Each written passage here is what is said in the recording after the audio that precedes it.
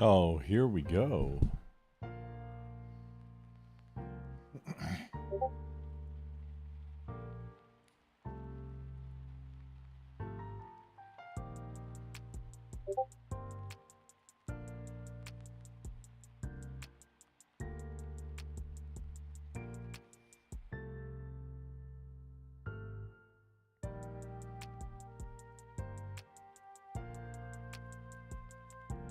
Last things.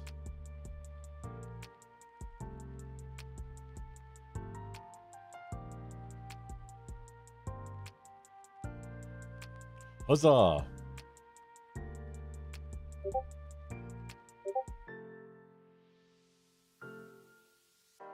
Hey, Sparky.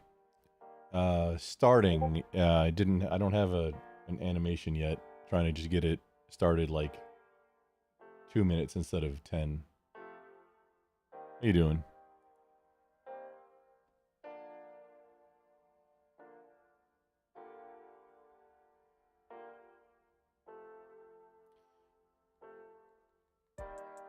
Doing if it works. Ah, I use the controller.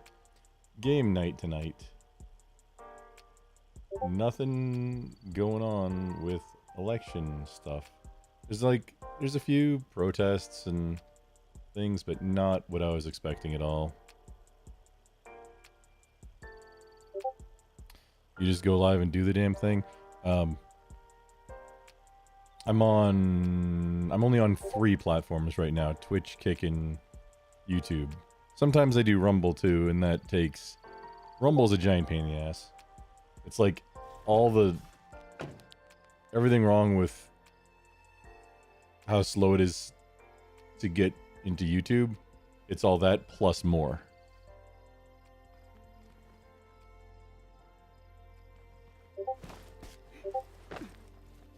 She conceded, that's it.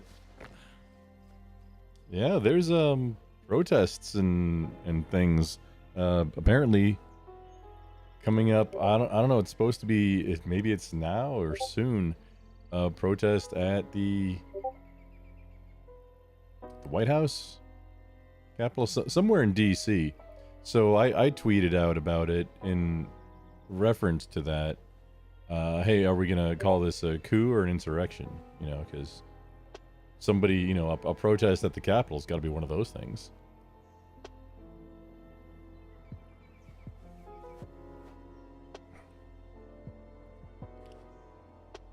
That's the only things that would be appropriate to call them.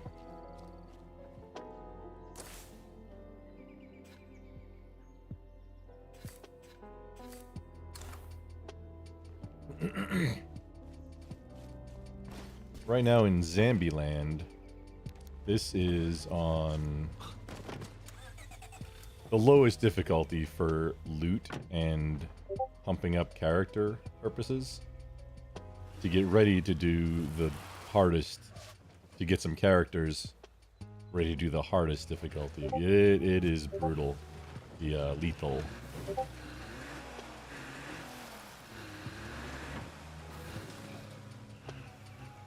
Lethal difficulty.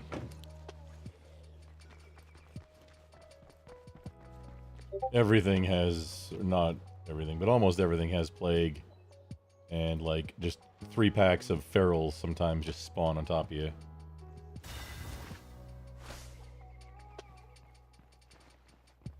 Blood ferals. And I'm not the best at kiting the ferals.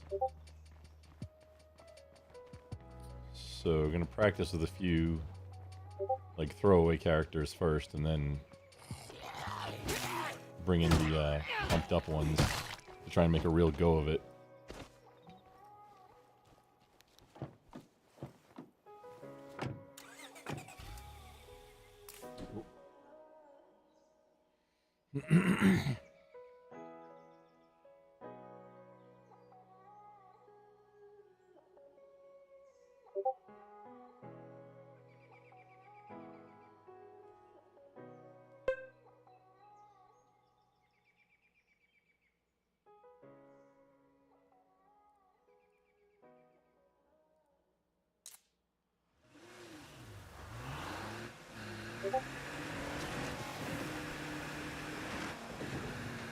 A little audio stutter there. That was interesting.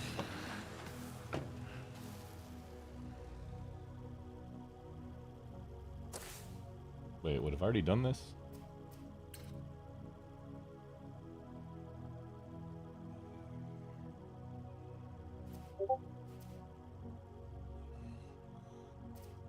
Oh no, that's right. I got started on this map and just cleared out this base, but need more people.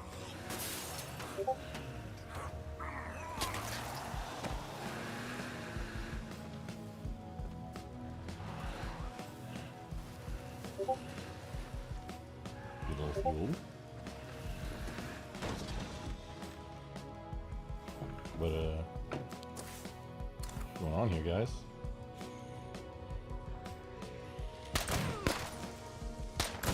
Hello.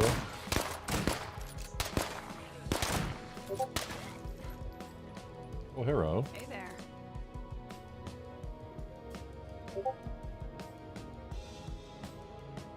Oh no. Later. Not buying any. No thanks. Do not want any right now.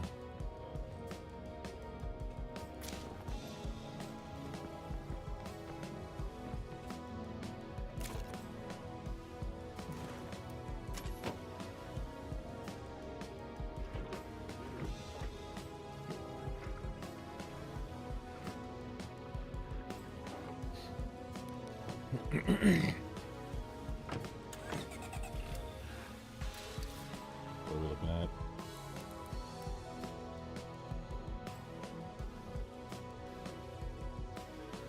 Okay, I rolled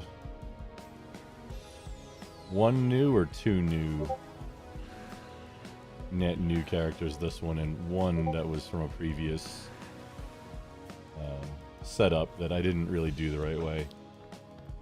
Thinking the strategy is a couple, not just, you know, not just doing loops and getting like all 50 cals. That's not the strategy. Could be worse. Getting a couple of 50 cals, yes. And some, you know, some heavy duty rifles, yes. Maybe some sidearms, yes. but also all the stuff that's like a challenge right at the beginning.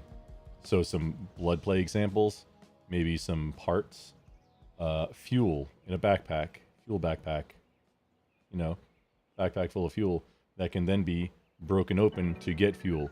I've tried Lethal Zone a few times. There's some times where you just can't find fuel, so you're not driving. But also like circuits, so you can upgrade the command center right away. Maybe materials. Materials are a lot easier to come by though. Maybe a facility mod, like one that adds health or stamina.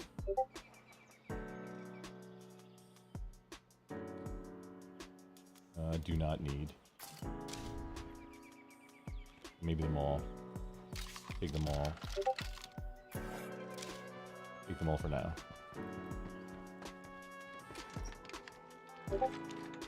I've never beaten Lethal Zone. I've beaten Nightmare. Not bad. Not bad. Never Lethal. I would like to beat Lethal. Now that the final patch is out, I'd be like, oh, hello, truck. Yes, we're swapping out.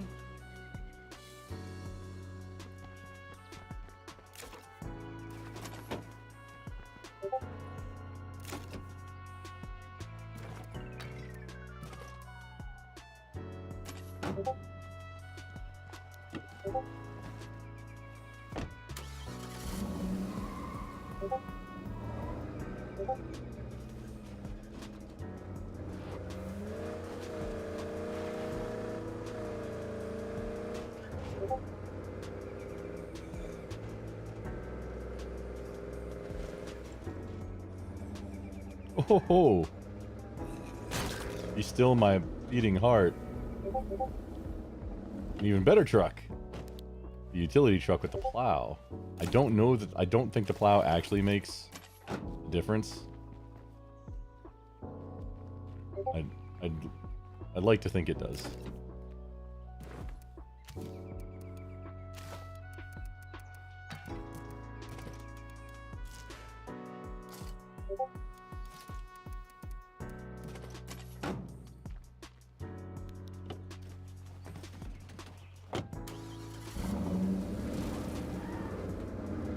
You'd think it would have to, right? I mean, or wait, is there a difference between the slots? I'm not sure. Got 8. Oh. Interesting, it has more slots. Outstanding.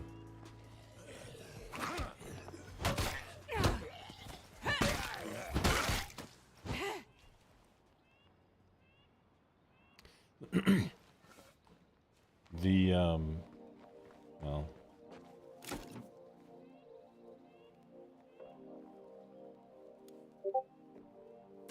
We have the fuel if we need it.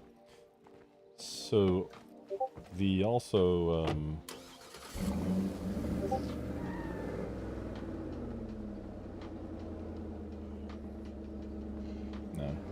we're not gonna do that.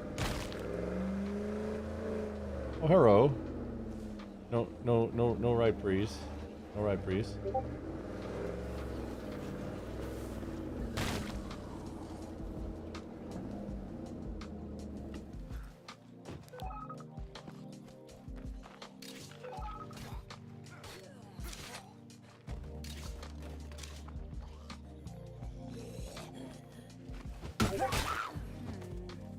I already did part of the loop.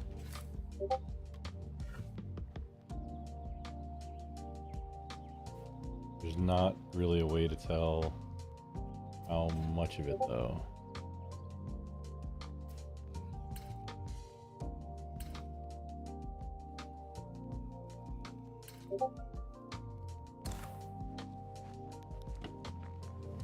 Just gotta go through it.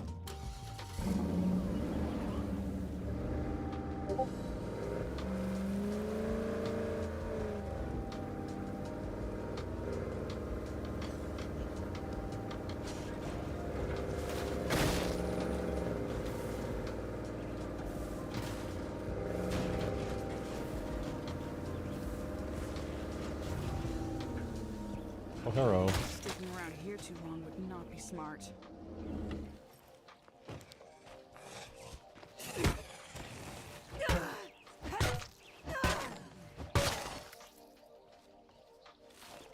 Looks like nobody else is home. But with a play card around, that won't last. Okay. Already cleared this one. This isn't taking too long.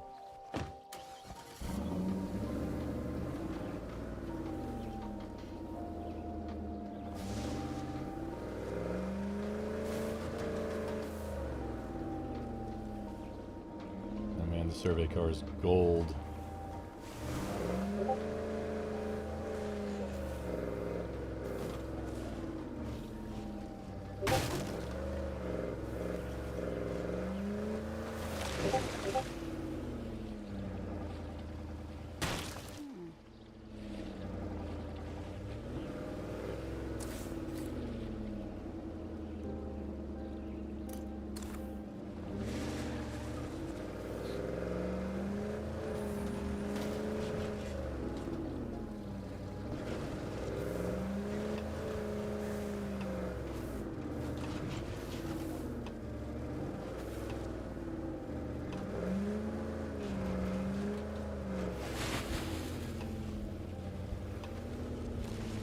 Nope, already done.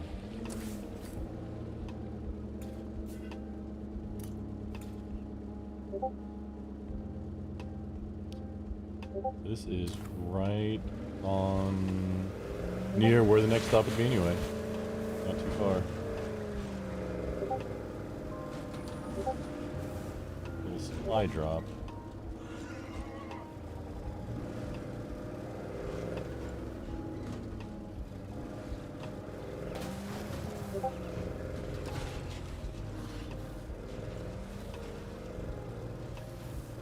We got a juggernaut problem here.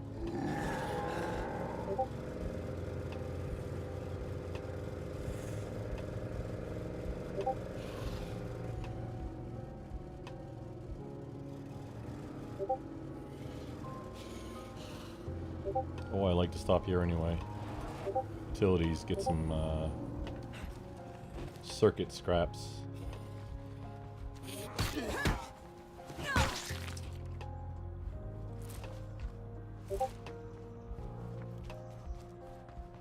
And we can stop and get some fuel Looks pretty empty to me. without having to break open that backpack.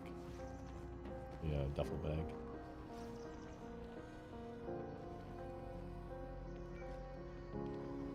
I stop here already too? Hmm.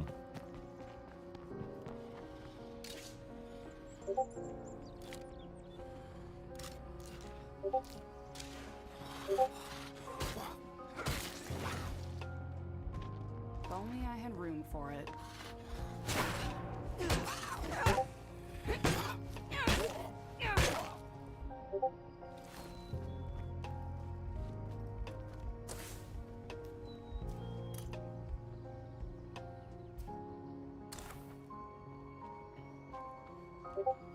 Up there.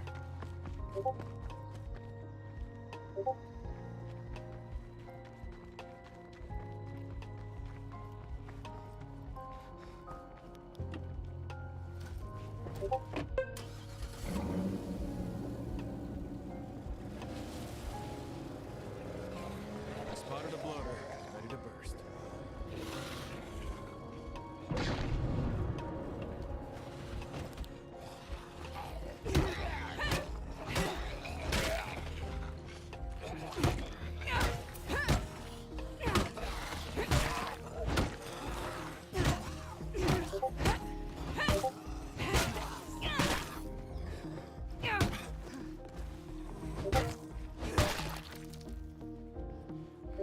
I'm intentionally not executing them to Not gonna fit.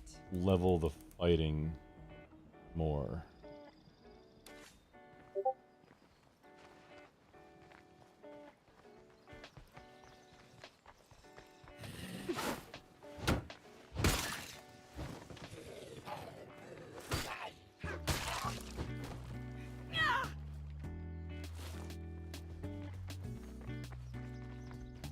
Oh.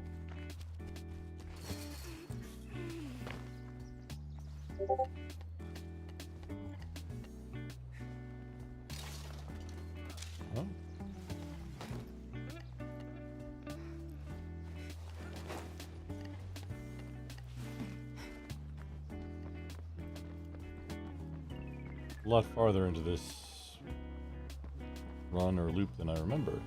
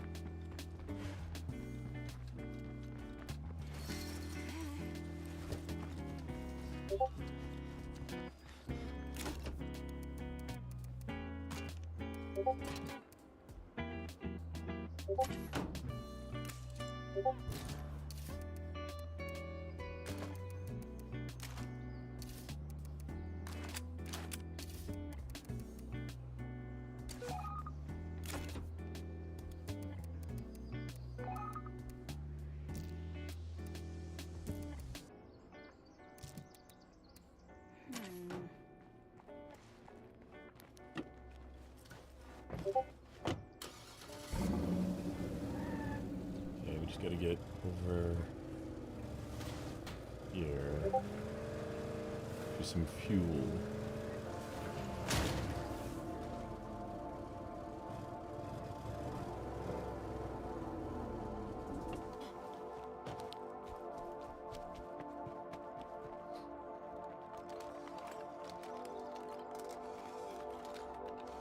Excuse me, ma'am. Hey, not bad. Not bad at all.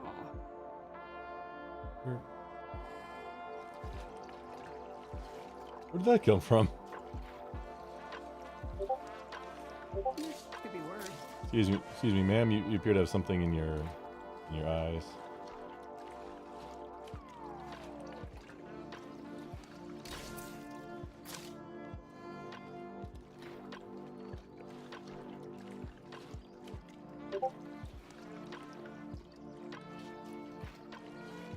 Not bad. Not bad.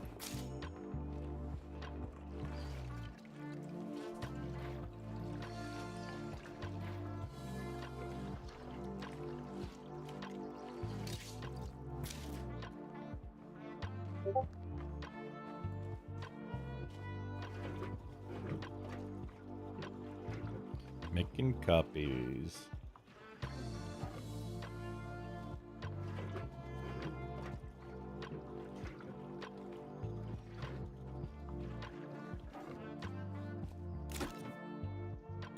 Now that's heavy.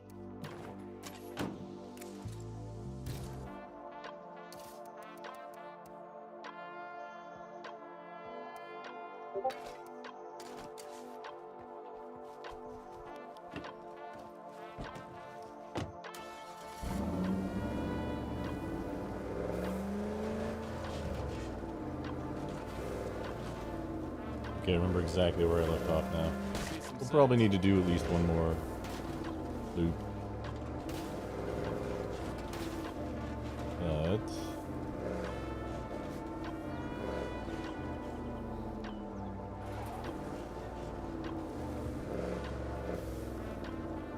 here we go.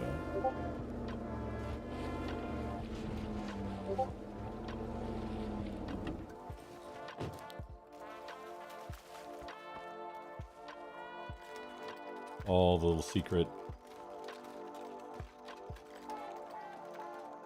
bonus loot. I don't know what you call these. There's a bunch of them though.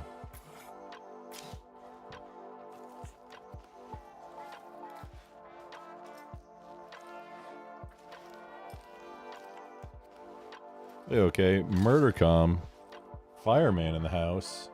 Good evening. JL 97, 94. What's off?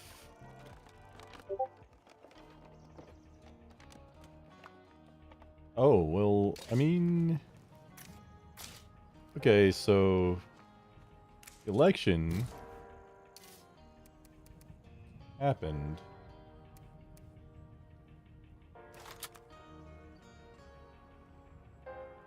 There's been a few protests, and apparently more protests planned. There weren't any shenanigans at all that we're aware of on election day, during the election. That we're aware of. I'm not sure if Pennsylvania ever fixed their, I'm blanking on it right now. The procedures that they changed, where the governor just changed them instead of it going through the legislature unconstitutionally. That, if that's still in place, I would consider that shenanigans. Twitter is losing its mind. The memes are off the charts. But Donald Trump has been silent-ish. Weren't any shenanigans. It's like things went too smoothly. And then Biden doing that, not smug grin at his speech just recently. Like he was a giggling idiot. Almost like he was happy about how things ended up. I'm totally with all there's like hashtag, recount. I'm totally with it. Yes, recount 2024, but let's include 2020 also while we're at it.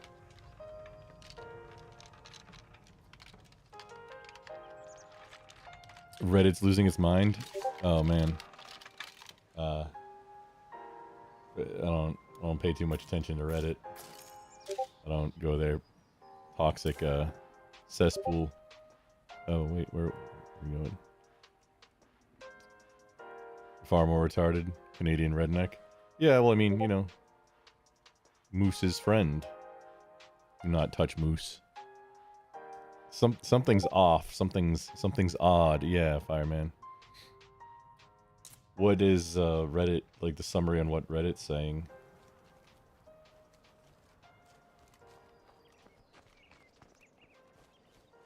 Oh.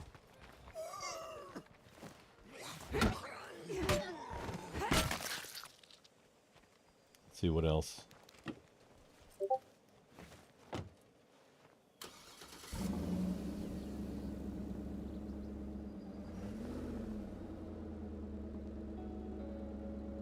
Some of Donald Trump playing kind of footsie with the swamp, as one of our friends likes to say.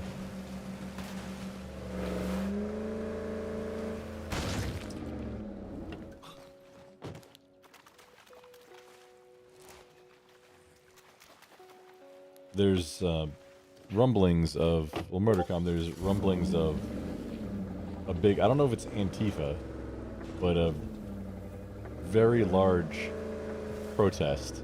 They're expecting almost 50,000 people.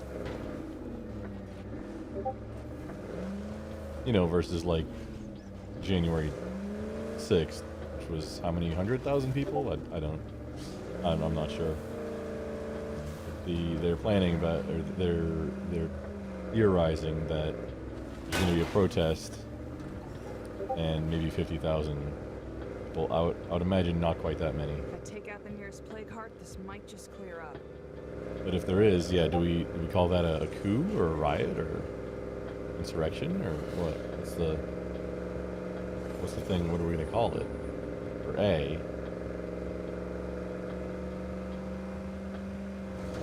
Looks like we got another freak on our hands. I can't. This is not any one thing. I can't quite put my finger on it, really.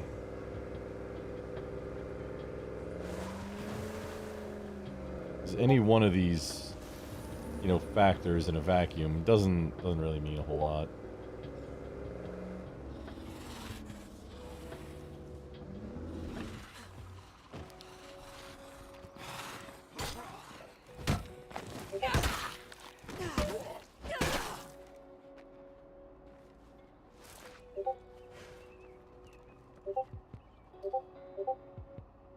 Trump better give Rand and Ron Paul important roles. I mean, Ron Paul being an advisor for... Naming Ron Paul head of the Fed would be just delicious.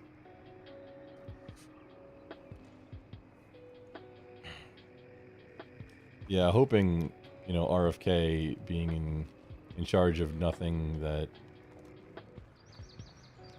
Okay. No Having him be a sheriff's around. secretary, We can't good secure the idea. place with a plague heart close by. What was it, for HUD?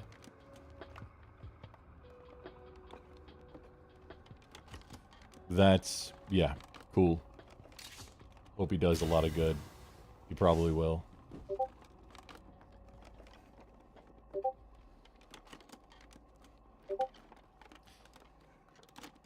There's some people who acknowledge the horrendous campaign, but it feels like a lot of people, even just regular, everyday lefties, who just have normal working class jobs, don't get why Kamala lost.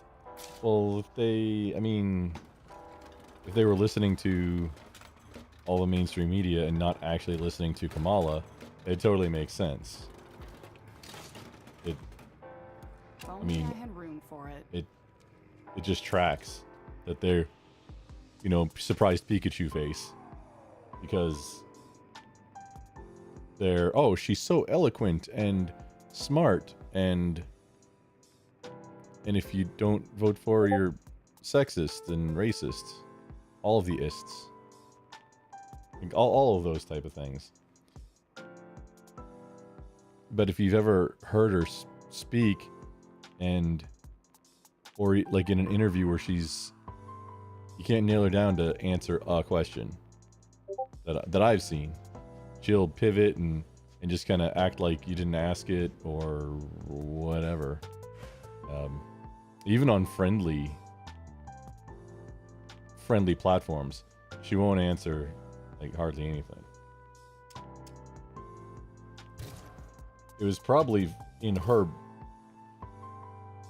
for her benefit that it was only a 4-month campaign. Because if it was any longer, she wouldn't have been able to make excuses for that long. Why aren't you doing these interviews or events where you'll have to speak?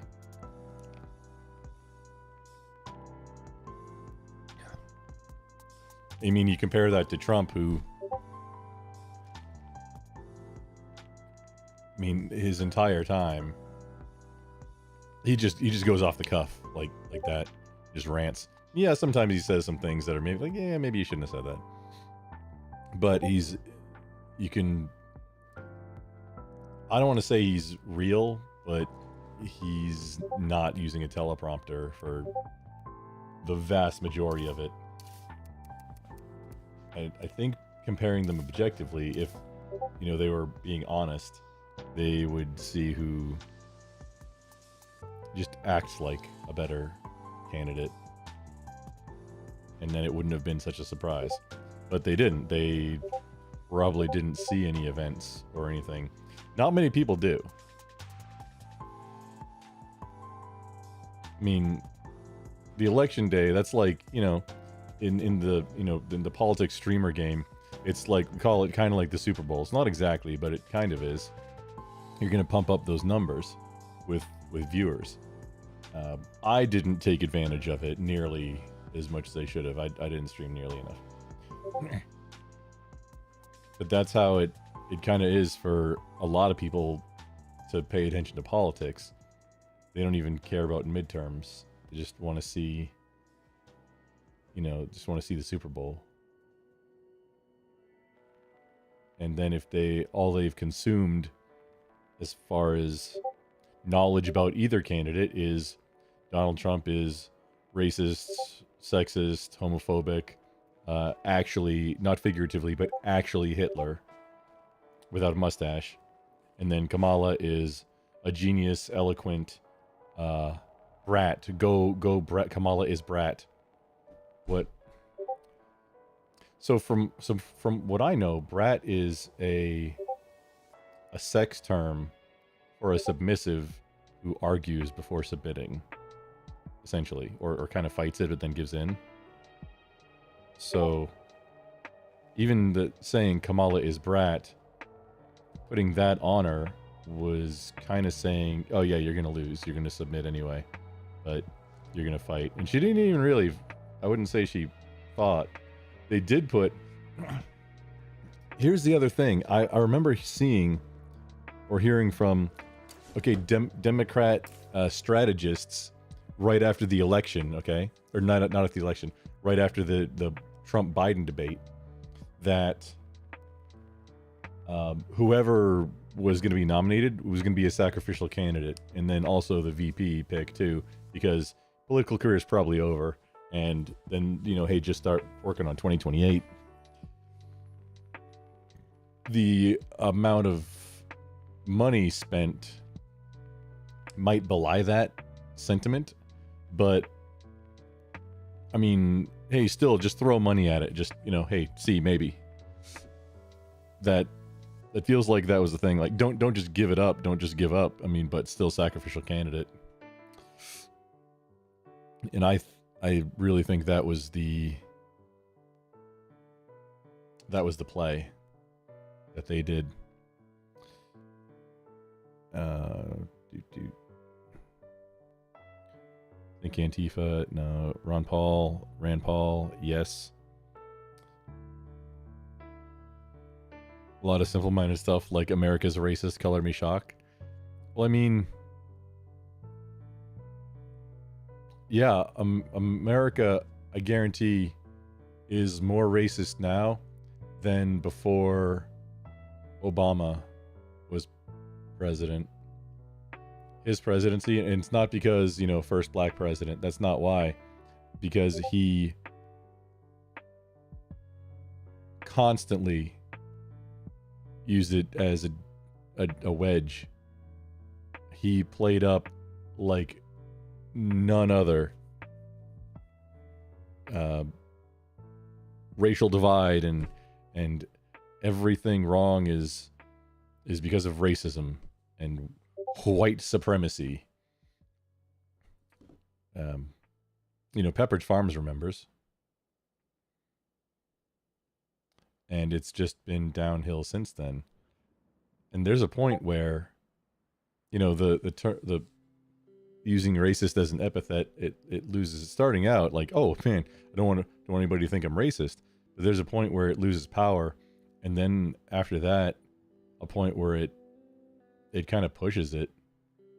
Like, well, why did you become a racist? Well, you kept calling me a racist, so I mean, now I am.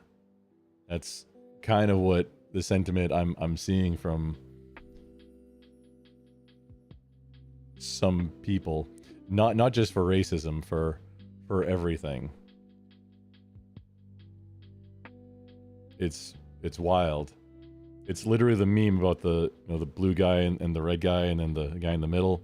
The blue guy pushes the stick figure, pushes the middle one over, and it's like, why would you side with them?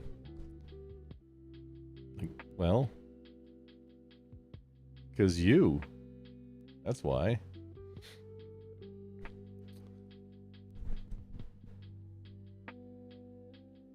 Could be Antifa.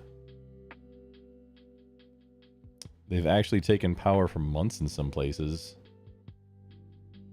Oh, wait, Murdercom, you talking about like the Chaz Chap thing in those autonomous zones? Yeah, those were kind of wild in the Summer of Love. Yeah, Pepperidge Farms remembers. A lot of people are talking about misinformation being an issue on Reddit, which Trump does sell a lot of the stuff he probably won't do, but I don't know, I'm honestly pretty hopeful something useful will come out of his 4 years, but we'll see. I would imagine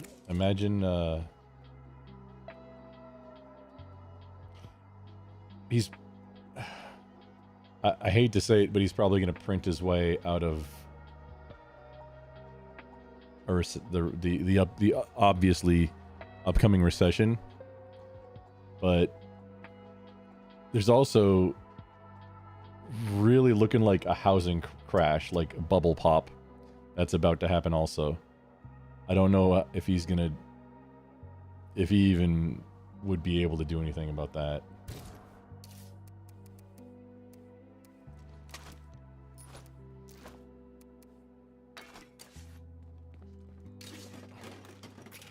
Maybe you should, maybe you shouldn't. I don't know. It a market correction kind of needs to happen, but even if property values don't decrease, if they just kind of stay constant while we go through other inflation, that would also be, that'd be a much smoother correction, and I could imagine that being Dewey. If he prints, you know, like another $2 trillion or something to print us out of the recession, but property values don't increase for some reason, that would be the bubble shrinking instead of popping. And that might be the way to handle it. I was out of the market for my retirement accounts and a lot of my after-tax portfolio for most of the Biden presidency. So yeah, I missed out on some growth. I was expecting dramatic losses, like Japan in the 80s style, where it just doesn't come back. Now, that didn't happen. I might have been a little bit of, you know, FUD, feared decision making. It's okay. But now kind of factoring in, hey, what's Trump most likely to do? Or what's the most likely things that are going to happen? I think getting back into the market is probably the best maneuver for me, for my situation, to get ready for how much printing, because that's what he does.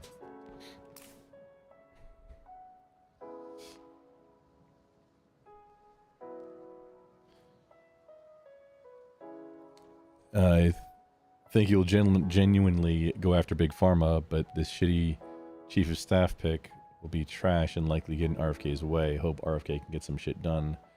Still through, though. Also hope he actually has the desire to. I mean, RFK going after Big Pharma. I don't know who... I heard the name, and I don't know who she is. But historic, you know, break that glass ceiling, slay queen. First female chief of staff for a president of the United States ever, I believe. So, the sexist misogynist hired a woman to be his main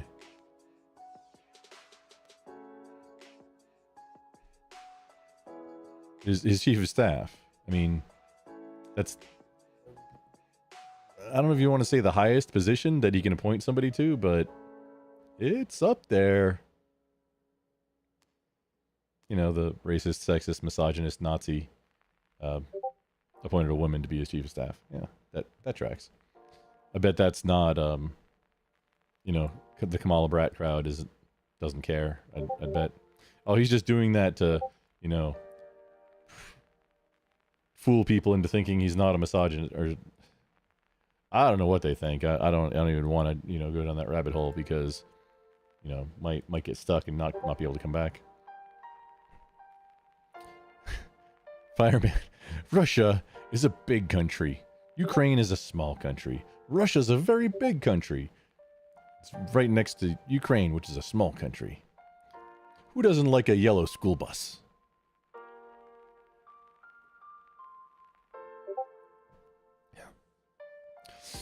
Wonder who Kamala is.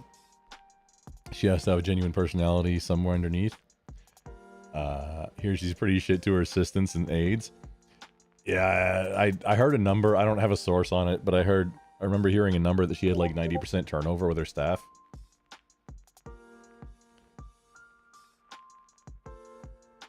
Which, I mean, that side loves to yell about, you know, Donald Trump firing his people left and right. Well, Kamala did that too. Mav, good evening. EUD 2028. That'd be an interesting... Wait, EOD 2028 for what? For president?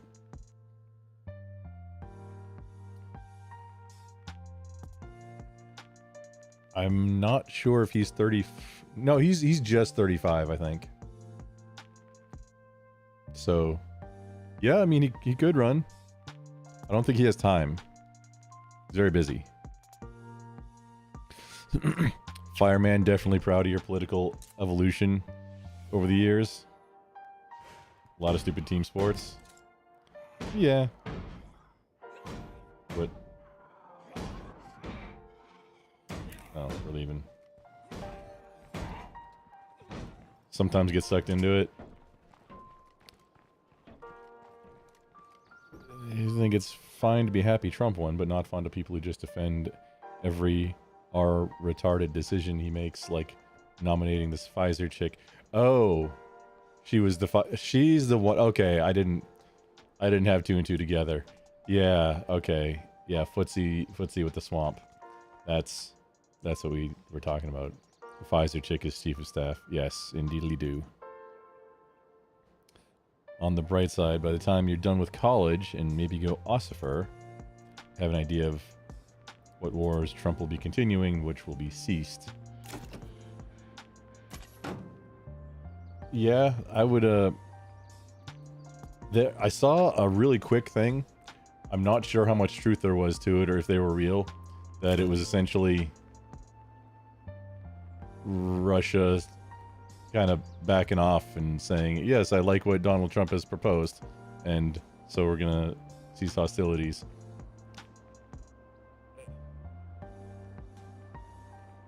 I wouldn't be surprised if... Okay, so you remember the Russia-Ukraine thing kicked off almost... It was like a couple days after Joe Biden was sworn in.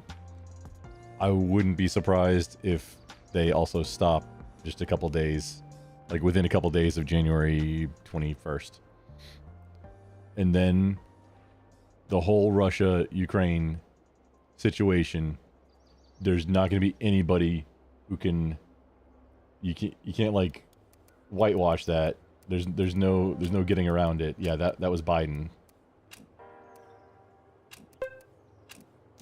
And it's I mean, that's gonna be funny. You know, world stage, not great. So you're decided. You're I mean, you got time still, fireman. If you go, you're trying to go Marine, ossifer. Did you decide on Marines? The debt clock steadily approaching. Great Depression 2.0. Electric Boogaloo's coming soon, baby. Yeah. Yeah, we, with how much money has been just created in the last, or how many US dollars have been created in the last, say 20 years. Depending on how much more has to be printed to ease this upcoming very likely recession, because that's what they're going to try and do. I wouldn't be surprised. Like, we're already past the point of no return on the parabola, the curve growing. We could end up in a Zimbabwe type situation. We have, you know, $100 trillion notes. There's been a bunch of examples of it.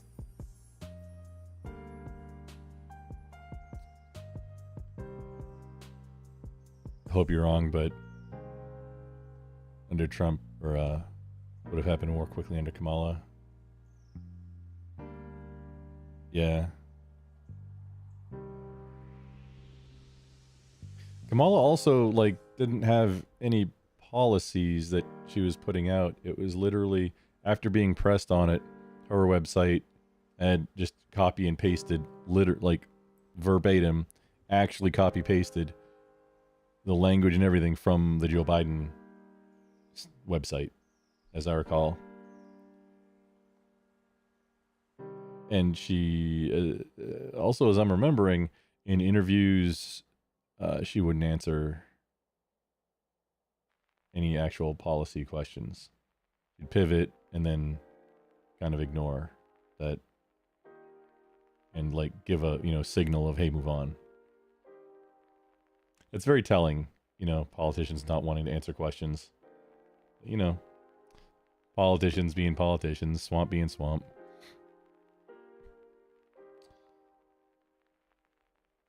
Susie Willis has ran Clinton, Romney campaigns and his ties to Big Pharma and Pfizer. Clinton and our money. Oh man, that's a... No thanks. Do not want. Creamy Ranch in the house. Welcome in. She's represented the swamp her entire career. Yeah, that's what I'm getting. I was not aware of who she was up until I had heard, but it just clicked that, oh wait, this is that same person. Okay, yeah, I got it. Well, as the chief of staff, having a swamp creature as a chief of staff,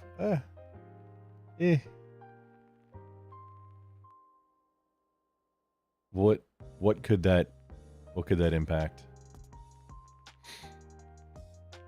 Well, a lot of things. We just gotta hope that if she is too swampy, that Trump fires her and points somebody else.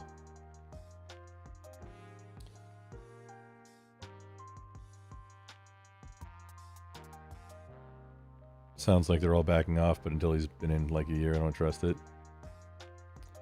I'm going to be really interested in how... So, the Ukraine situation is going to be super interesting because, remember Zelensky endorsed Kamala?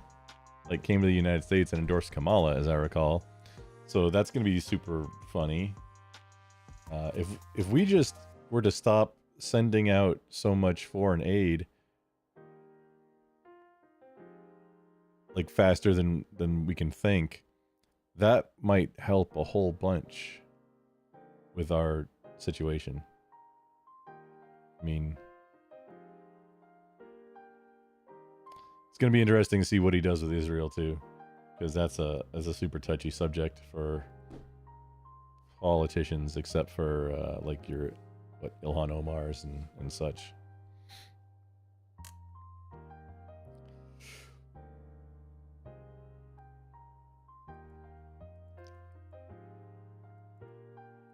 Got a lot of money from APAC. Oh, from someone with heavy ties to APAC. Maybe you'll die for Israel. Fireman, again, the whole thing about Marines versus the other branches is you don't... There's only one reason to join the Marine Corps, and that's because you want to be a Marine. Every other branch is going to have better funding, probably better options. It's only just super recently when the Marine Corps started getting their own new stuff. The first thing was honestly the digital camouflage pattern, which I think only took like $200,000 to do the R&D on, and then send it. It's very similar to the Canadian CAD-PAT. Okay, got two different shades, woodland or desert, and hey, print it, send it. We got it. And how long did it take for the army to come up with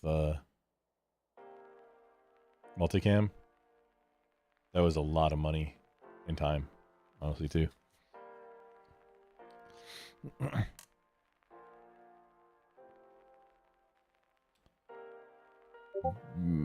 Batya Ungar Sargon, Jewish chick who wrote a book about the working class love for Trump in recent times, but she made a good point that honestly, if Kamala would have just been up front and been like, I don't have real opinions, I'll just go with whatever 60% of people want, probably would have worked better than pretending to have these deep-seated convictions. Yeah. I mean, hindsight's 2020, but that... It's one of those... I mean, that... Tough to swallow things, but yeah, that's probably real. Murdercom, yeah, Marines got rid of tanks. But also, what, the M27? It was like the old switcheroo. It's supposed to be evaluated as like a replacement for the SAW M249, but then they're like, nah, we want a lot of them. I'm not even sure about the numbers on issuing yet, but it sounded like M27 is going to be, hey, this is now the Marine Corps standard issue rifle. Other services? Nah, we got it. And that's kind of badass. It's a lot of badass. Seriously. I don't know the full situation on it though, so I mean, don't quote me on that one. If I take out the nearest plague heart, this might just clear up. Don't let that one hit you. It's infected.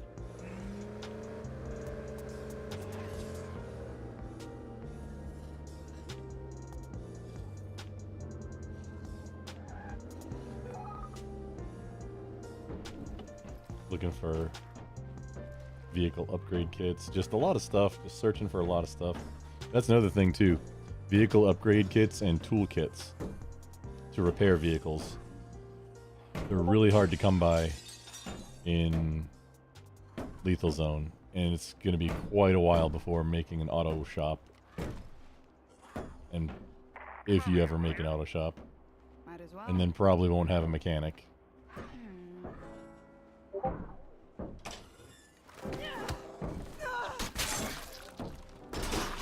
I be any louder? Not dead yet. Whack, whack, whack, whack. Whack. Looks like nobody else is home. But with a plague heart around, that won't last. This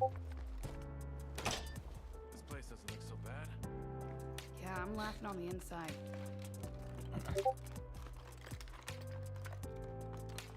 It took how long before optics became standard issue? Very long time. Having a suppressor on a standard issue rifle is baller. It's so badass. It not even necessarily for the sound suppression, but clearing rooms in buildings. If you don't have ear pro on, you're gonna know for a long time. That's gonna be a lesson felt for quite a while. Oh, repair kit.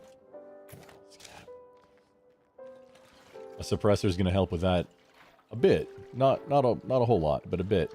They're not the biggest suppressors, but the biggest thing is the flash suppression.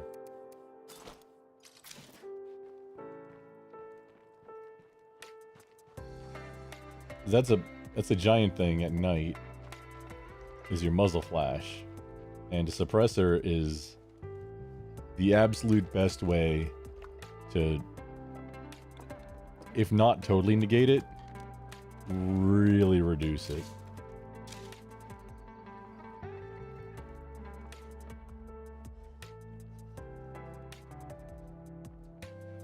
Ukraine's kind of stopped, or at least dramatically slowed down, the Army's adoption of their new 6.8 rifles. The ones with the plastic case. Yeah, I mean, cool. Makes it how much lighter, and the round itself Not gonna fit. is carrying more energy. Cool, yeah. That's I dig it. But how expensive? How expensive are those rounds? Being a brand new thing, Also not it's not a NATO yet. It's gonna take, I mean, you know, it takes a while for adoption, and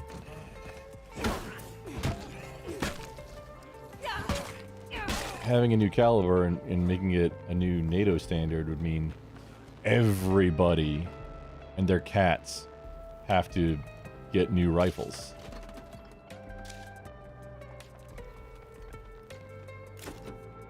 Which, honestly, I mean, that'll help out the military-industrial complex a whole ton. Don't think the plastic case made it past prototype. I would imagine not.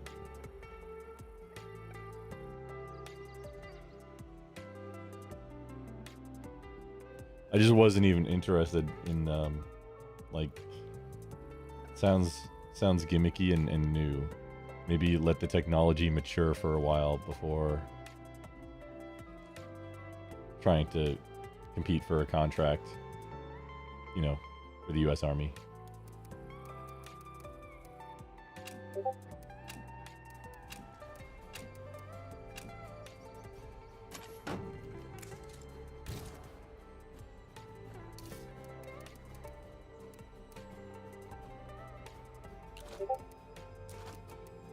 No room for that.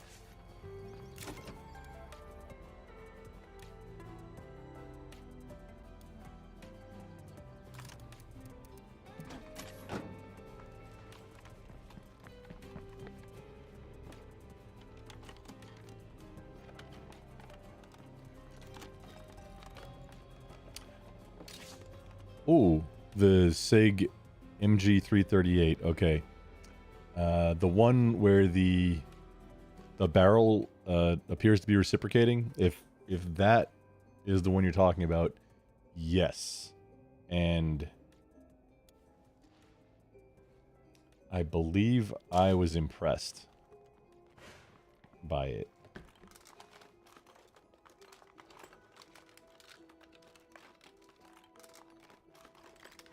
No luck in here.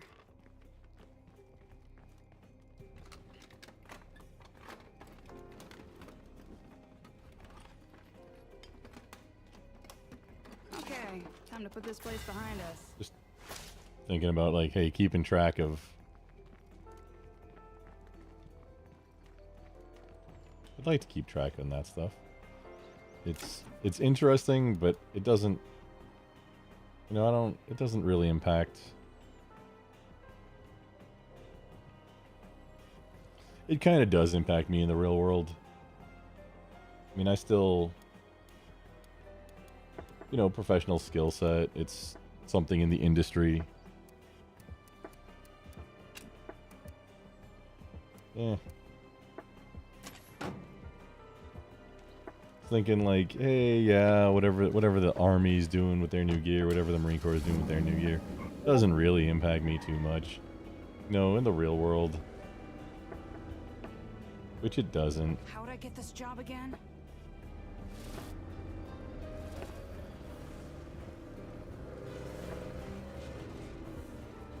I'm not. I mean, after I got out, there was a point where, hey, yeah, I probably...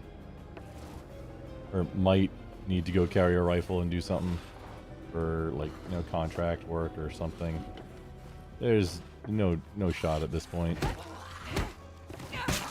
It's just, it's all just recreational now, you know?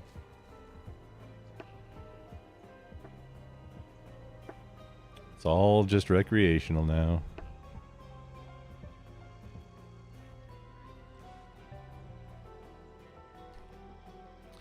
Part of you does just want to be a Marine. Part also debates that it,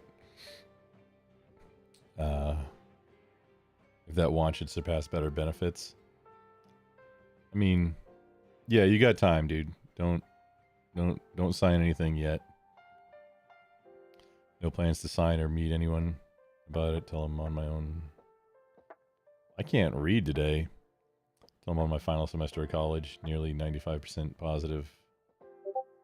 Whatever path I choose. The one thing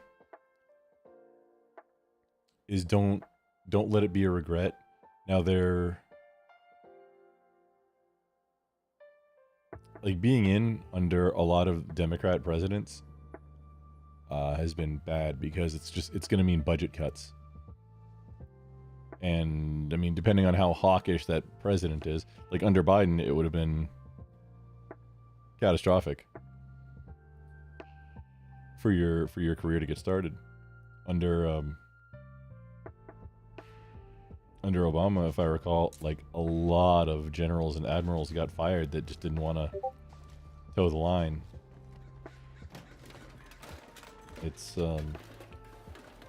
there's a lot more politics involved than you might think Shiny. just at the outset or joining any branch of military.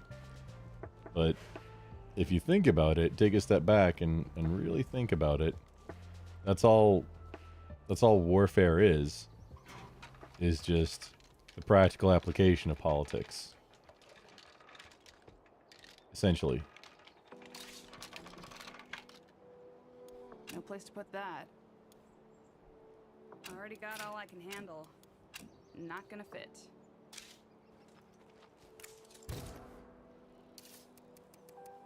No place to put it.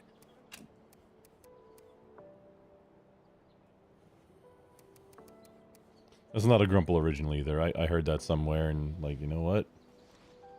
I'm on board.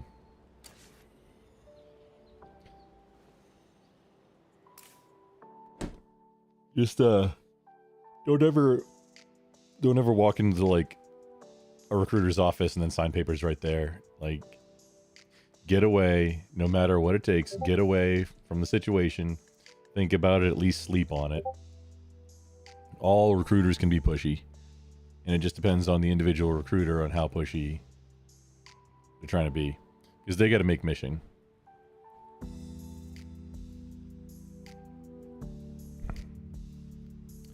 Orange Hue, how you doing, bud? Welcome in. When did I last go fishing? Oh man, it's been a minute, unless you capitalized fish and it means something other than fishing that I'm not picking up on, which I suspect. But if you mean actually fishing, it's been a minute. I need to get my kids out on the lake and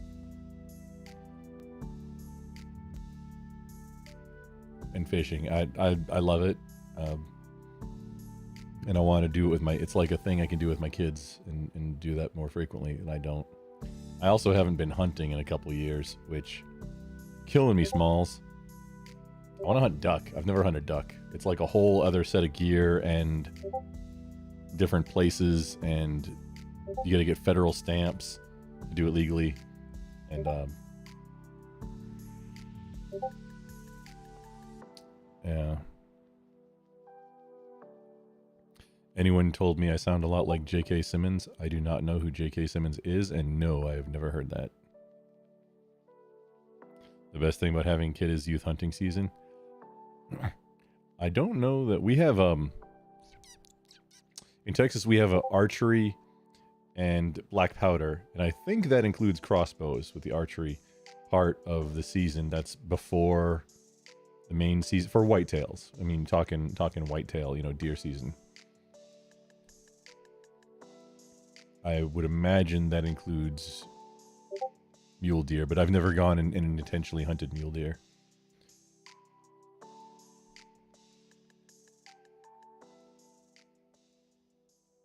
The recruiters always tell you built to be an X branch. You don't do enough cardio to be in any branch, so yeah. I don't know if Marine Corps recruiters, if poolies, like if officer candidates can be poolies.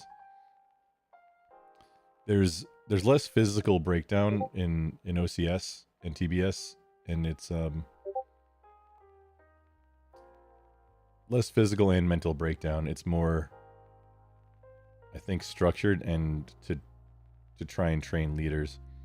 Ask Nader Hunter. He was an officer in the Marine Corps.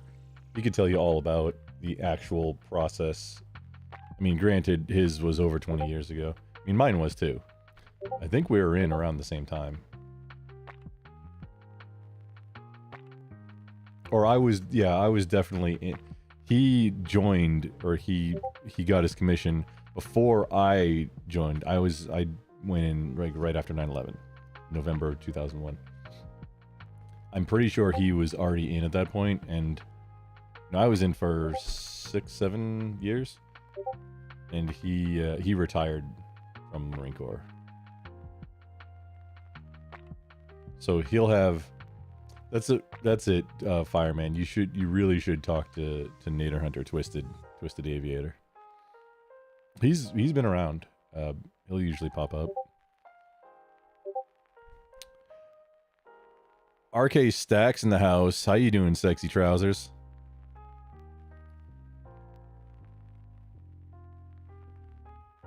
J.K. Simmons, born January 9th, 1955, is an American actor, considered one of the most eminent male character actors of his generation. Cool. Orange used to hunt rabbits on the farm. I am a rabbit fan. Really close. Like it's just too much going on right now to get started. Like backyard chickens is cool. Backyard rabbits is really cool. I think the biggest oopsie I ever made was I wasn't expecting to hunt rabbit, and I pulled out just what I was concealed carrying at the time. It was a G19, and I forgot that I had defense ammo in it. It was like Corbon or something really, really hot, and I bullseyed a cottontail at 30 feet. It so the front right quarter became detached from the rest of the rabbit. It took a half a hop and then slumped. It didn't ruin any of the meat. So, I mean, I think it was probably the most humane possible way to do that. And it was good.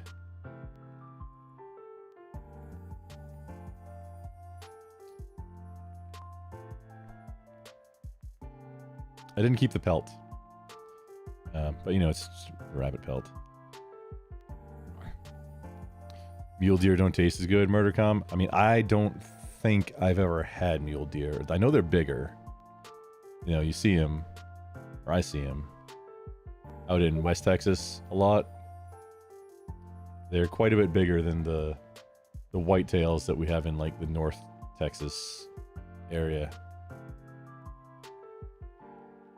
I'm trying to think how much meat do I usually get off of like a doe?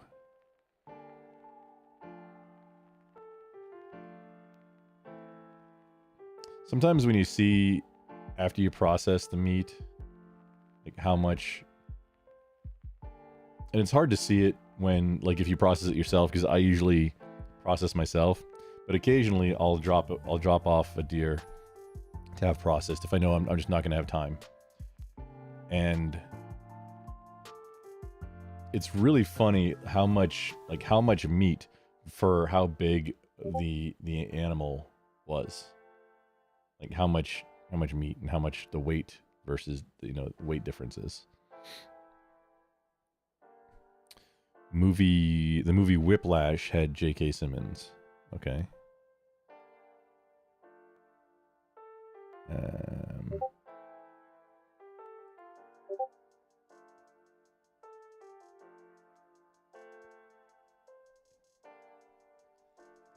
Movie Whiplash.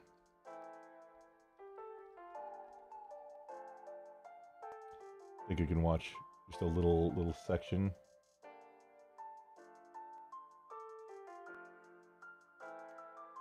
Oh, Grid's live. Interesting. Okay.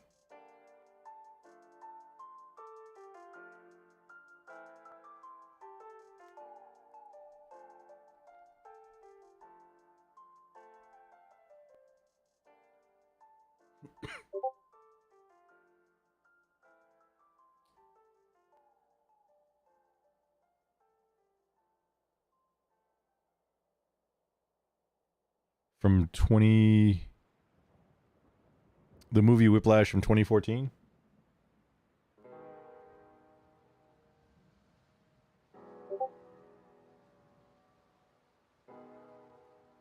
Oh, okay. J.K. Simmons, Best Supporting Actor. Is he the conductor? So I've seen not all of this one.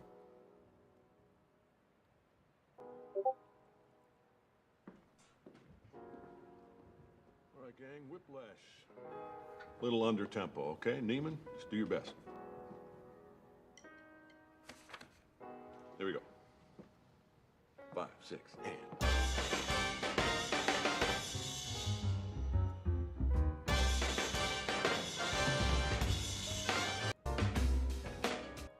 No. Were you rushing or were you dragging? I don't know.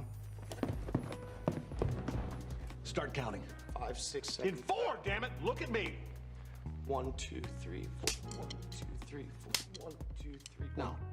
Was I rushing or was I dragging? No. Count again. 1, 2, 3.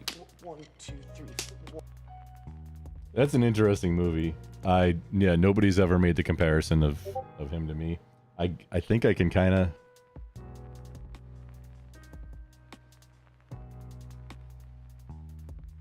I can kind of hear it. Okay. Murdercom messed an easy shot on a 5x5. Whitetail tonight? Oh no.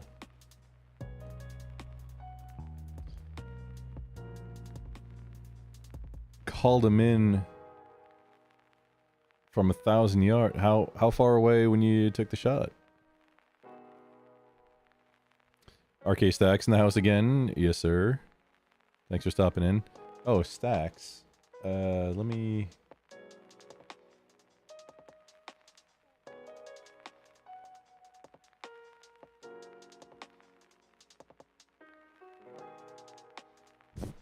Gotcha, man.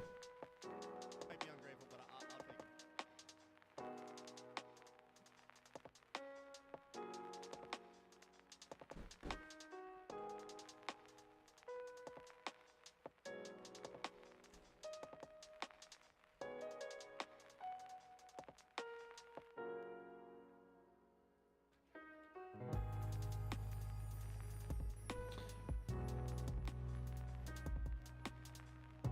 Pulled the trigger, but she wouldn't fire. Stop being Rebel Skills Kid. Always happy Saturday to you, my boy. What's good, Jersey girl? How we doing?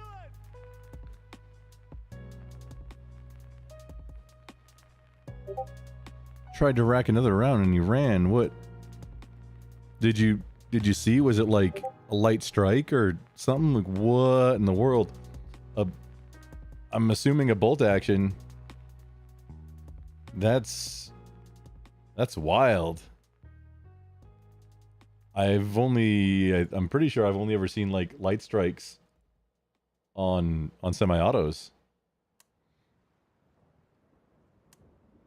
Fireman used to train under Marine personal trainer. IRL friends a Marine. Big and running. Yeah, you gotta, because you're gonna be up at like in formation at 5:30 to run. You know, a lot of times. Pretty close to the cardio standards. It's the best. So Marine PFT, and I believe it's the same for OSFIRS. It may have changed very recently, but for the longest time it was 18-minute run, 3-mile run. The maximum, I want to say, was 28 minutes, somewhere in that region.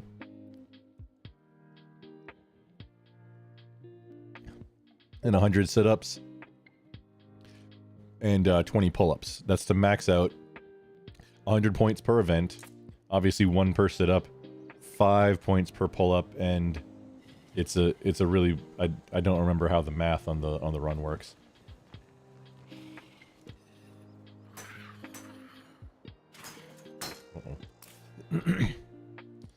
But the minimum pull-ups you can do is 3, and then there's a minimum on sit-ups, but I don't know if you're not getting 100 sit-ups, like you're your buddy, your whoever's counting you is a Blue Falcon. That's the thing. Everybody should. That should be a free 100 points. So each individual event has a minimum, but if you catch the minimum on every event, you're not passing. That's how that works. You can have like 3 pull-ups, a really bad day on pull-ups, but you better have a good run. And then obviously your 100 setups.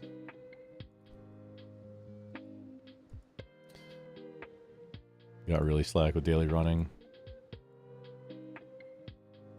Being able to run a mile max effort. Oh, run a mile max. Yeah, I'm kind of ashamed on how bad my cardio is at this point, but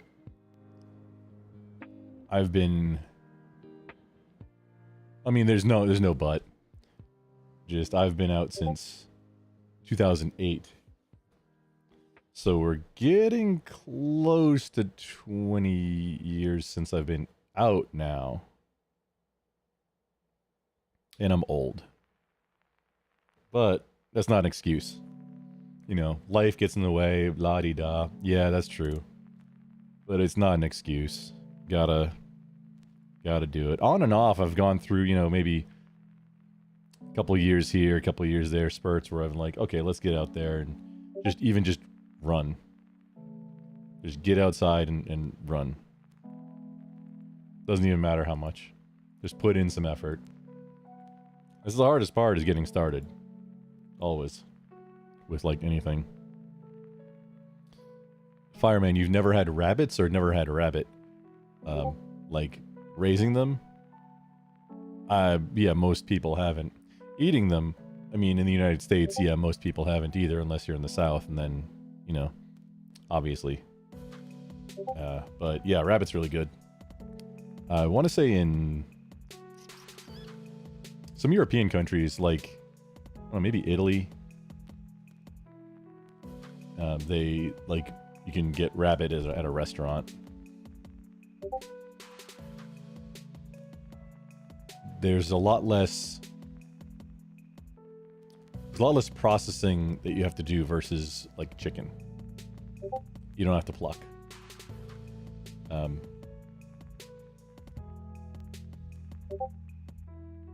And there's some techniques to clean them where you hold by the ears or the head and just kind of fling with the right technique, and everything cleans out, you know, comes out the back end. All the guts, all your intestines and stuff like that.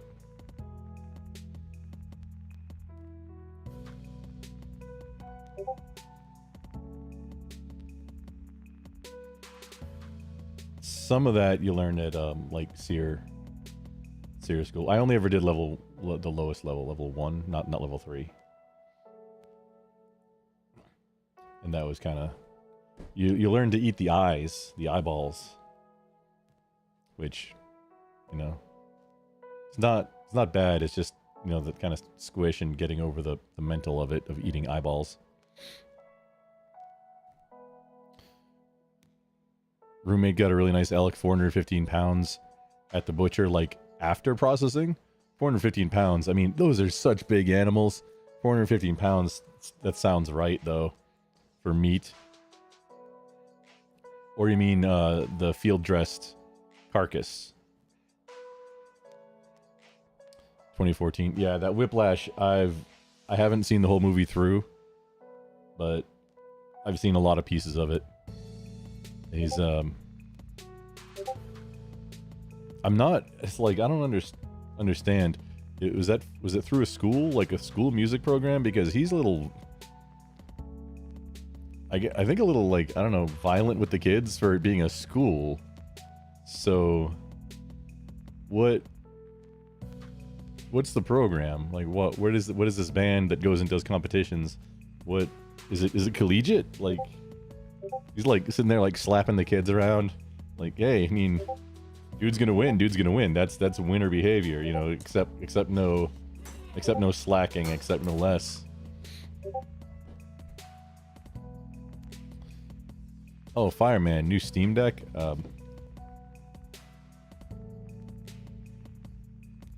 The OLED one was a lot of little improvements that apparently turn it into the sum is greater, or the whole is greater than the sum of the parts, where it improved a lot of things. And that's only been out for, I think, less than a year now at this point. Which is great, because I believe they still have some of the 64 gig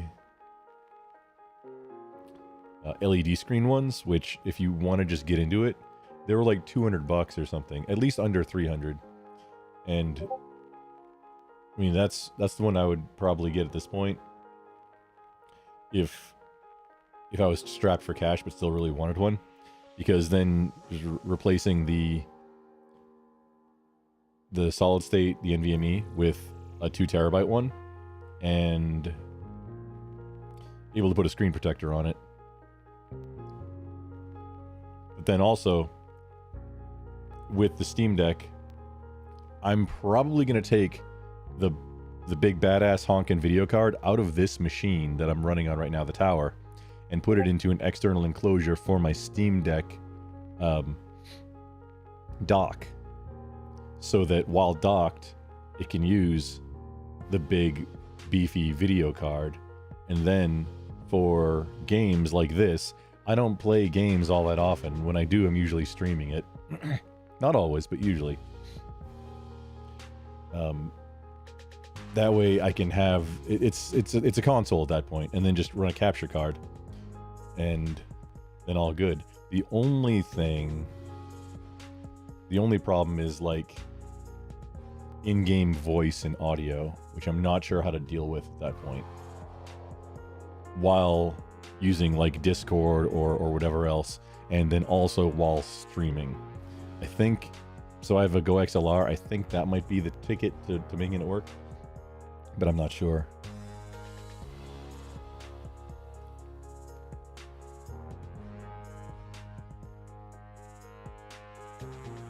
Wait, 200 at most? Oh, after being dressed out, so 400 and... Or after being processed, so... 400 and something pounds field dressed? Cool, that's a big-ass animal. Orange hue. So the way the cross-chat bot works is every message on every platform gets sent to all the other ones, except to Kick, because the platform isn't there yet with, like, I don't know, some API implementation to where the bot can't send the chat to Kick, but the Kick chat, the YouTube chat, and the Twitch chat all go to all of them except for to Kick. I don't think. No, because so when I'm live on Rumble, it doesn't do that also, because it's not a built-in one. I have to manually add Rumble via RTMP. That may change now that they've got a beta for having. So the problem with Rumble is you have to set up everything for each individual stream. You can't just click go live like you can on Twitch or Kick. You have to set everything up, including you get an individual, separate, different RTMP target and stream key every single time you go live on Rumble, unless you're using their like Streamlabs essentially type thing, and that is a giant pain. So it's not built into. Botrix doesn't support Rumble. Restream doesn't support Rumble. Getting the chat consolidated, or the collated chat between all of them, no, that's not a thing with the Rumble. There might be some other solution, but I'm not aware of it. I would love to be in on that solution. Your three-way Murdercom, I think it was your three-way safety and being retarded panicking. If you slide it too far, it locks and bolt and triggers limp. Three-way safety. What's? I mean, if it's a bolt action.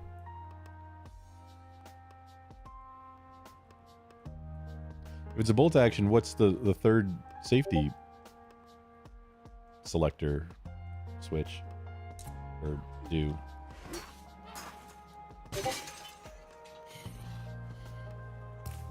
Ooh, I will be right back.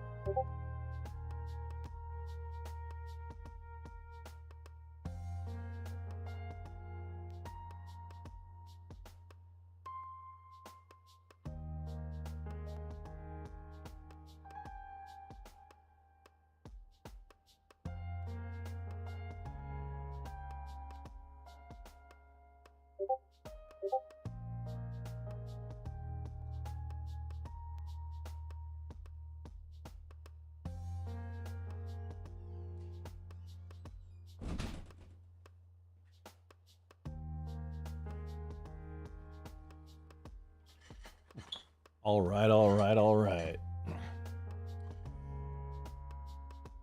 Got a little zombie here. Excuse me, sir. Oh, man. Oh. You didn't want to take my quick survey? Oh. Okay, well, that's okay. 70 push-ups and 100 sit-ups for a while, but haven't done body weight stuff as much recently. Aren't you in the gym like 2-3 days a week anyway? What? Never met pull-up standards. Dude, to get, I mean, practice pull-ups, just do pull-ups, but also to work into it, use a lat pull-down bar. Just set it to lower than your weight, and then you can get way more reps in and practice. Because work it up. But that'll be a big thing. Pull-ups is a giant thing in the Marine Corps. They're starting to rut. Marking territory, getting dumb. You mean, Murdercom, you mean the elks? Or whitetail? Oh, there we go. Orange hue. Pull downs are much easier. Yeah. It's like doing assisted pull-ups, but without the risk of slapping, the elastic in your balls, or however the assist works that you're doing.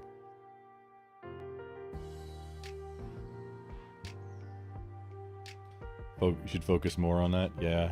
I mean, pull-ups is, good. Start to get runner's high for a bit. Yes. It is. It's hard to get into the flow. And that's the biggest barrier to like anything that I've seen at life, is just getting started. And that's the thing. While active duty, it's like super easy because you have to do everything. You have to do it. So there's no pussyfooting around it. Pardon my French. You will show up at 5:30, for the formation run, but you're also going to be 15 minutes early because otherwise you'd be late. And then if you've got another level of management or or leadership in between, probably another 15 early for that, so that that leader's accountability to the leader who's running it can be met 15 minutes early. So yeah, I plan on being there at 5. But it's just like, it's not even a question. Doesn't matter what's going on. Like, you have to be there. You're not going to miss a formation.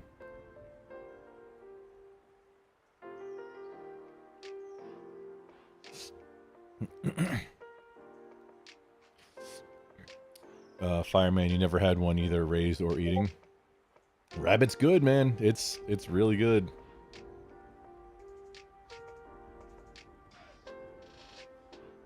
Pull your body stay still. You simply pull the bar and the entire earth towards you. Yes. Essentially. Might move to Texas one day. Hey, Texas is the best country. Well, hey, if Texas and Tennessee are your choices, you might also think about Florida, and I always forget the 4th one. There's 4 states that have no personal earned income tax.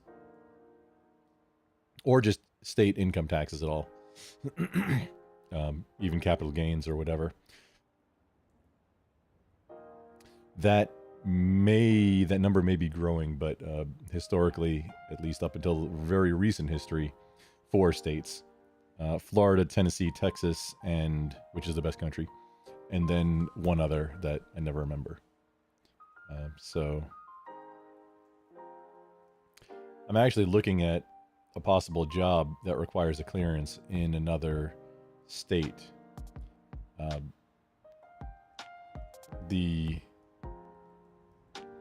Its contract, I could, like, it could stay. The really cool thing on it is so I have a company, an LLC, and I could stay on corp-to-corp contract with it, or switch to W-2 at some point and then be an employee of the company. I'm not sure at this point, but the compensation difference is enough to warrant seriously thinking about, maybe for a little bit, for the duration of this contract, maybe I don't live in Texas for just a little bit. And that's like a serious difference to like get me to consider that, because like I don't have any reason to leave Texas ever again. I've been around the world a few times. I'm over it. Texas is huge.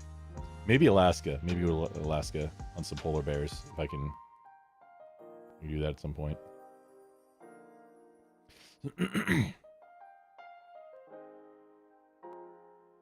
It's all relative. Brother made rabbit pelt gloves. The skin is so thin. That'd be... You probably need to reinforce the palms. But yeah, I could see that. And it wouldn't take that many... like all that many rabbits to do it either. That's cool.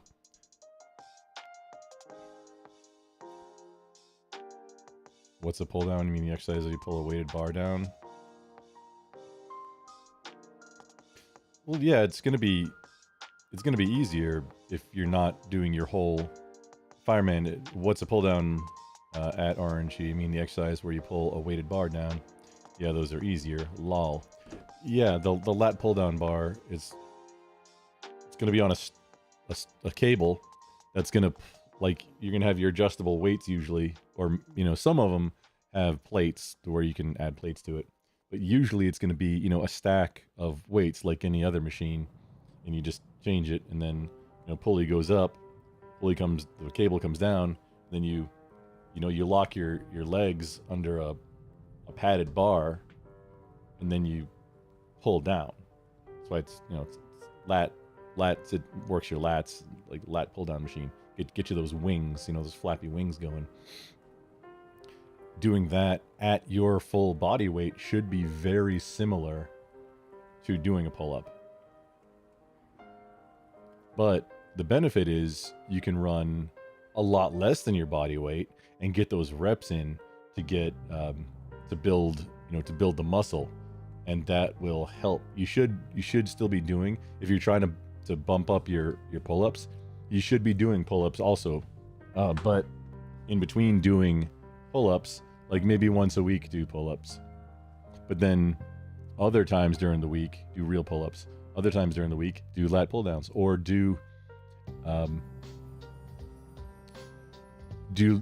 bunch of sets of lat pull-downs at, you know, whatever percentage of your body weight, and then to finish off your routine, just do a max set of real pull-ups, and that'd be really easy to track your progress that way too. Ask Zach. I mean, he'll have a strategy for you.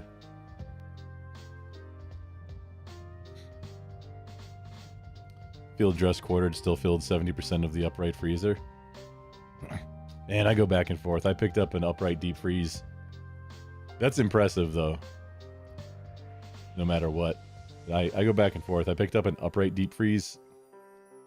It's got to be close to 10 years ago. Things are still going strong. Instead of a new one, I got a refurb.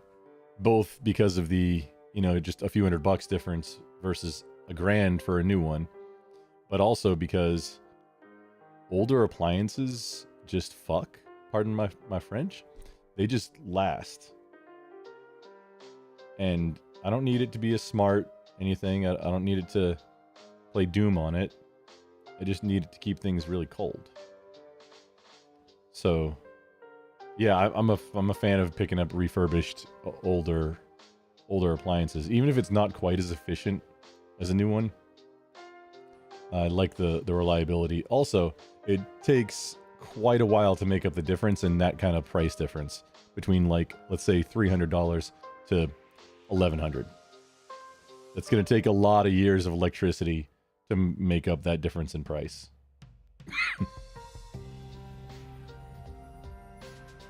I go back and forth on should I have got a chest. I think I still need to get a chest at some point. They're incredibly more efficient because, you know, when you open the upright, it's not like the cold doesn't all fall out, but that's what the effect is. You know, because the heat moves, cold does not. You know, your basic thermodynamics.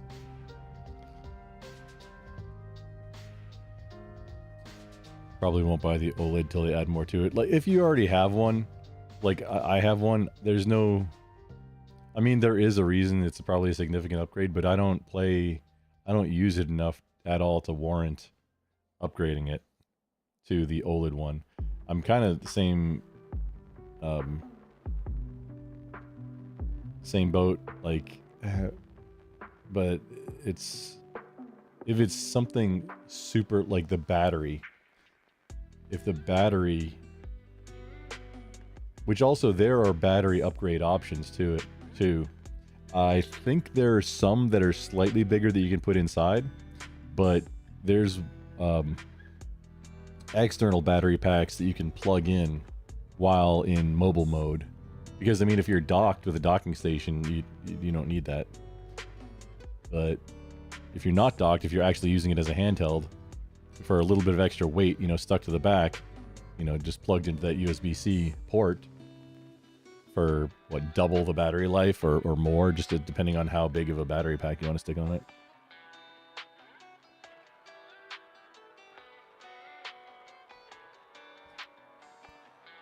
This game runs great on Steam Deck. Even the older one, the LCD one.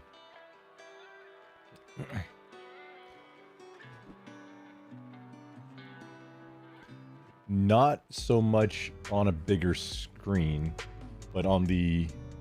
It sometimes gets the frames drop a little bit, but on the screen on it, it's great. Oh, Restream.io spamming me. What? Why? Why so spam? Congratulations, you've reached 100 messages. Okay, cool.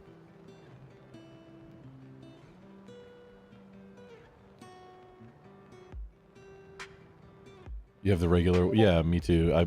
I got the one thing I kind of regret is I got when they were on sale, the first time they were on sale, like 20% off, I think. I picked up the 512 gigabyte one. And the difference... The reason I got it was for the anti-glare screen.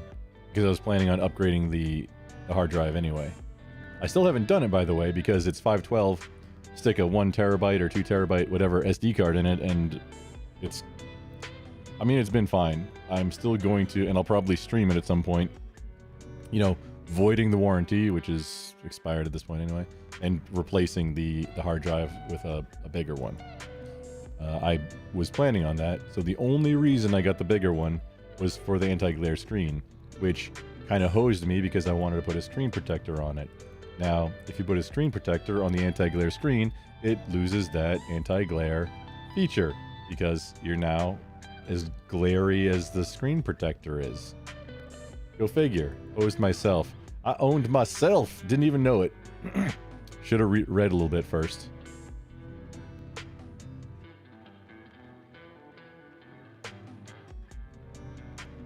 Bong and stuff. Good evening. Are we docking tonight? I mean, if you're down for it.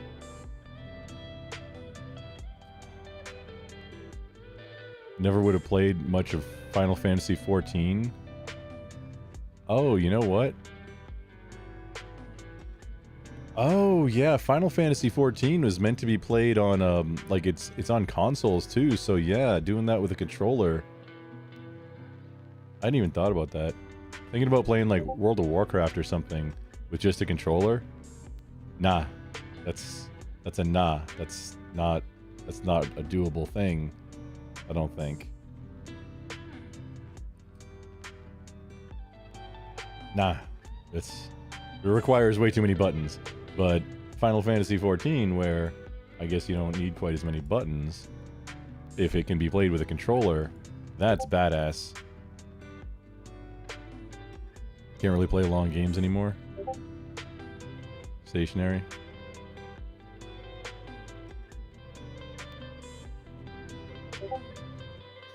It's just a regular pull-up, mentally reframe for people who are the center of the universe. Yeah, you move the entire world to you. It's like the Chuck Norris version.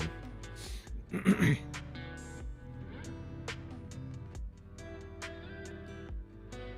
gotta be Atlas pulled down. Be the bar. No, no, no, no, no, no, no, no, no, no.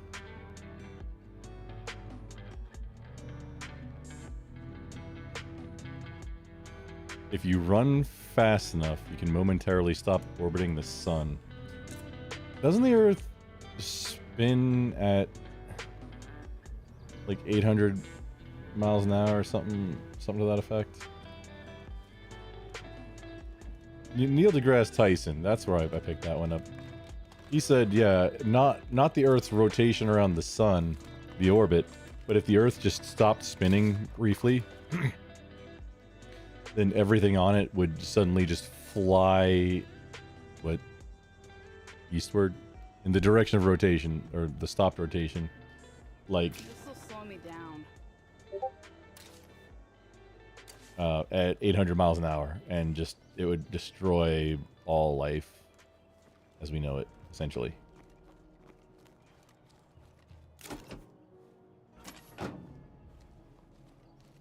I do not want to know what makes plague territory smell this bad. So, I mean, there's that. It's got that going for it, you know.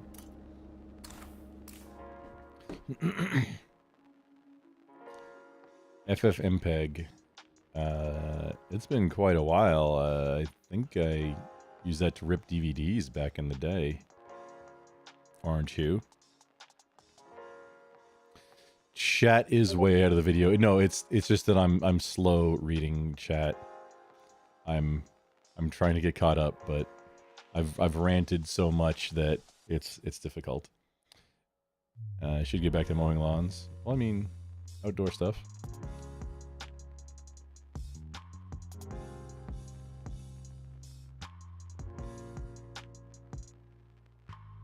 Seem like StreamYard doesn't have that restriction for Rumble. It's not a... I mean, what I was talking about with Restream, it's not a restriction. It's that it can't be integrated as is, which Rumble made some changes just recently to where it might be able to be added. But I'm gonna check this out.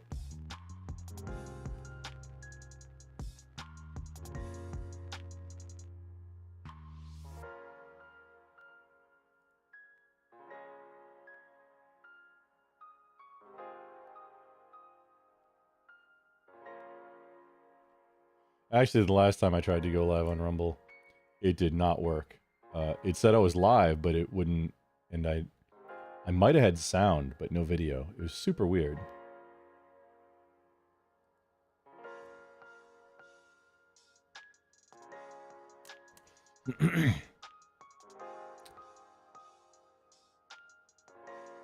Fireman body weight's different than regular weights. Yeah, it is. It's kind of like, you know, running on a treadmill versus running outside. You know, do both. Best case. Yeah, best to do both. Yeah. Whenever your personal trainer did pull-ups, this is crazy. Yeah.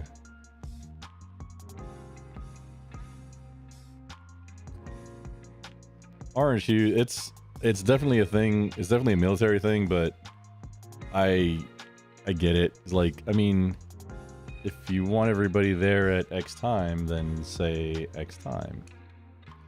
The thing is, for in military, generally, it's you're aiming for 15 early, so that in case there's any hiccups, you're not late, because you do not want to be late for anything at all, ever. Something like a troop movement, oh, you're fucked. You are legit hosed if you are late. No, that's why there's so many layers of like every different layer of leadership will each one want you coming in an extra 15 early, so that there's plenty of time to unhose somebody who is late.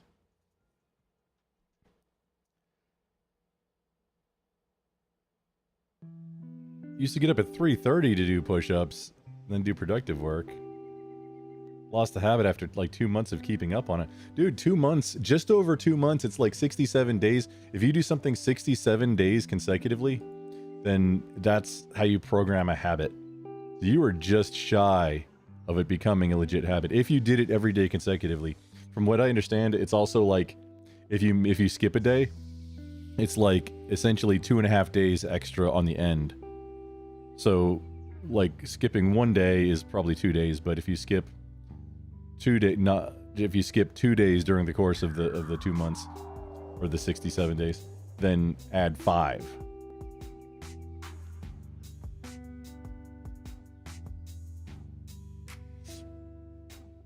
I think that's from the book Atomic Habits. I'm not sure. That's a good book though too.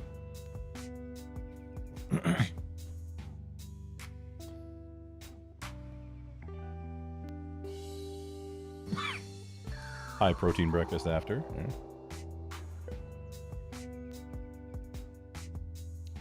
Register my corporation in Delaware is very friendly for businesses. It's like apparently suspicious on taxes or something. I've read that it's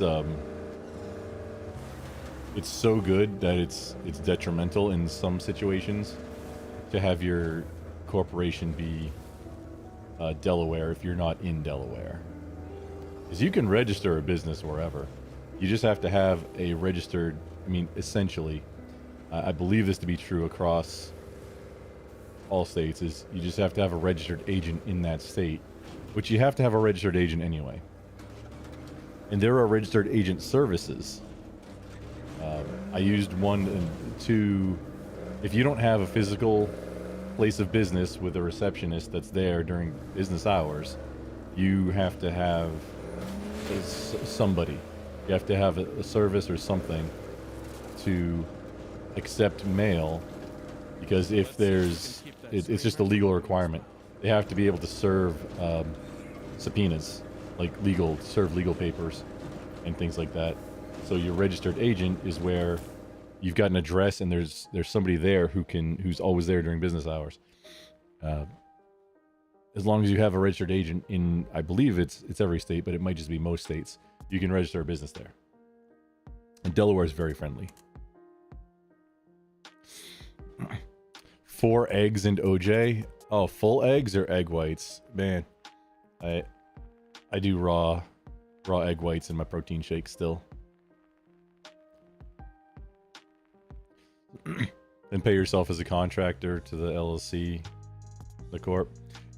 Also, there's, depending on if it's an LLC versus a C corp or an S corp, taking a distribution as the owner.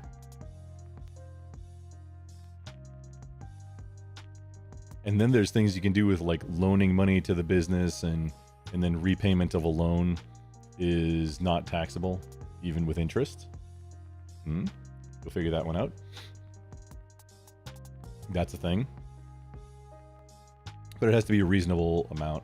And you have to, you have to give yourself as an employee of your company a quote reasonable salary. It's not as big a deal when like you're, a 10 viewer Andy using, Twitch money. It's not as big a deal there. It's mostly for like, business, writing off gear as business expenses before your personal income taxes are processed. But for actual contracting, or if you're, more than a 10 viewer Andy or whatever with social media, get a CPA. 100% have to have a CPA. And then you don't have the liability. Or you still have the liability, but the CPA should be there should cover your ass. Aren't you fry an egg and put it on top of beans on toast? Wait, beans on toast? Are you a Brit? Aren't you? Are you a Brit? 2 layers of corporate umbrella? Yeah. I kind of wish I went, like, instead of getting a computer science degree in my, very adult life, I kind of wish I would have gone back and either done business or mechanical engineering. One of those two would have done me just so much better and still had a degree. I didn't learn anything. I actually corrected some of the curriculum for my computer science degree, because I was already in the industry for like 15 years when I finished it. Like, nah, guys, if you're trying to teach this, no, this is not the way. And I did it using a lot of memes in my assignments. So the very final project for my computer science degree was to put together the projects, like, the database backend, front end, Python, whatever all the pieces were. But the thing was, I didn't do any of that stuff because I was critiquing and correcting the curriculum. So the dean actually gave me a waiver on it of, this is mandatory for the degree to graduate. You had to do the very final project. I didn't do it. And the dean gave me a waiver. So I benefited the school, essentially, from what I understand anyway.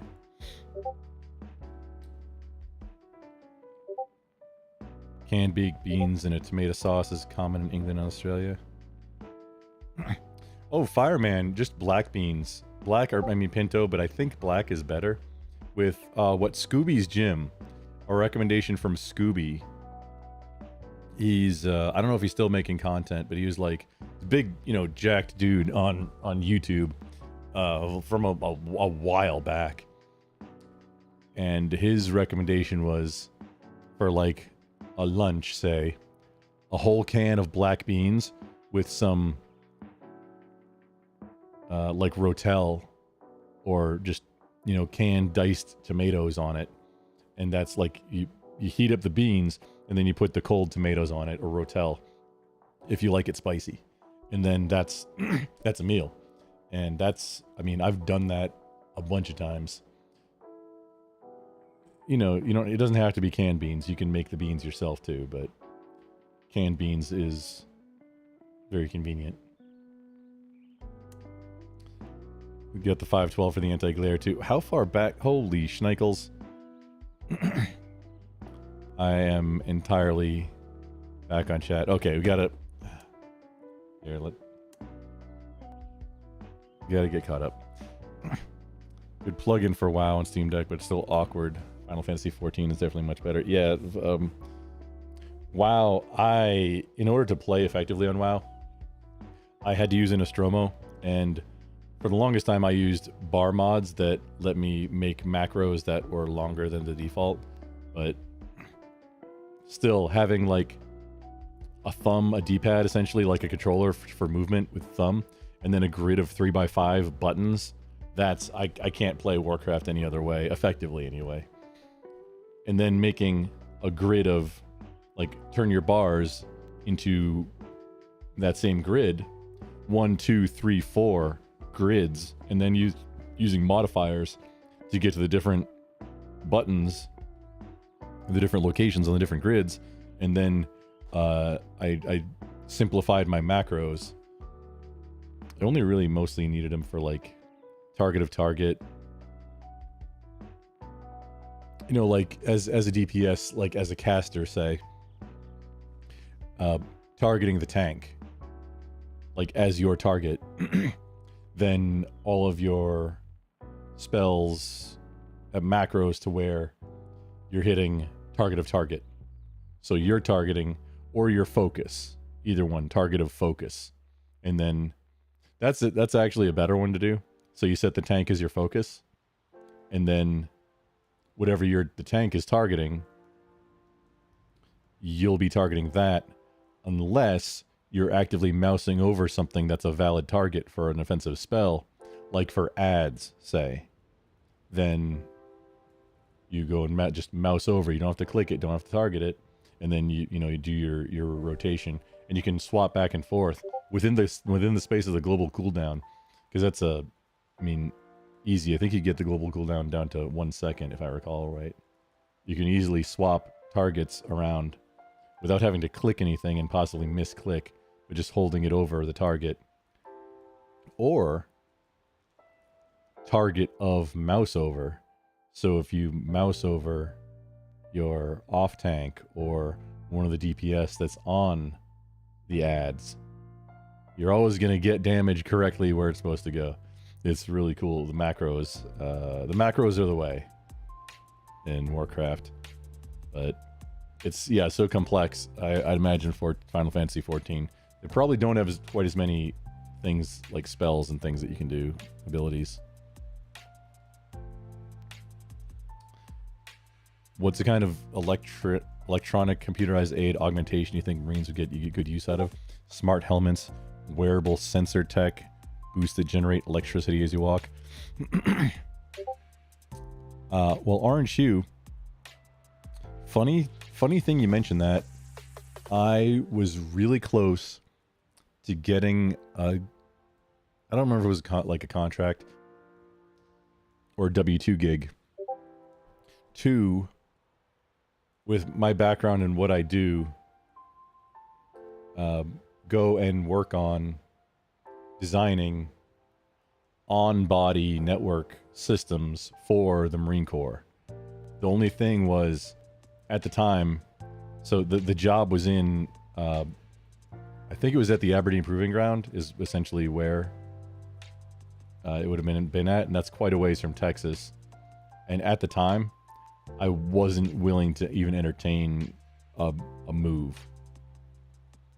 I don't really want to move there either, but that would have been such a cool job. I was really thinking about it just for the job. Although it did require a clearance, obviously, so I don't think we even got to the point of talking about compensation on it, because that I kind of regret, because that would have been super cool, especially doing it for the Marine Corps. And yeah, the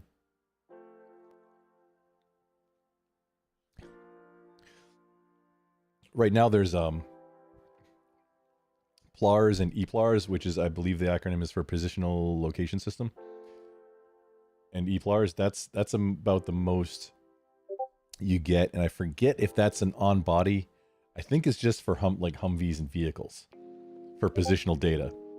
So the decision makers, they see the cop shot, the command operational picture, and that has essentially all your friendly forces on it that you have from operations, the S3 or G3 of your command, and then all the red of where the, you know, where Op 4, where the opposing force, where the bad guys are, and that's all that information is coming in from the intel from the 2 shop. You know, your recon guys, your whoever, wherever you're getting the intel from. Probably some little, you know, service crossover happening. But that being able to do that in real time for your own guys at least is a huge advantage over waiting for a unit to call in, you know, here's my location where I'm at. Giving decision makers real-time positional data is such a huge advantage. It cannot be overstated. But exactly what you said, I'm a big fan of smart gun type stuff. There's an example of one, a shotgun from, it's got to be at least 5 years ago, where it's a smart shotgun, but it wasn't smart in the way of like you need a bracelet for it to fire or any of that nonsense. It had like a screen that had like, you could have a shot clock on it, a shot timer. It would have a round counter. I believe it had a round counter on it. It was kind of like, it looked kind of like got a Halo. You know, the number of rounds left. That kind of thing is all kinds of badass, and I fully support it. But not to where it can interfere with the operation of it. The firearm still needs to be operational no matter what. Even if it has to, failing open is what you call it. Like a door that has an electronic lock. You can either fail open or fail closed. Like if it loses electricity or it loses command, instruction from the central brain, it can either fail to where it just stays locked and you can't unlock it conventionally, or it fails open, in which case the door is just open. Any kind of smart anything would have to be to where it fails open. And it effectively shouldn't be interfering at all with the firing pin or trigger. Reading the firing pin and trigger, cool. Yeah, because you can get all kinds of cool data. And being able to read how many rounds are in the magazine or how many rounds have gone since a magazine has been changed. That'll only work if, really effectively, if all your mags, you have the same quantity of rounds. But maybe that's something you can set. You can say, hey, yeah, I download 2. So I have 28 rounds in all my mags. Versus I have 30 rounds in all my mags for like a rifle with a Stanag in it. If you download all your mags the same way, then a counter after a mag change would be pretty accurate effectively. You might be one off, but it should get you there and not be all that complicated either. Because actually reading how many rounds are in the magazine, that's a little tricky. Without making the magazines much more complicated. It just is. Yeah, smart like augmented helmets. Yeah, that's definitely a thing. To where like you can zoom in and get information about terrain or people or whatever. Or get, real-time updates of like, hey, message, whatever. The thing is, any of that kind of stuff needs to not be entirely dependent on it. Because that's a bad day when, your gear breaks and you got guys that just become a lump and still can't fight. That's why in a lot of cases, low tech, when you're talking about life-saving and war fighting, lower tech can be a lot preferable because less opportunity to break.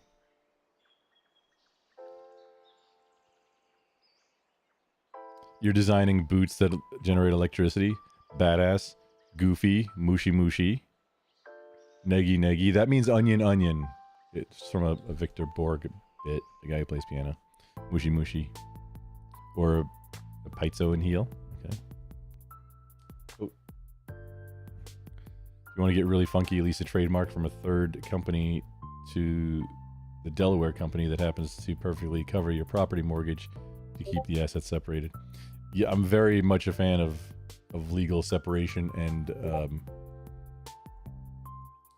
like just personally, it's a valid strategy to have a holding company that you register your vehicles in so that your address isn't on the registration.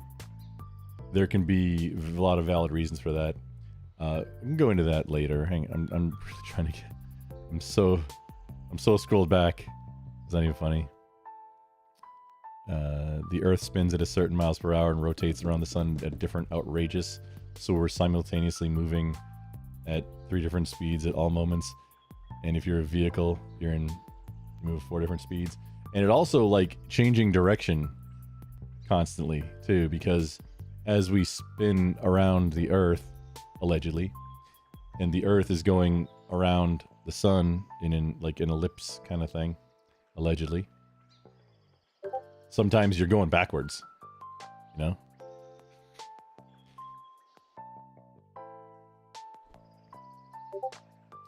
Things were a lot easier 400 years ago when the sun was orbiting around us. Seriously, right? And like, all you had to worry about was not falling off the edge of the flat Earth. That's how the dinosaurs went away, by the way. You had this asteroid that came in, and so you got your flat Earth. It hit on the one side, and it just flung the dinosaurs off of the other side. That's what happened. It's true.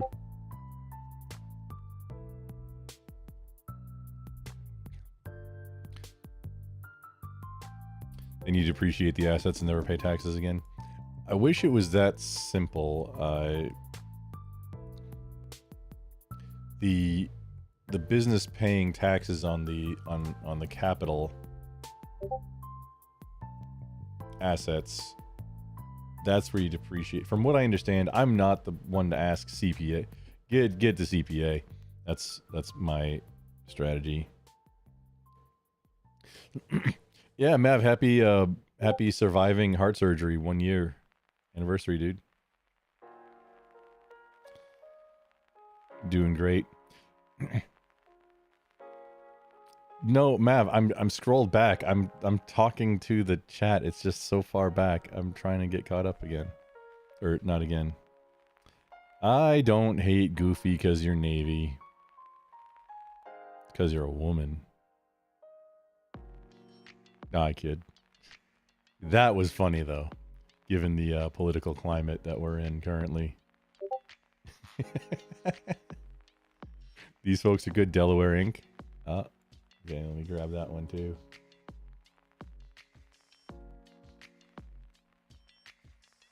I have a registered agent company that I think runs in all 50 states, but I'm not 100% positive. I'm a paying less tax or paying no tax enthusiast. Not tax evasion, but tax avoidance. There's a big difference. One is legal, one is not. Raw eggs, but not egg whites. Fireman, what I use for like protein shakes, I just go get egg whites. Like, it comes in like carton, like a Tetra Pak carton, like milk. And it's just right with the eggs. Like Lucerne, all the Bob Evans, Lucerne, they all make them, and usually store brand too, at least. They're usually right next to the milk. It's so much easier not having to, strain eggs.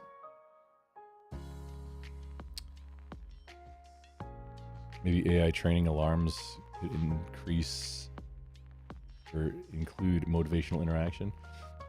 I think Strong Lifts does that. Not sure. Mav, cousin, Navy, very pro Marines. Well, thank you.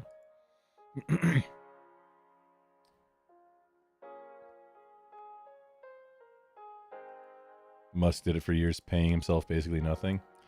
Well, that's a rich guy strategy. Is if you have stock in your company, that's an asset. You can take out a loan with that as collateral, and then you use that loan as basically your paycheck, as your working money for yourself. And then presumably your assets will have increased. When you start running low on cash, you just get another loan, and then you keep servicing the loans, but now you've got more cash. It's infinite money glitch and not having to pay taxes on it because it's not income. You're just taking loans against your assets. Very rich guy strategy. Very badass if you can do it.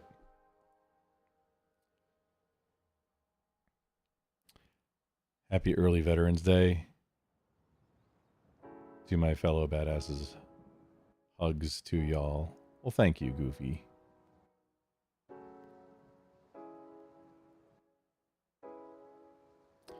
Just have to have the right to roleplay correctly. As a Marine, they kick your ass mentally.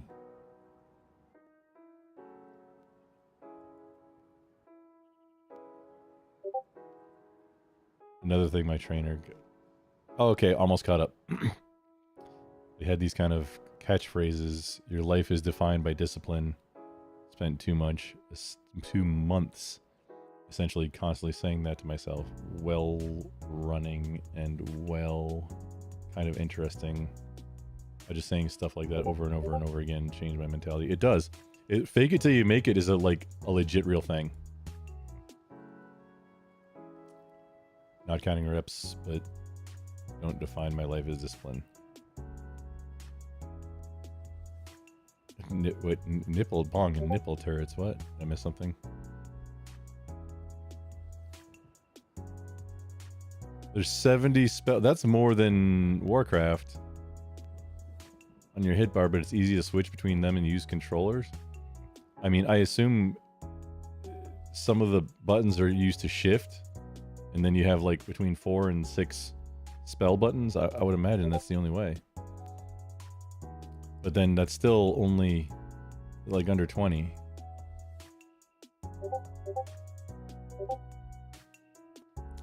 You would think magnetic switches would be pretty light for a round count. Magnetic switches for doing like doing round count. You know what? Just counting up would be a way to do it too. That'd be like that. That's the simplest way. Not saying how many rounds you have left, just saying how many rounds you've fired since you put a new mag in.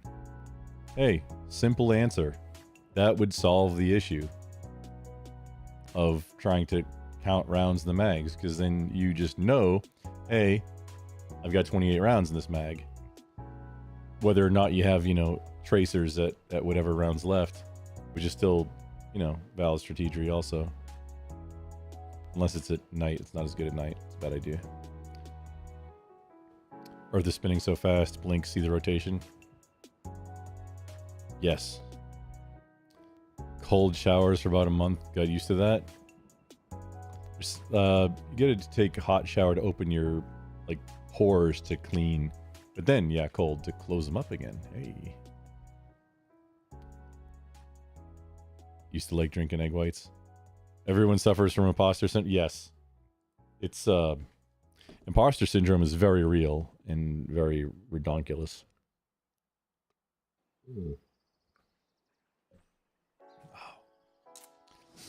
So now back to some zambies.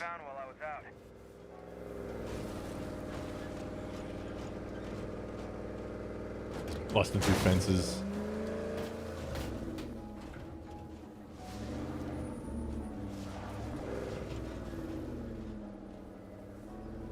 That's a B box.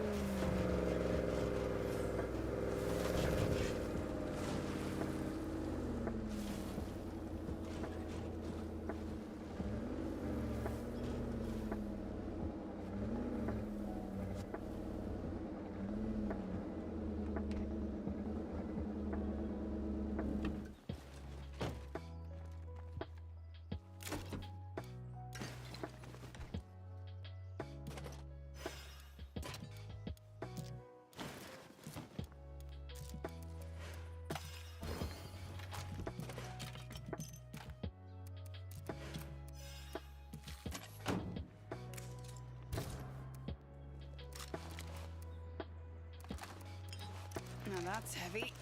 If only I had room for it. Just deposit everything.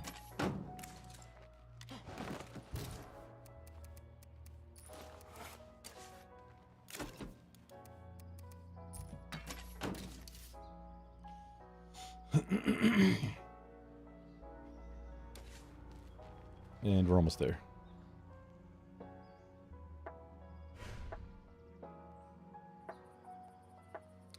"16 spell buttons per page. You hold down a shoulder button to access 8 of the spells and the other for the other 8.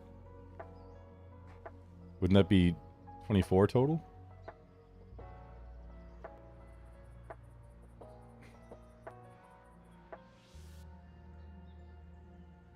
Basically, each of the 8 commands corresponded to a different button. Oh, using the D-pad also.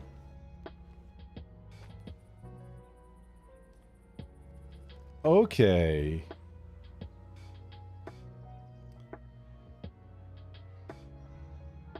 But then 2 shoulder buttons. I mean, if you're not pushing any of the shoulder buttons, that's base.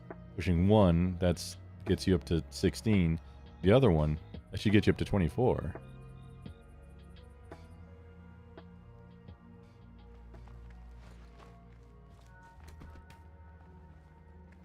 Or am I just not mental clarity on this?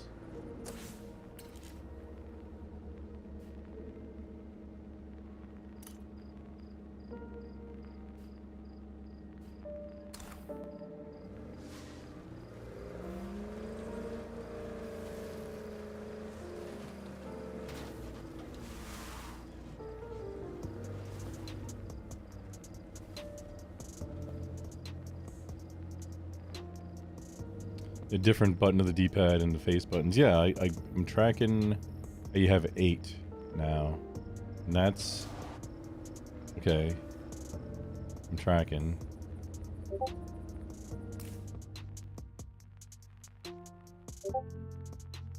Had potential within, so to speak. Just ran out of the work.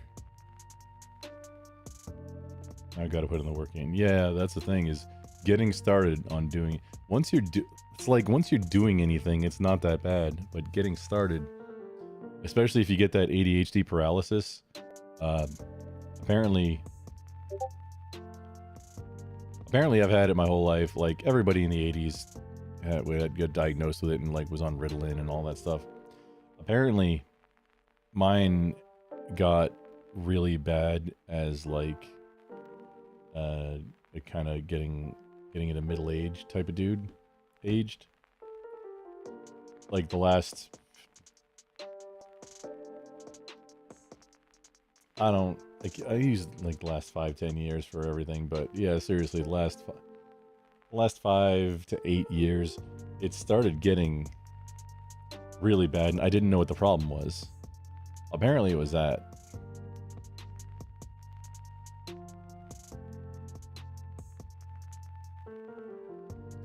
But bong and stuff, 36, 32, what? 8 times 3 is 24. So you get your base 8 without any shift buttons, and then you got your 2 shoulder buttons, but you really have 4 shoulder buttons, so I'm assuming that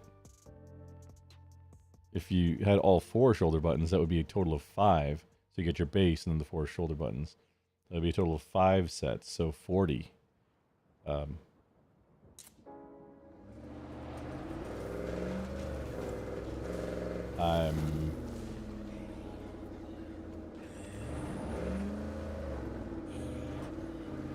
Yeah, I'm probably not checking. Plants vs. Zombies.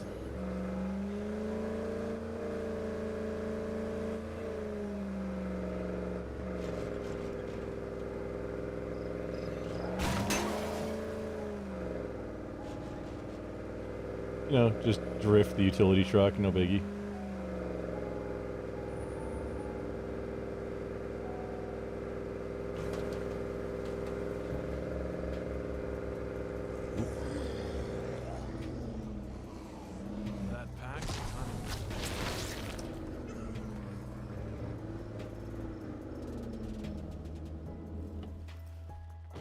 Oh, hello.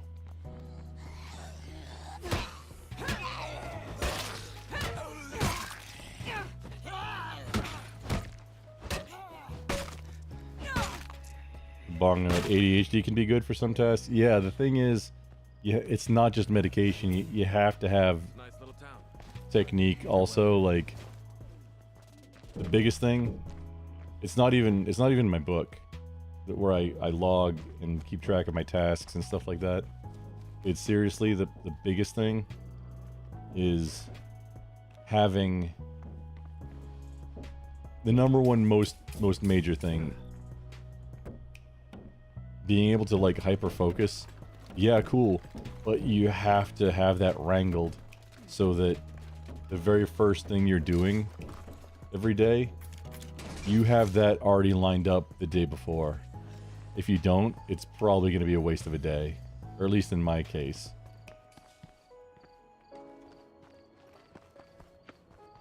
Kind of sucks ass, Says but outpost written all over it.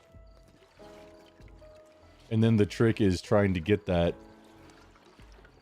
just more times than not, and usually the additional productivity from the days where you can is gonna what is this?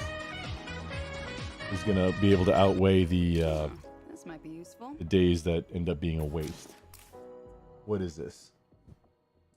If you're feeling adventurous, rating with 10 souls for the cult. Not a cult. It's not a cult. How you doing, Zach? You're on a grumpy adventure? A grumpy adventure, you say? Ooh.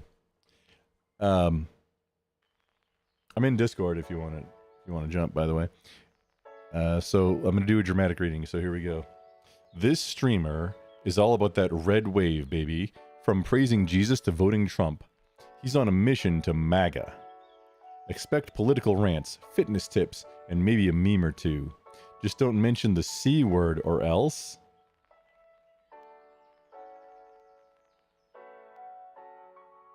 Zach, what's the C word in this case?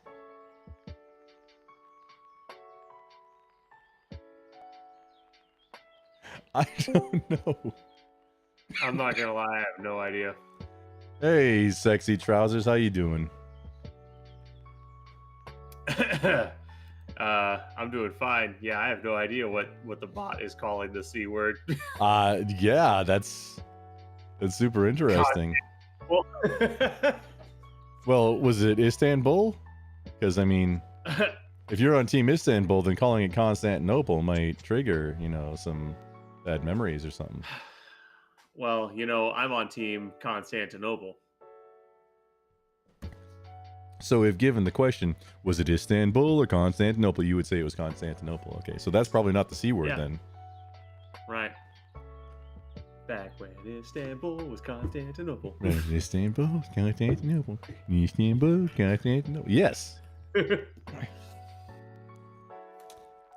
How'd it go, man? You put Pretty itty good. bitty down. Yeah, Kate's in there with itty bitty. Pentuple raided me. I had a bunch saw of viewers from that raid. Pentuple. Yeah, dude, Pentuple's blowing up. Yeah, he he's up at 700 and something followers. He's on election day, I think it was. He busted over 100. His chat wasn't moving as much. It was kind of like, what's going on there? But yeah, he was. When I stopped in on Pentuple earlier tonight, he was at like 40 or 50. Mm-hmm. Yeah, And- he's doing good for himself. He's doing great, which the funny thing is that that's kind of right around the hard cap for non, MSM lefty type streamers. Rob Noor hit it, Lecture Fan hit it, Scott and Mark, Fabian Liberty hit it, to where they just can't get much more, like they just can't get into that even 50 range, even though on Twitch. Now, Rob on YouTube, just on an average stream, I think, is triple digits. I really think Lecture Fan needs to get into YouTube also. That's the big pond. That's where, I mean, Yeah, honestly, I that's really gonna need be to making get my money. my subscription back and go back to also being on YouTube when I stream. Well, if you, I mean, if you use Restream, the free tier lets you send to 2 targets, so you could do Twitch and Kick or Twitch and YouTube or whatever. Well, I would like to do Twitch, Kick, and YouTube all at the same time. That's what I'm doing right now. But I mean, even if you're not paying for the subscription, you can still do 2, which is better than 1. Yeah. Get those view hours in. I understand that, Grumble. Oh, okay. Math. I love math because of my truck, though, so you know maybe off a little bit. Abacus. Who still uses abacuses? I went back to old school. I just have a bunch of sticks and I put them in piles to count. Oh, you are using Common Core. That's literally what. Have you ever seen somebody demonstrate Common Core? That's literally what it is. But they draw the like how. I kind of get the concept of it was supposed to be to teach like how to learn and how to break things down, but the implementation is like it's straight doo-doo butter. Yeah, it's pure distilled retardation. No doubt about it. What? Well, I guess that debate's over. What debate? You know, Common Core. Like we were just debating Common Core, didn't you? Didn't you hear? And then we came to a consensus. So the debate is over. I don't think there was ever a debate, Grumple. Oh no! Come on, everything's a debate. Oh my god, dude. We're politics streamers. Everything's a debate. You have to debate bro everything. See, right now we're debating about being debate bros. Kinda. So fucking tired. So is there a reason? Did you not see the Discord message I sent you? What, DM? Yes. I did have some. Oh, I did have some issues. Oh, maybe not.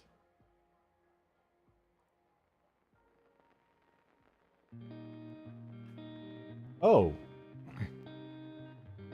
Okay, my bad. I did see it, but I was on like I was doing something else and I didn't want to get like squirreled, get distracted. So I moved on and then never came back. My bad, dude. Yep. I mean, I have a business and I'm sure like I was really close to. I mean, if you're okay with answering and it being on stream right now, we can talk about it if you'd like. Oh yeah, I talk about my financials on my stream all the time. I'm not one of those people that's like, oh, they can't know like what my assets are. It's like I don't fucking care. Well, I mean, you can talk about stuff while being vague enough to where it's not ever gonna Right. be in Constantinople, you know. Or Right. Istanbul, Constantinople. So so I was really close to. Oh man, just getting into it for the very first rental. 2 years ago, which was also a very similar time for when I was. Nope, it was 2.5, 3, almost 3 years ago, when buying land, like just acreage, but that fell through because they kept having to like get something recertified by the county, and it ended up taking so long that the time limit on the loan, like on the note, ran out, and it would have had to been like, oh hey, all new numbers, and like, yeah, no, I don't agree to that. It's so hosed that this is like they're reassessing the price too. Is like, nah, dude, I signed papers to buy at this price, and then the loan was going to be at, you know, that price, but then this interest rate, and okay, everything's changing. Well, then yeah, no deal. Which, looking back, I mean, having that note would have been very painful during this past year as an expense, but being able to flip it because it was a phased improvement type of thing where the value was going to go up significantly, where that plot or that piece of property was part of a bigger subdivision of a giant ranch kind of thing. So they were doing improvements and stuff. So I bought in the first phase. So when they got even to the second phase and they had all these other improvements, or the third phase and they had all these more additional improvements to the area, the property value was going to go up. It could have just flipped it and made some cash, but it didn't work out. Then getting into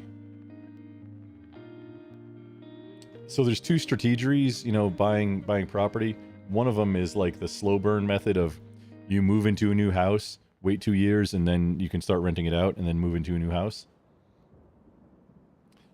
That was kind of one. Why do you need to wait 2 years? So that you're getting a personal mortgage and not a business mortgage. Like if you're buying for the purpose of doing a rental, you're going to get a higher interest rate than if you're buying for yourself on a note. Actually, if you want to talk to somebody who's doing it right now, Ranger has a bunch of properties. Oh, well, I'm already talking to him. Oh, okay. And then Skaggs also. Yeah. I don't know so Skaggs. He's the economy is crushing me generally in Ranger's chat. He's one of the mods for him also. We talk business stuff like in his like on Discord in his mod chat, like, oh hey, look at this property, and hey, this is maybe buy this. And I talk to also, I have one of my cousin-in-laws. They have, I think, last time I talked to them, they were up to 26 properties and had just started getting into multifamily. And so I was talking to him about, hey, the business of having rentals.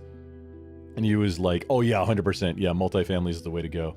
So I'm planning on getting into multifamily very early. Maybe not to start. I'm not sure if that's the right move. But like right now, I'm not in a position to do any kind of investing like that. It's been a rough year. Right. So I got to kind of get back on top of the game, and then, game on. It feels like necessary because the economy and going forward, the future is very uncertain, and having assets that make money, especially where just not relying on your job, having cash flowing assets feels like absolutely mandatory. The trick is, getting enough, doing the slave wages and then building up enough extra to start getting into investing to start that snowball effect. That's the hardest part. I waited way too long also. Yeah, right now I'm just trying to figure out how to pull the equity in my current place so I can use that money to get my second. Trying to figure out what the best strategy for doing that is going to be. Oh, you're definitely talk to a CPA, which is what I'm recommending for like a lot of stuff. For like having LLC and doing taxes and then deducting business expenses and things like that. 100%. That's something because for real estate, I forget what the form is, but if you like say cash out entirely of one property and roll it into other properties, there's a way to avoid paying any capital gains on it at all because you're reinvesting it into more property. If you do like a cash out refinance, which depending on your interest rate might be more pain than it's worth, But if it's actually cash flowing, which it sounds like yours was kind of just barely breaking even. If yeah, it's all a numbers game, because with rentals, it's not about it doesn't even matter how much you owe on it. It's about the cash flow, because the equity is going to get paid down over time, but it's 100% about that cash flow. Well, in the case of the one that I had, the reason I'm going from having a management company to And keep talking, I can hear. I'll be right back.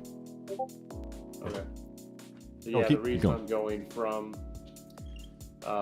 using a management company to having my wife manage it for me is entirely so I can get it to where it's positive cash flow. Because 10% is a lot.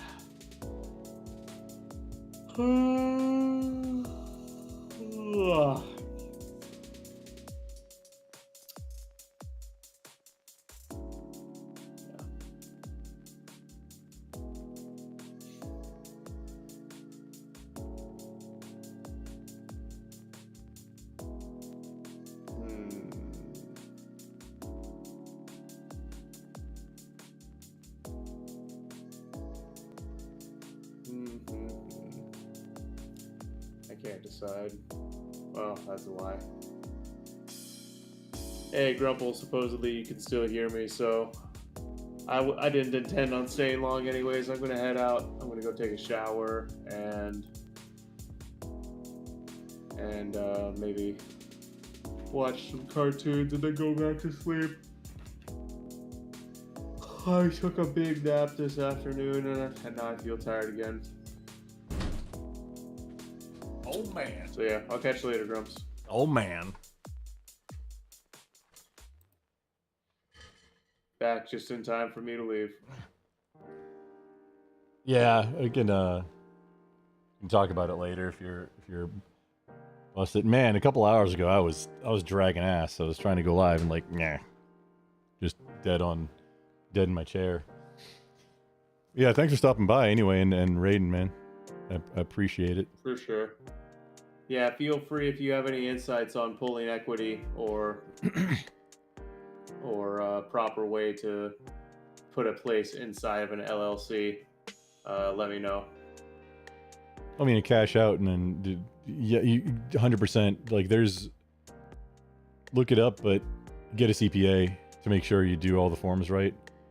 If you do a cash out refinance and then use that for some, I mean, if you're doing a cash out refinance and you've got enough equity, it might even be worth, if that's a property that you want to keep for a while, it might even be worth going upside down on it to get out.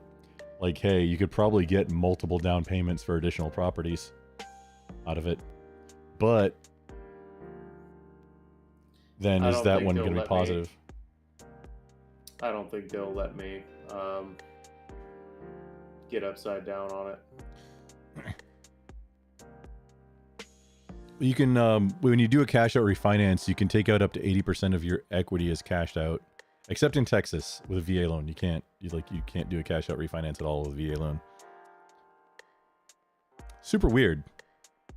Well, so if I can, Grumble, think about what you just said. How would I get upside down on it if I can only get 80% of my equity out? Oh, I didn't necessarily mean upside down on the value versus your note. I use poor wording. I more meant to where you're losing, like you have negative cash flow on that property. It might be worth having one property that's losing if it means you get into 2 or 3 other properties that are cash flowing. Might be worth something to think about. Oh yeah, absolutely, I agree on that. What my goal is to find like a duplex or a triplex or a quadplex that I can grab with the money I get from my house, so that my cash flow rises significantly. That's brave. I consider that brave, doing it as your second rental. I kind of want to get, I don't know, maybe 2, 3, 4, somewhere in there first, just because even though it's not lower risk. The multifamily is lower risk because you've got multiple incomes from it, but it is going to be a higher dollar amount for the property and the note. So, Yes. yeah, it's eh. There's a lot to it, and I don't. Well, okay, so our mutual friend, I not publicly. I don't want to talk about what he's doing, and I'm sure he's told you what type of properties. I don't think any of them are multifamily. I don't remember if he said that they are or not. They are a Well, certain just type of property. tell me in whisper. Tell me in DM, and I'll talk to you later. All right, man. Keep it sexy. All right, much love, bro.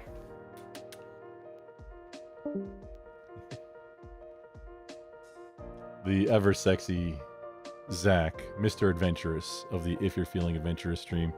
I assume that a shout out did happen. Yes, okay. Frostybot doing my work.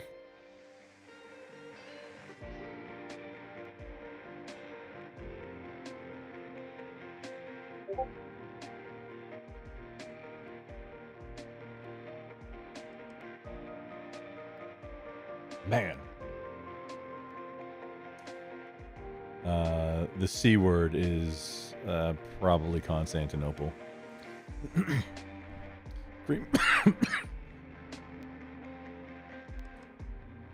Creamy Ranch, getting out of multifamily rentals and into commercial. Go multi for sure to build a base. That's what I'm thinking. It's like more efficient. It's more efficient, but it is, bigger buy-in. So that's where I'm at of, hey, probably, a few single family, and then to get that additional cash flow for the real estate investment business piece, then just because it's a giant step, it's such a big step of getting into like a multifamily.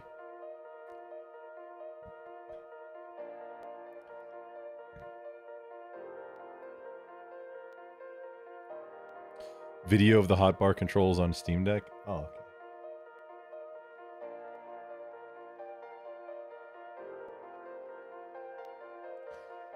What Zach is asking though is like, there's people whose whole professions is just a fraction of that, and I was saying like, I kind of wish I could go back in time and change the major of my degree to either business or mechanical engineering, as either one of those would benefit me more right now than a computer science degree. However, the computer science degree was probably going to be a lot easier for me to complete, as it was just grind through it.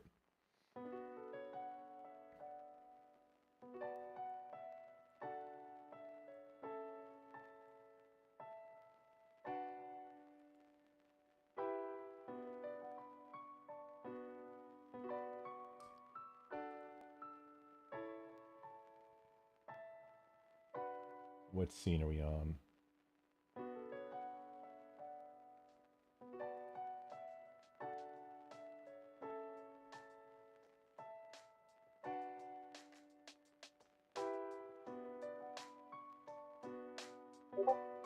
You need to add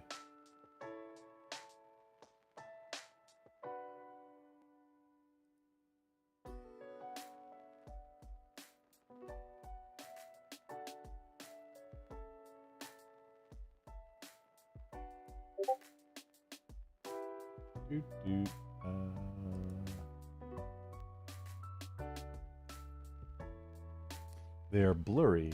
Oh, okay. Oh, it's not something I can have in a browser. Or not without a bunch of more steps. Okay.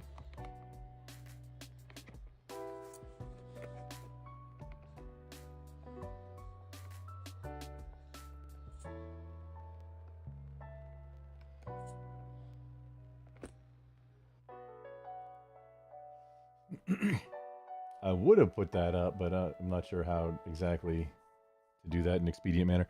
Fireman is... Okay, so you've got the 2 bumpers that, I mean, obviously change spells. But... So you still have to have, like, change target.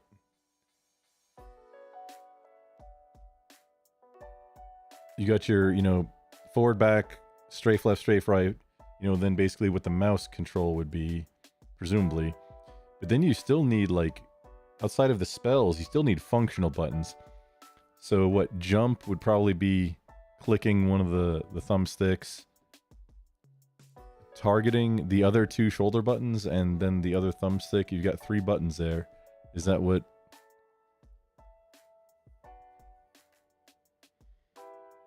Oh, Creamy Ranch depends on the market? Yeah.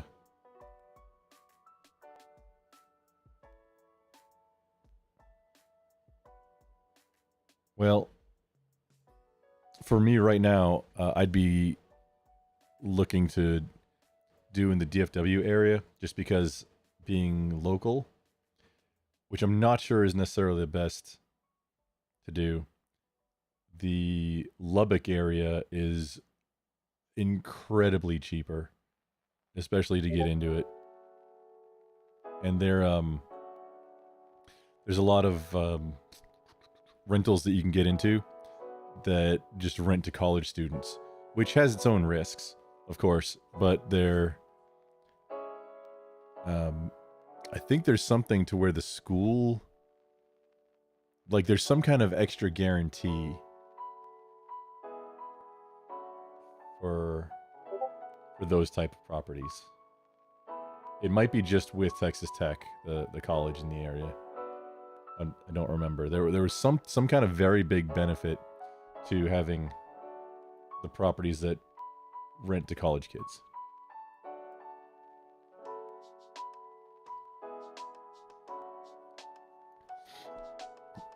Hey, Jay Wolf. Yeah, I'm not saying like Lubbock is great or anything, but the investment opportunities there is way better than DFW, as far as getting into it anyway. It's a lot lower barrier to entry than the DFW area. 100%.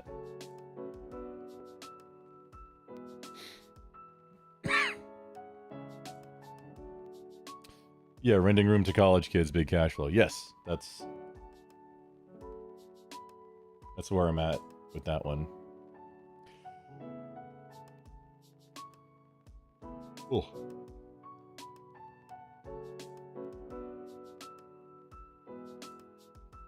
Can we go?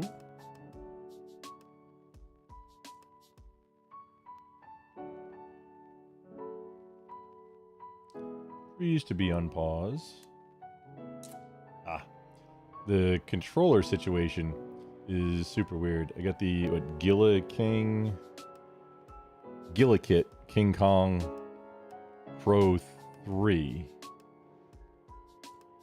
Because I was using an Xbox One Elite, the first version one, and the charging port / cable connector got hosed. And I haven't fixed that yet. So I picked up an Elite 2. But I couldn't resist the deal for like $70 off for the whole kit to pick up a used or refurbished one. And yeah, the stick drift on it is insane. So this maker apparently makes the stick sensor replacements and things for other controllers that have Hall effect sensors, so they like never drift. Like, well, and there's some very different reviews on it. Some reviewers love it, some very much do not. The only problem I've had with it is in a game, sometimes if you let it just sit for, I don't know, 5 minutes, then it'll disconnect and the controller will turn off. And then if you turn the controller back on, it doesn't reconnect. I found out the problem was not with the game, but with the controller being recognized by Steam, and I'm still not sure what the problem is. but it'll time out again after like 20 seconds or something, and then you just turn it on again. You might have to do that like 3 or 4 times, or just the very first time. It might work, but it's once that became a thing, it's great. It even has the trigger locks on the back that turn the analog triggers into quick press buttons, digital on-off buttons, and it can be natively used with Xbox, Switch also, and it has the gyroscope function. Android for some reason, and then there's a USB, Bluetooth also, and then there's the USB dongle, which is the one I'm using. The Bluetooth was just a little too jank, and I'm doing it on Linux. It's great. Uh-oh. I hear Tiny Tim.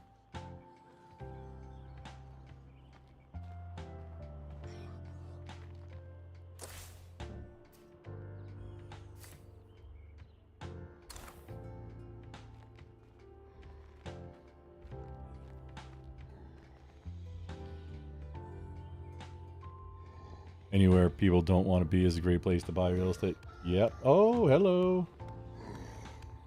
Tiny Tim.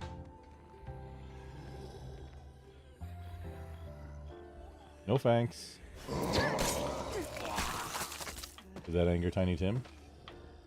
Oh no, he's not even looking this way. Okay. Safe for now.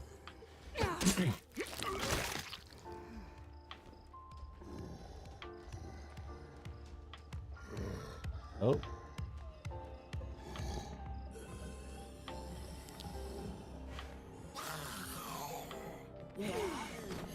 Kind of curious if dude's gonna be blocked from coming in this room. There's a giant open door. Usually juggernauts can't come into buildings, but this is a giant bay. Open. Do not want.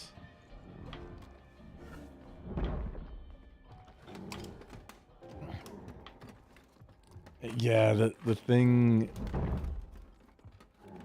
100%. Yeah, I want to get into lower property value for the first investments just to get the cash flow going, because it should be somewhat similar cash flow, but the barrier and the risk on the total note, and then the individual mortgage payments every month is going to be so much, significantly smaller on a smaller note.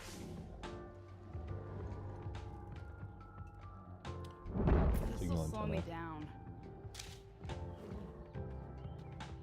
Yes.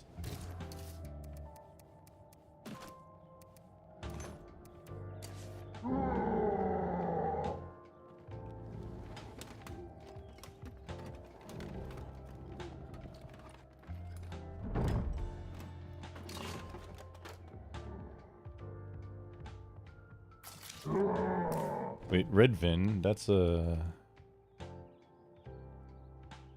plus 4,500 a month. Wait, what? This isn't for I would like to, after I get my feet wet in it too, buy an apartment complex somewhere. That's,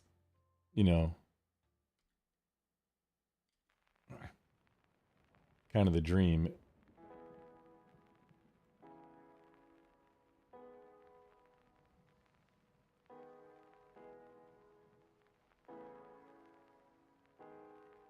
Wait, no. What?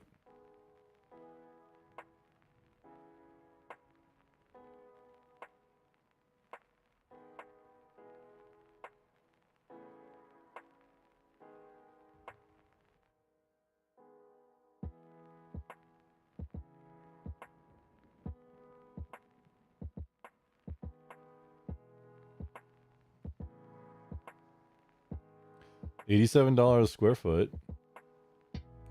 Oh. Oh, it's a multifamily. I only see one door.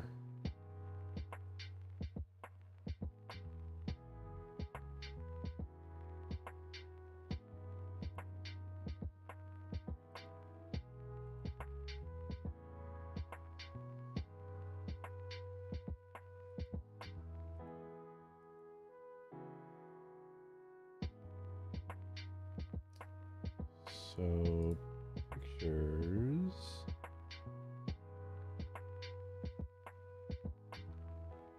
It says multifamily, but I'm not seeing it. I mean, 3,200 square feet. That would kind of seem like a multifamily.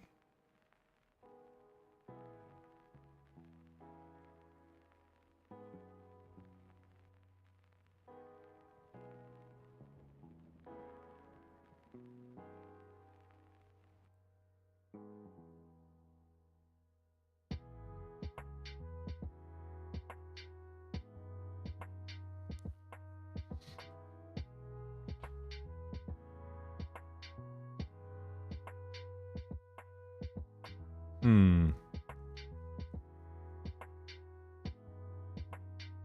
Interesting.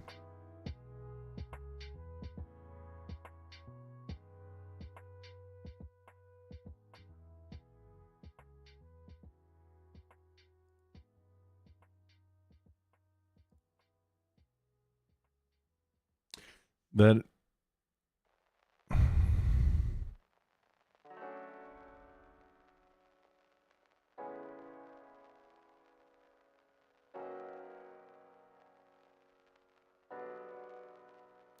Oh, okay, so it's not individual. Okay.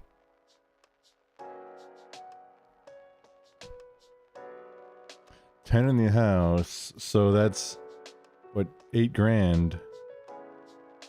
You know, considering minus, you know, maybe random vacancies, and then maybe not summer.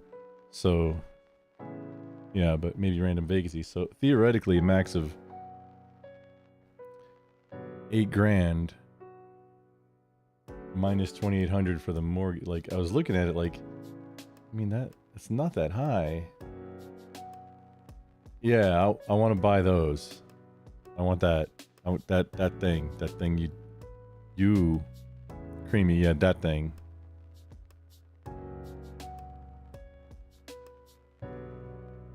Do you have to hire like a den mother or something? A house mom?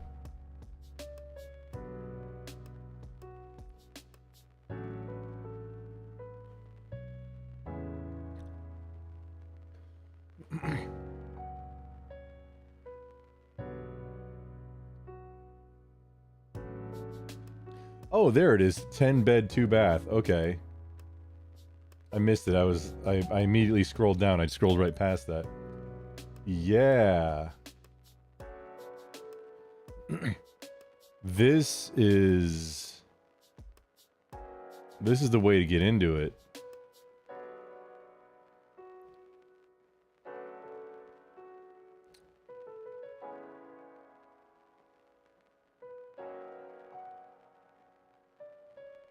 And then minus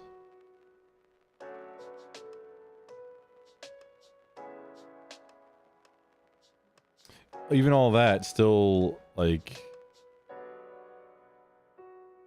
aggressively building up a cushion for it. Even doing that, still cash flow like, I don't know, what, like 2 grand a month, which is very on the high side from what, like, versus a single family. This is the way. This is the way.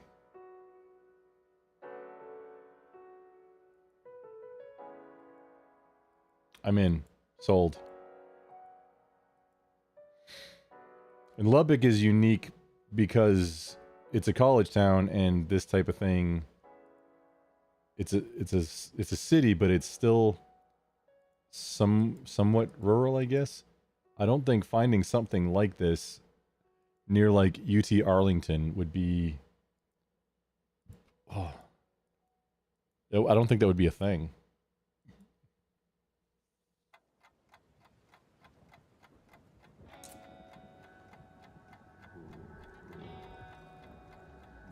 Oh man, you got me excited now.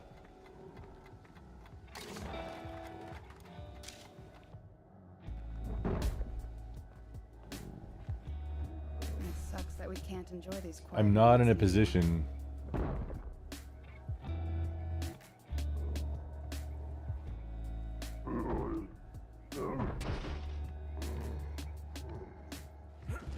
Right now, I'm not in a position at all.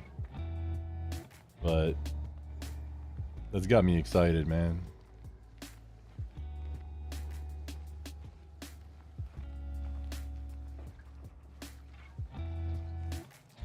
That feels like an easy win.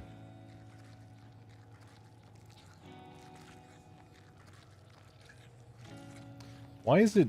It feels like it's priced low.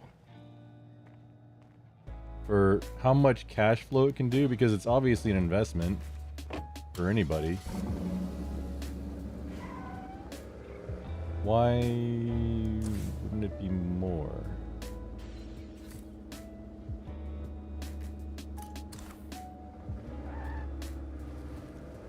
Investment properties are going to sell for more because everybody's, like, you know, buy and sell them as investments. Unless somebody's just really trying to dump it fast to get into something else. And knows, like... I don't know, do people even do that?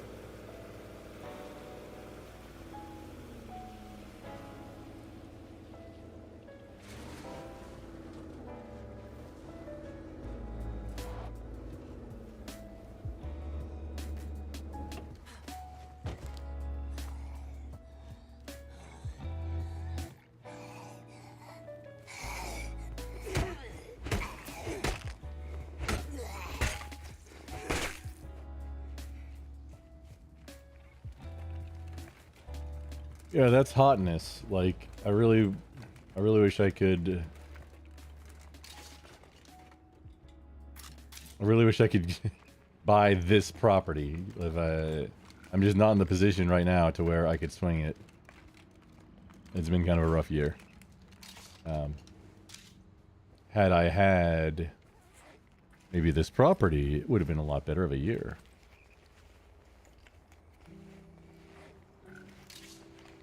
Creamy Ranch, 100%. Man, thank you for... This is the way. Now, I kind of got an idea. Maybe even as a first. What I was saying to Zach, I was planning on doing a strategy of, you know, buy a property, like, as part of it, one of it. Like, just as a way to, you know, build up the portfolio. You know, buy a house to live in for 2 years and then rent it out and move. Maybe doing a cash out refi, maybe not, depending on the situation. But again. Just getting into that.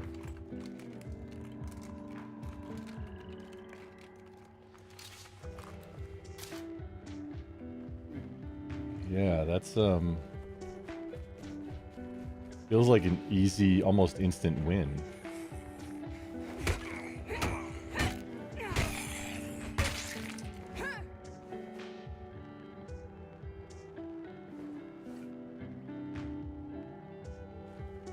The money's way bigger everywhere else. Yeah, I mean, no, Lubbock is the market for real estate investment, because I happen to know somebody who's doing in that market, and he's 20, last time I checked anyway, 26 deep in his portfolio of properties, and he just started getting into multifamily.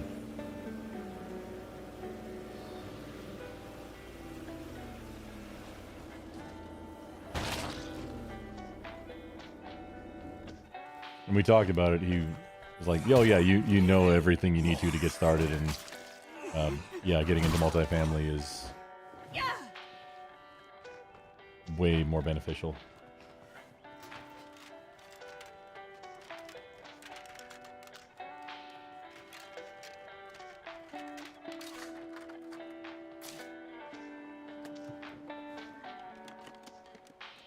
Just a little disappointed I can't get into that exact one right now.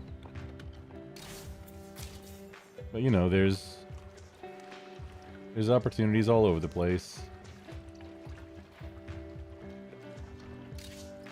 Hopefully things are going to get a little bit better in the next year or so.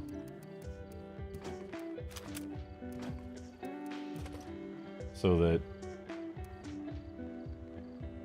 I don't know.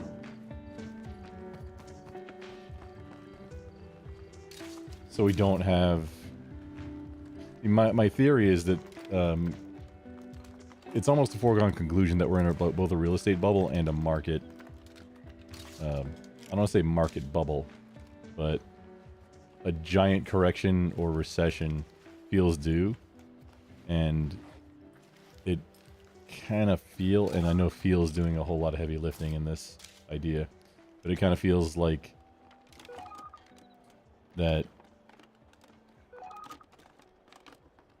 they're gonna print a shit ton of money to avoid it, to avoid recession, crash of the market anyway, and that might stave off, or if real, and I'm not an expert on this. This is just my assessment of it, and I'd love to know if I'm way off.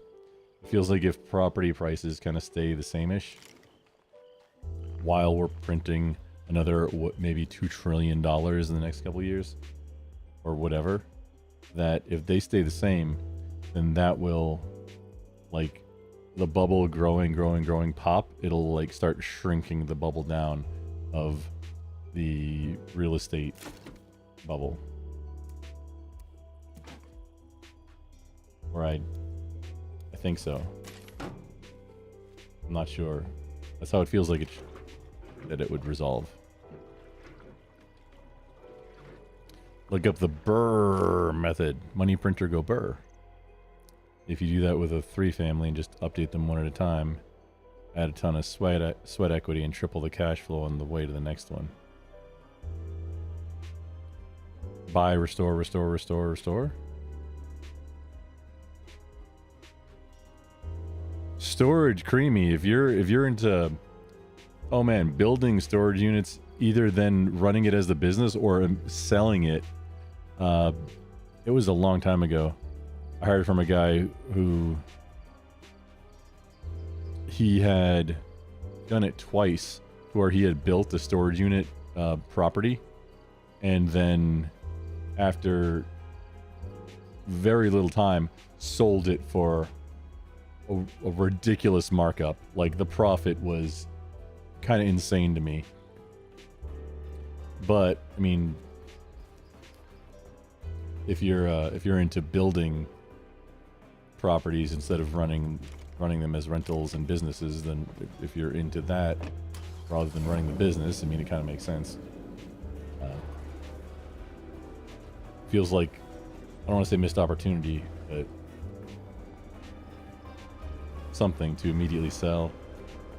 But then on the flip side of that, if it immediately gives you a whole bunch of capital that then you can, do it again, but this time you've got a whole bunch of extra capital, then you can do a bigger one and then run that one as a business or whatever. Storage and campgrounds, cool. Creamy, do you want to jump on Discord and talk about this? I mean, you don't have to. Don't feel obligated.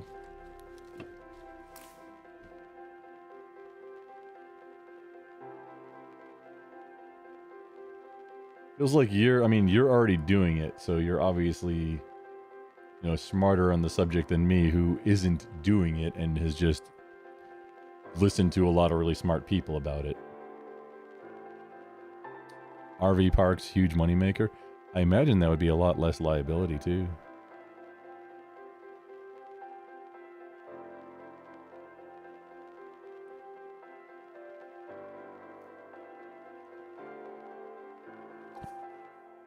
Campgrounds.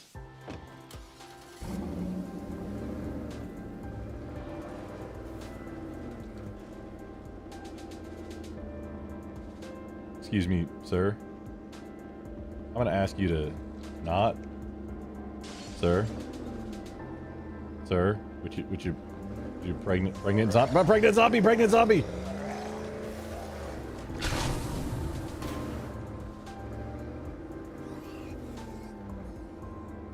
pop.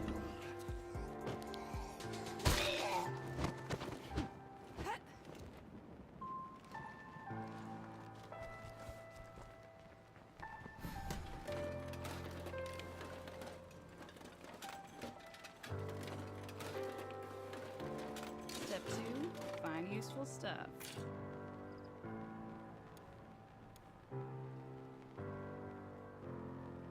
Well, that's a straight upgrade.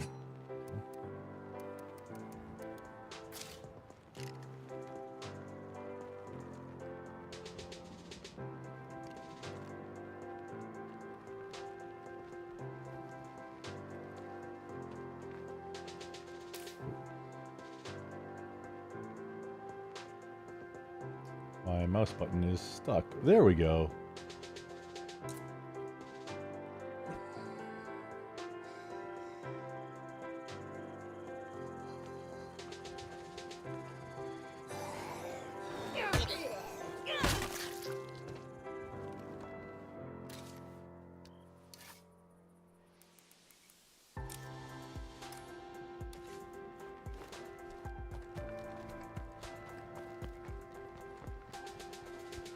I guess we riled up that horse.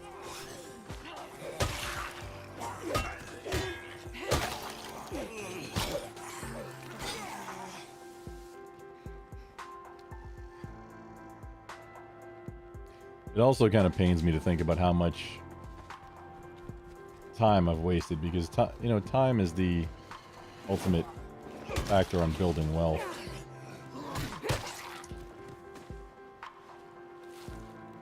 With some just really, looking back, stupid things that caused me to delay what I've wanted to do what I've wanted to do with business and investing for, I don't want to say 10 years. Feels like it's getting close.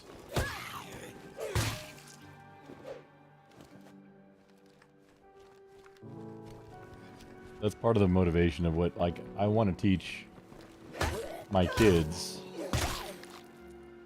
how to become rich and then give them a head start. I don't want them to have to go through the school of hard knocks of figuring everything out. Oh, here, Creamy.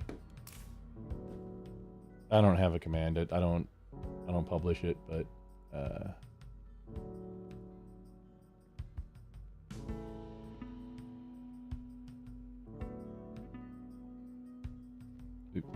doot.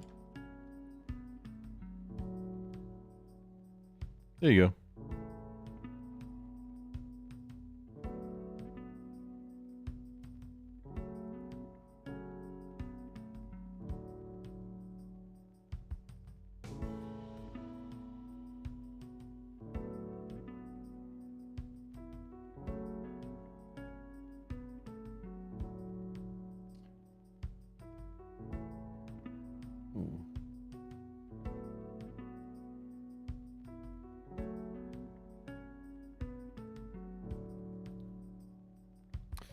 Twisted. You sexy mother lover. Hey, there was yeah, Fireman, if you're still here, he might I think he went to go crash. But Fireman, one who walks through fire, he's been thinking about joining the military.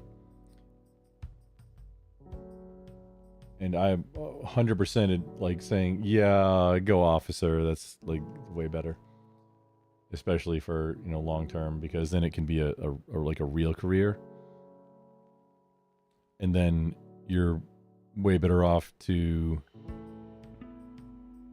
do civilian management roles, which are just gonna make more money regardless than whatever skill set. Yeah, even if not to be career military, it's just way better when you get out, because you have actual management experience with direct reports of however many.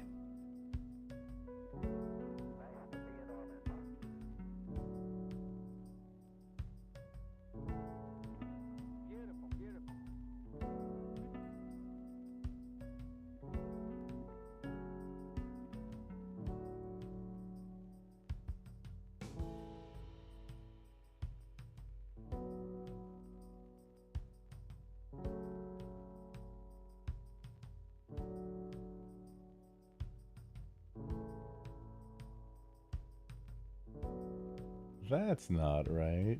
Pardon me just a moment. We got some settings that are a little wonky.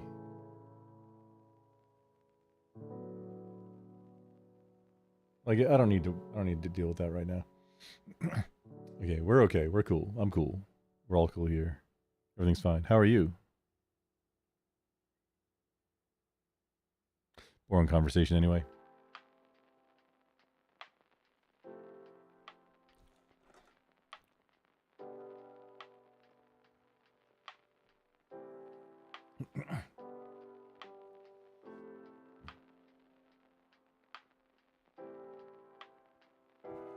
Yeah, dude, if I had oh,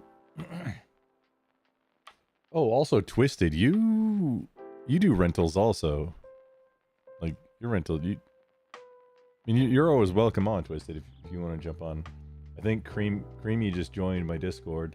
I think we're going to talk about doing rental property for a little bit. I'm sure you'd have some intelligent input on that if if you're not in the hot tub right now in Oahu with a margarita on the beach. In the hot tub that's on the beach because, that's where hot tubs go in Hawaii. From what I understand,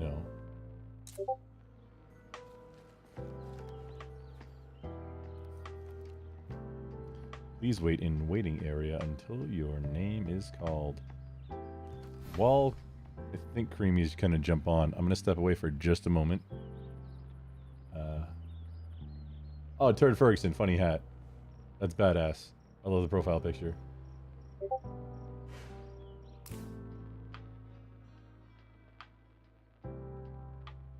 I'll be right back.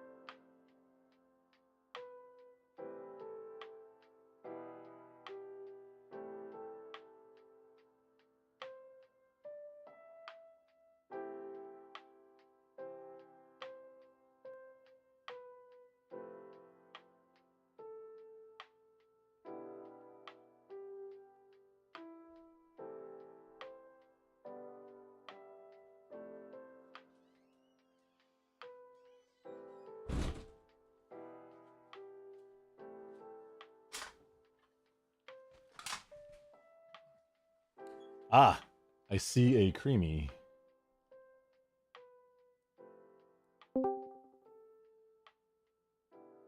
Good evening. Hey, how are you? Living a dream, man. Turd Ferguson.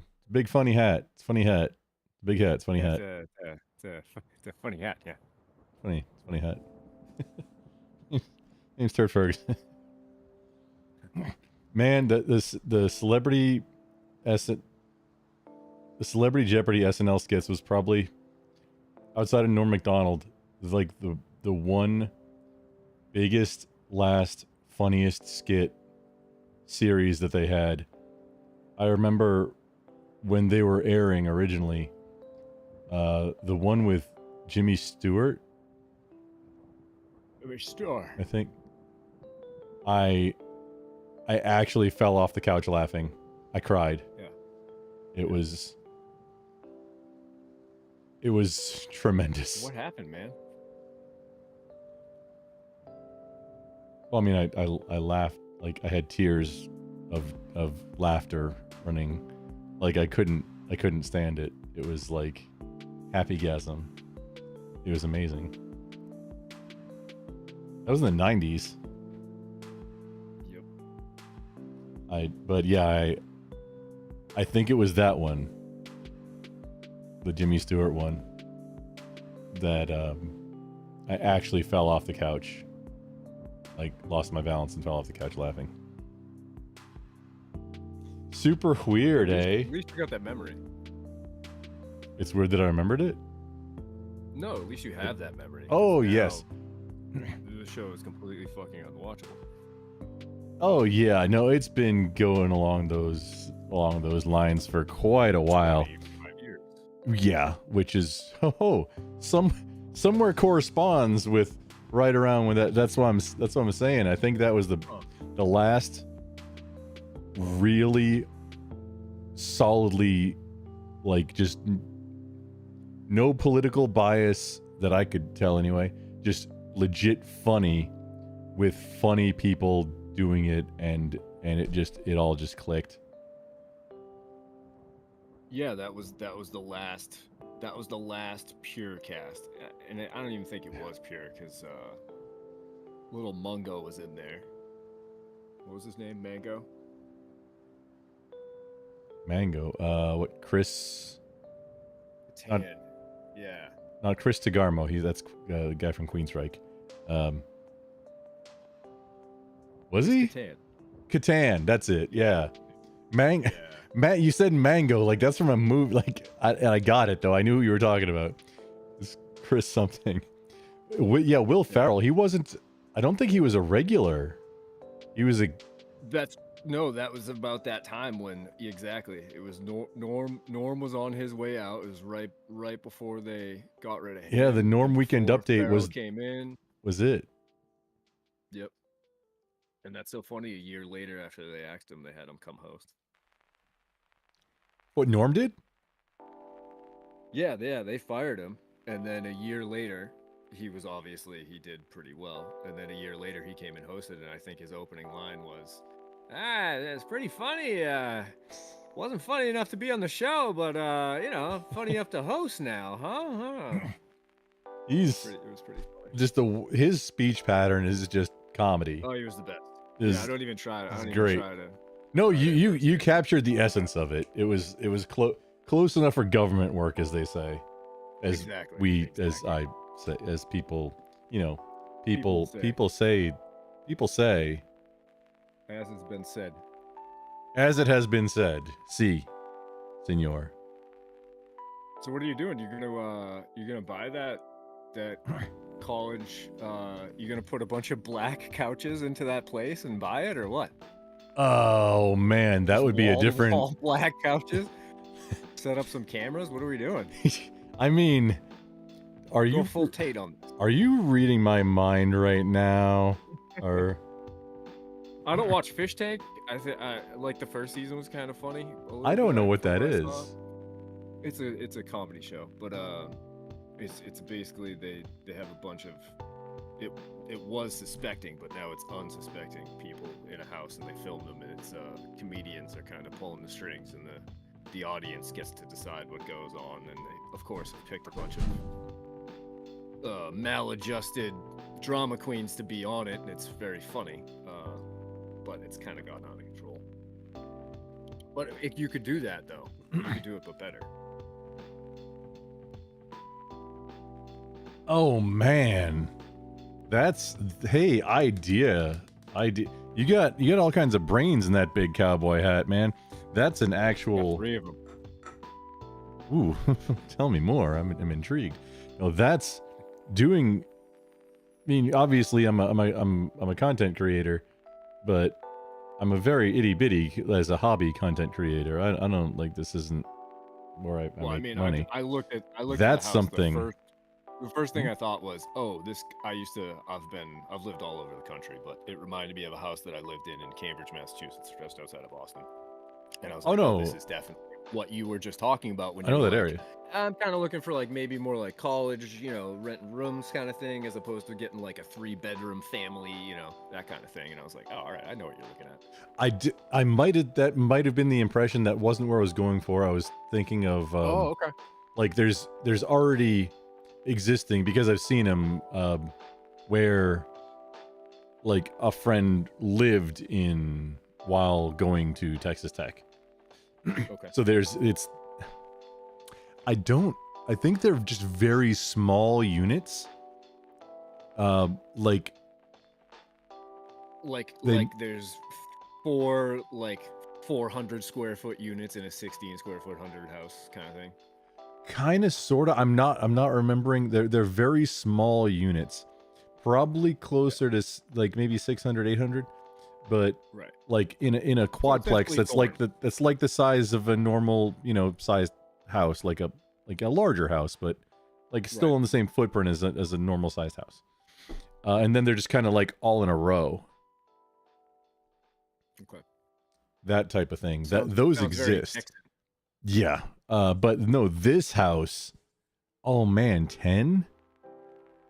That's a money printing machine. That is a money printing machine that's also a risk management machine. Because To a point, if you're averse to risk, like I said, even if you figure for a conservative 60% occupancy rate, which in that town, I mean, is that likely? Probably not. You're probably looking at 100%, and then maybe you'll get a month where you'll get a window where someone will move out, or there'll be drama between a couple of the tenants or whatever, and you'll get 2 leave at once, and then it's not going to take long. yeah, no, that's exactly what I'm thinking. It'd probably be okay. So that's got 10 doors, which are interior doors, by the way. Ooh, super cool. Yep. Closer to probably, I'd imagine, 80 to 90% just on average, like all year. But to be conservative, to think about this as a long-term investment, Oh, yeah, you yeah. have to really look at this exact address in this exact neighborhood. Look at every house that's around it. You'd really want to go in and dig a little more before you were comfortable with saying 80 or 90. But yeah, to be holistic, 80% sounds about right. If it's 60% within will put you in a much more comfortable place where you can actually move forward with the numbers. You know what I mean? if it's within, like, depending on how, I'd imagine it's not that close to Texas Tech based on the price tag, or the neighborhood is not that great, or it feels like there's some reason why it's that low, because that seems very low to me for what kind of, actually, as you said, money printer go burr on it. It feels like there's something off for how low that price is. That price tag feels like it should be higher to me. But I also don't know. That's why I'm asking. But there's a school over there, a couple of parks. What's that?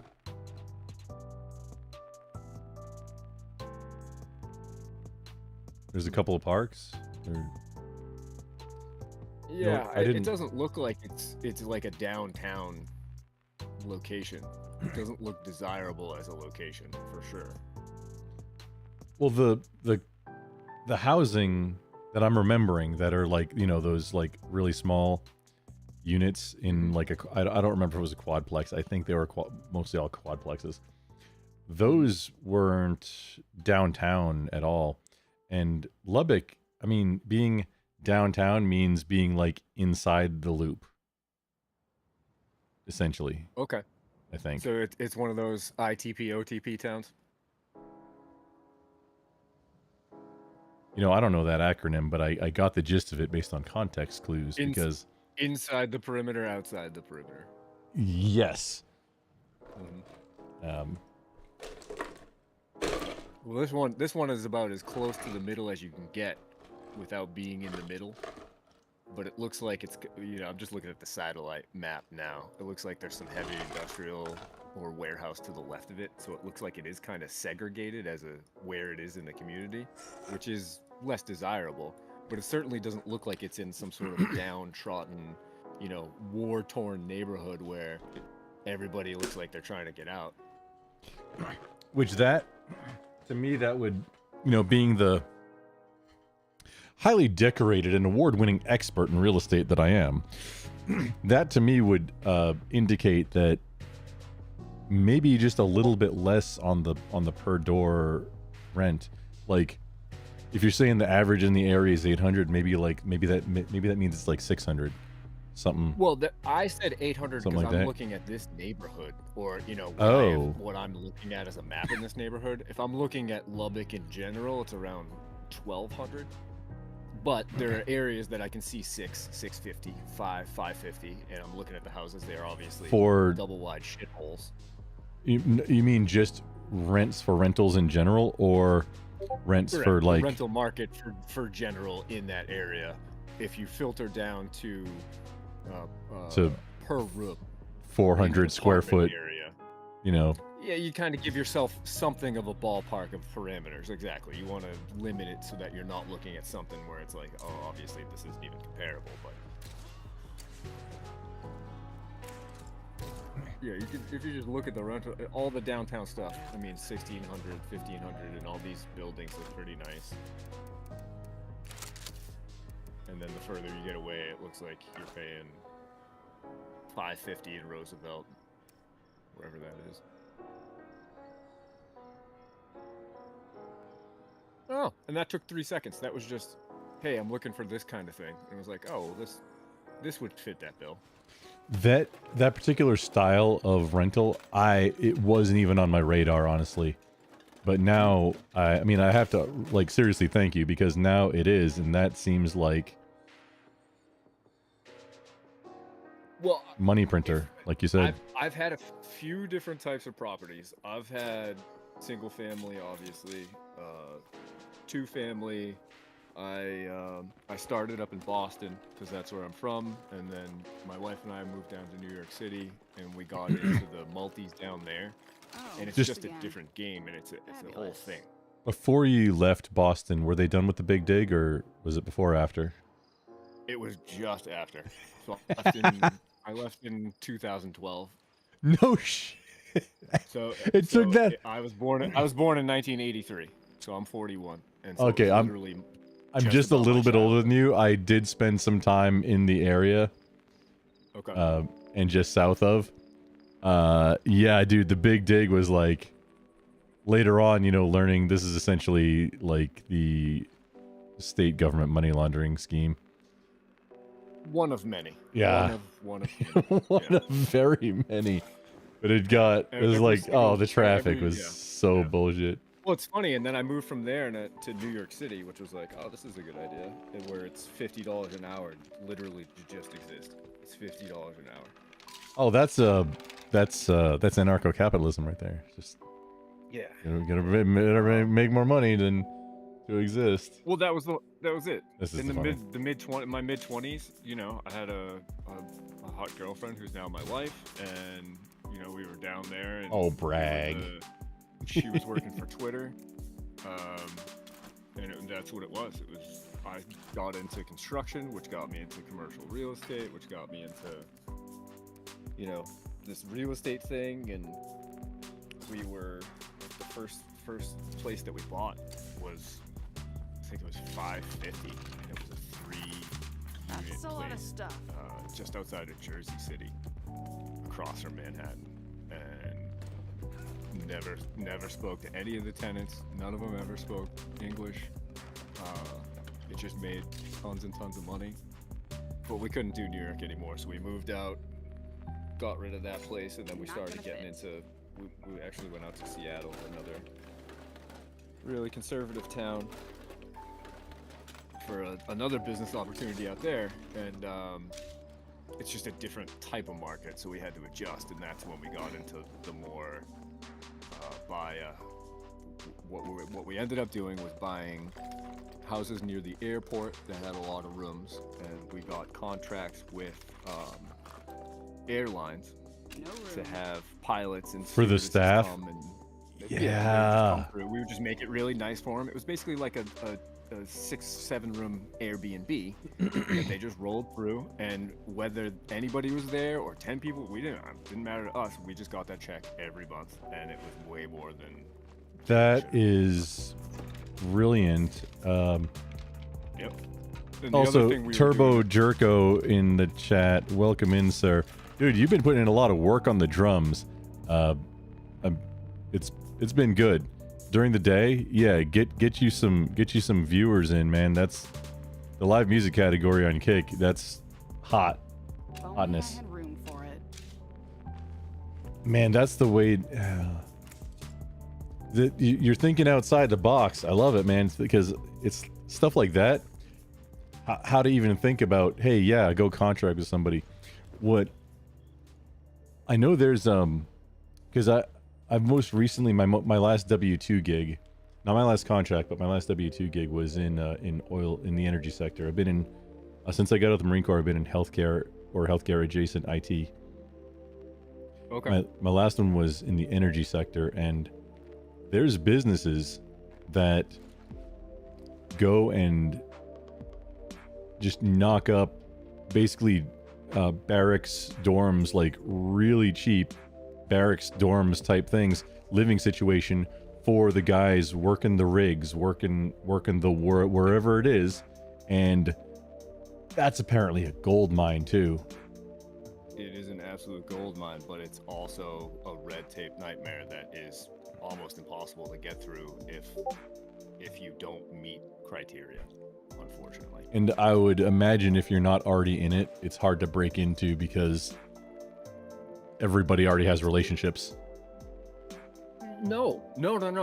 Believe it or not, once you get there, opening contracts. I mean, most of the bids are all ripped publicly or open publicly.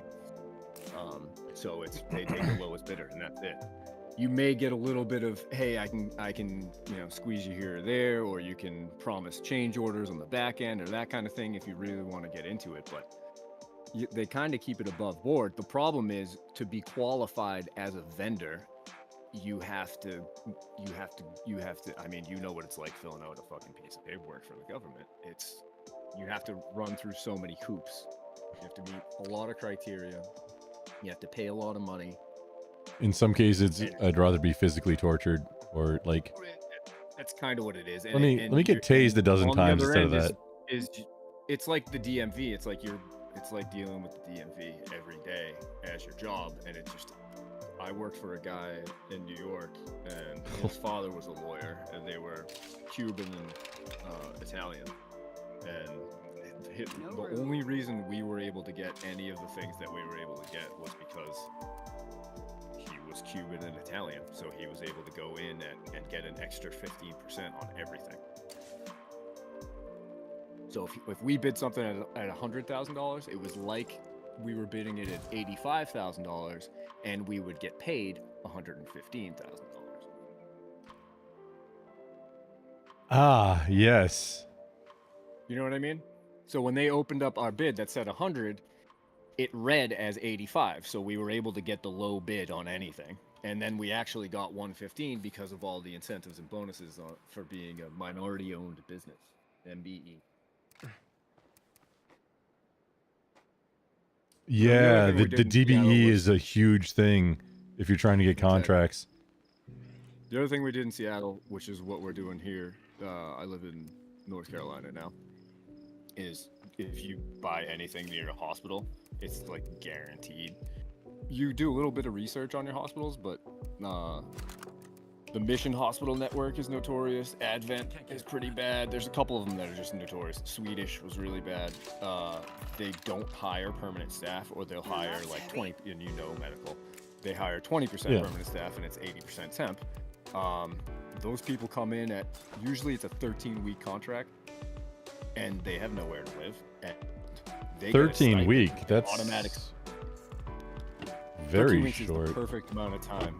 But it's the perfect amount of time for someone to rent your place. Like traveling nurses. I mean, 13 weeks. That's traveling that's nurses. Marine Corps boot camp. We got into a surgeon network in Seattle and a vet network. This might just clear up. It was fucking crazy. It was crazy, and they were never home.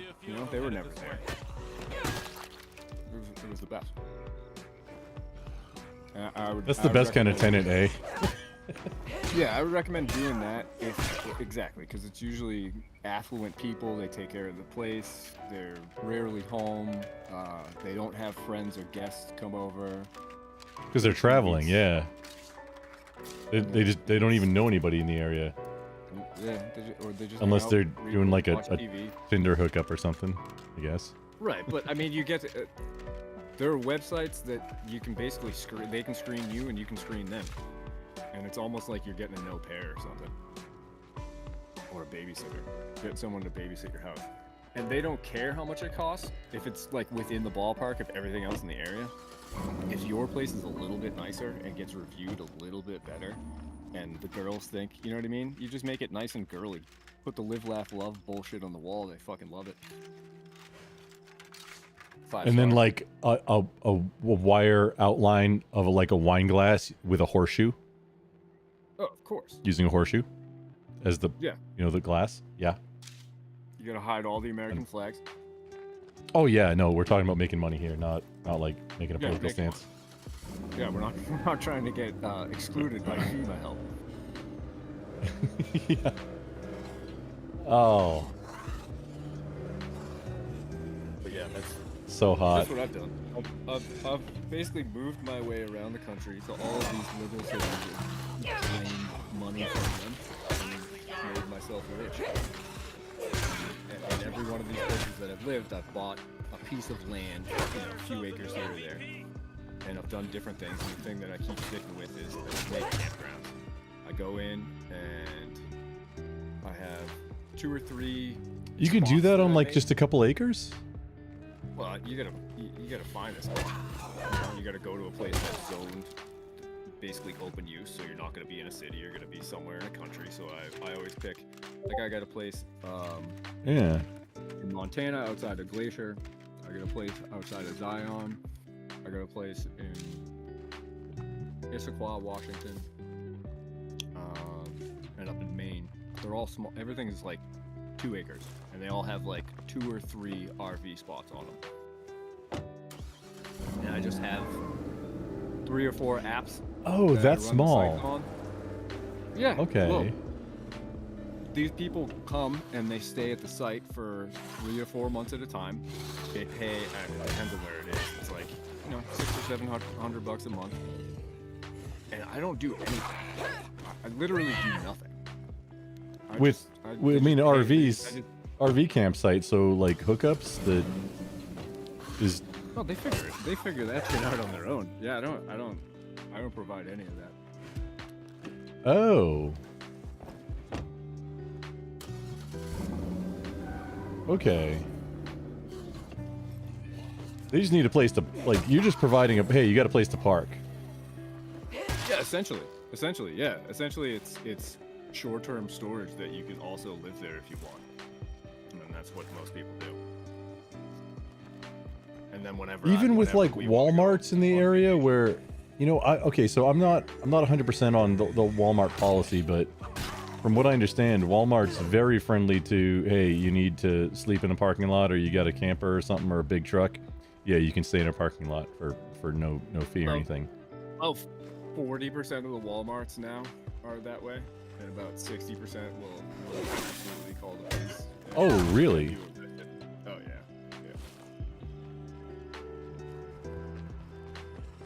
I thought that was kind of like a company culture thing, but Like, okay. It used to be. no, it makes sense with the, the world is changing. Yeah, the world changed, man. RV campgrounds. So this is Twisted. He's busy being naked on his couch watching the sunrise or something in Hawaii, so he's not going to join us on the call. He has a bunch of rental, like that's his main. He's retired Harrier pilot, but he also has a bunch of rentals. I would love if he could have joined the conversation, you dingus. But he's busy being no pants and sunrise or whatever.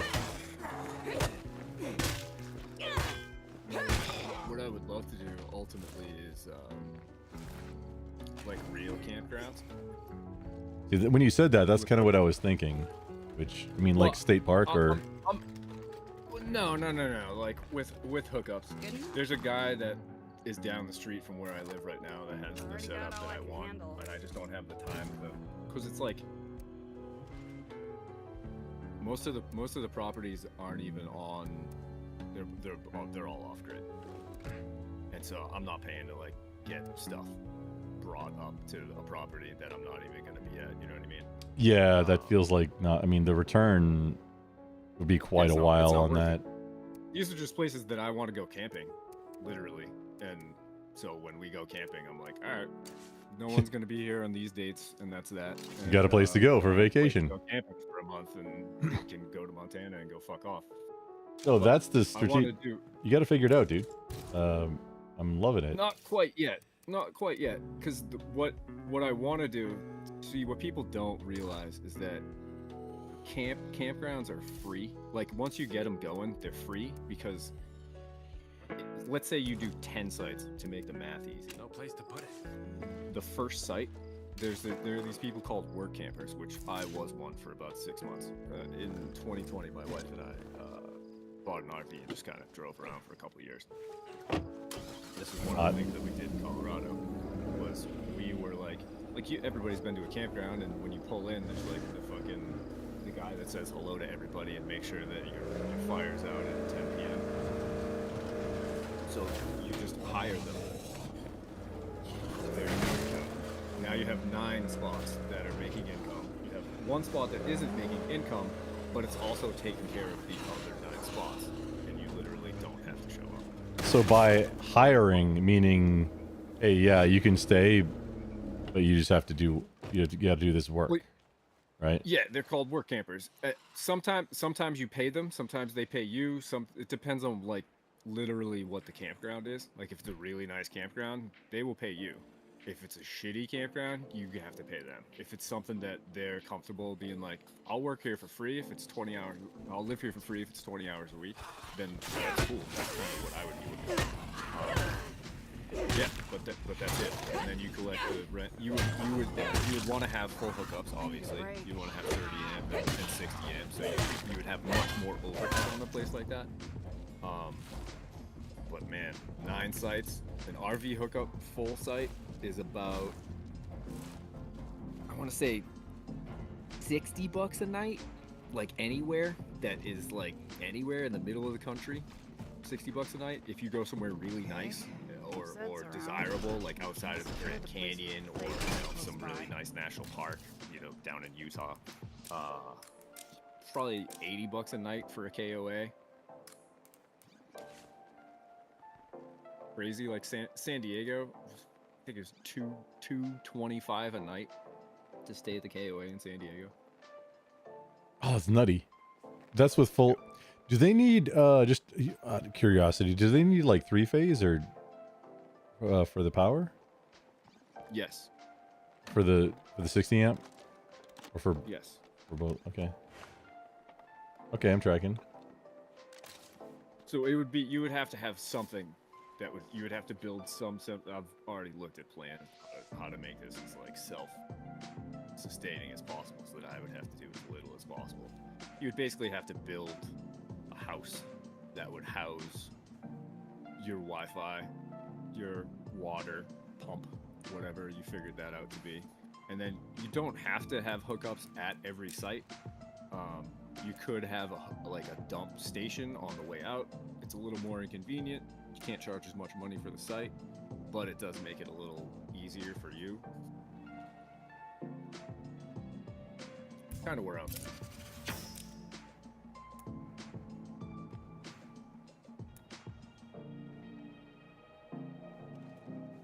You are building an empire. You're doing it, man. I'm soaking it in. Feels like I should be paying you for Right. consulting right now. Oh, I'm not consulting. I'm just shooting the shit.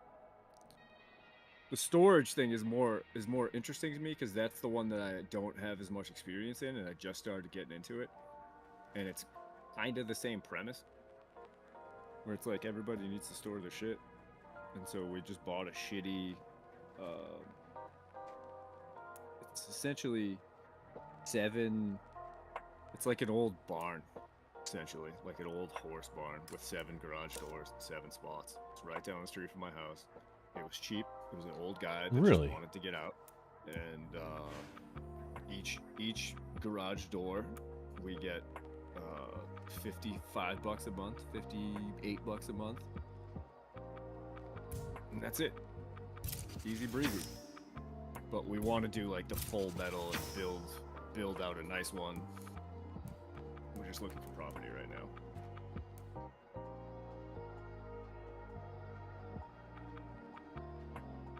Is that you can erect a metal building that's 10,000 square feet, all in with the slab, everything finished for Yeah, it's not you much. know, It's like 40 yeah, it's grand, really somewhere in not there. that much. It's really not that much. Yeah, 40 grand. Somewhere in that I'd kind of neighborhood. probably- Yeah. 40 grand is a good. Yeah, that's a good. Number. Wait. Back pre-plague, I would say that would have been around $40,000. Even with No, like paying we're somebody to back pour the down. slab. We're back down. Is So it? Yeah, Cool. I retired. My last career was I was an estimator in commercial construction. So Oh, you know way better than me. I'm maybe estimating. dude. not, but yeah, one of the things that I was doing at the time was estimating a big metal building that was it was a brewery, but it would have been basically the same shit as a storage unit. 40 grand was right on. Cool. I'm just a simple monkey. I don't know things. It's funny. 40 grand. That would get you about 40 units. 40 units in a nice climate controlled spot. Probably about 80 bucks a month in like some place that's within 20 minutes of 100,000 population city. Pretty much anywhere in the country. And the only overhead really is If I take out the nearest plague heart, this might just the clear air up. conditioning and the electricity to keep the lights and the gate going. So you basically put a fence around the place and put a passcode gate on, and that's Would- Is that it? security. You don't need anybody to be there. So you wouldn't have an employee. No, you just I'd set up cameras and Knock 'em off! we don't have one at the one down the street. You don't need it. I mean, some locations obviously need an employee. Some are set up to be like if you go to one of the giant U-Haul ones where you have to go in the front door and then walk in the back and it's like 1,000 units. Yeah, you probably want an employee in there. But if it's a 40-unit building that's accessible through the gate and a keypad to get into the door, and then each unit has their own lock on it, and you're within 20 minutes of a decent town, I'm not worried about it. Okay. Maybe the difference is, yeah, every place that I've ever had a storage unit, I've gone for the cheapest price, which have been in kind of shady areas. So they always have like somebody on staff, for during business hours anyway.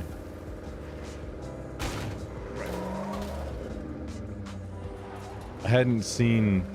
How would people like sign up? Is that something like you do online now to become a tenant customer? Yeah, big sign with the phone number on it. Call the phone number. Hey, what do you got? Got nothing, fuck off. Or I got a 10 by 10. $80 a month. And then, yeah, it's usually an email. Payload delivered. Verified document. Boilerplate bullshit. Every state law is different. You probably want to know that before you build a building or buy a building. Yeah. Like the North Carolina laws are a little weird. We can basically go through anybody's shit. We can basically take all of their shit after 30 days. We really don't have to show a lot of proof or evidence that they didn't pay either. It's kind of fucked up. That is really fucked up. But interesting to know that, hey, your liability is covered. Right. Which I imagine that would be. What's your usual occupancy on a storage It's unit? 100%. right now, right here, it's 100%. I could imagine that somewhere else it's not, but I don't know where that would be.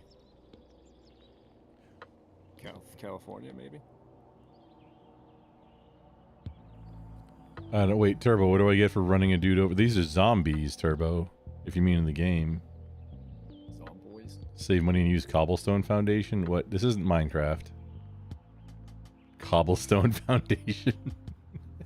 Cobblestone's super cheap. But as a foundation? Or, like, yeah. a storage structure? Yeah. Of course. It's the only way to fly. You're talking about doing like a pole barn now, or something. Cobblestones are probably like $8 a piece. Hey, back. You probably pour that foundation for about $5 grand.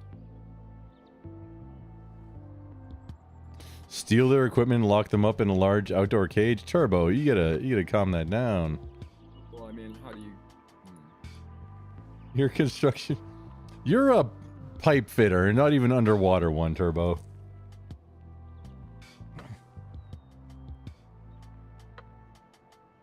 Oh. Oh wait, hang on. I'm scrolled way past because Turbo doesn't know how to like type more than 4 words before hitting enter. So hang on, scroll way. Yeah. Just ex-wife was in Boston. Says dirty. Was that? Oh, it's a fucking shithole. Yeah. I think so. It was an actual career opportunity that I would maybe play for, not the Boston Bruins, but probably the Providence Bruins, which is like the farm team for the Boston Bruins. I probably wasn't good enough to play for the Boston Bruins, but it was like I played. When was this? When I was a kid. I played hockey from when I was 6 until 18. Where'd you play? New England. Oh. Me too. Did we go to high school together? Were we on the same? I played mostly town team. I grew up playing for the South Shore Seahawks. I don't know if you've heard them. And then I played for the Bay State Sharks, St. Moritz Devils, South Shore Kings. Mine was all youth. Hoblock USA. Okay, you were all youth. Yeah, it was all youth. Yeah, so in Texas, there's actually it's apparently nationwide. There's a disabled veteran hockey league that I investigated very briefly. Then I had some phone issues and basically new phone who just lost contact with the. I had found out about it, found out where they were having one of the games.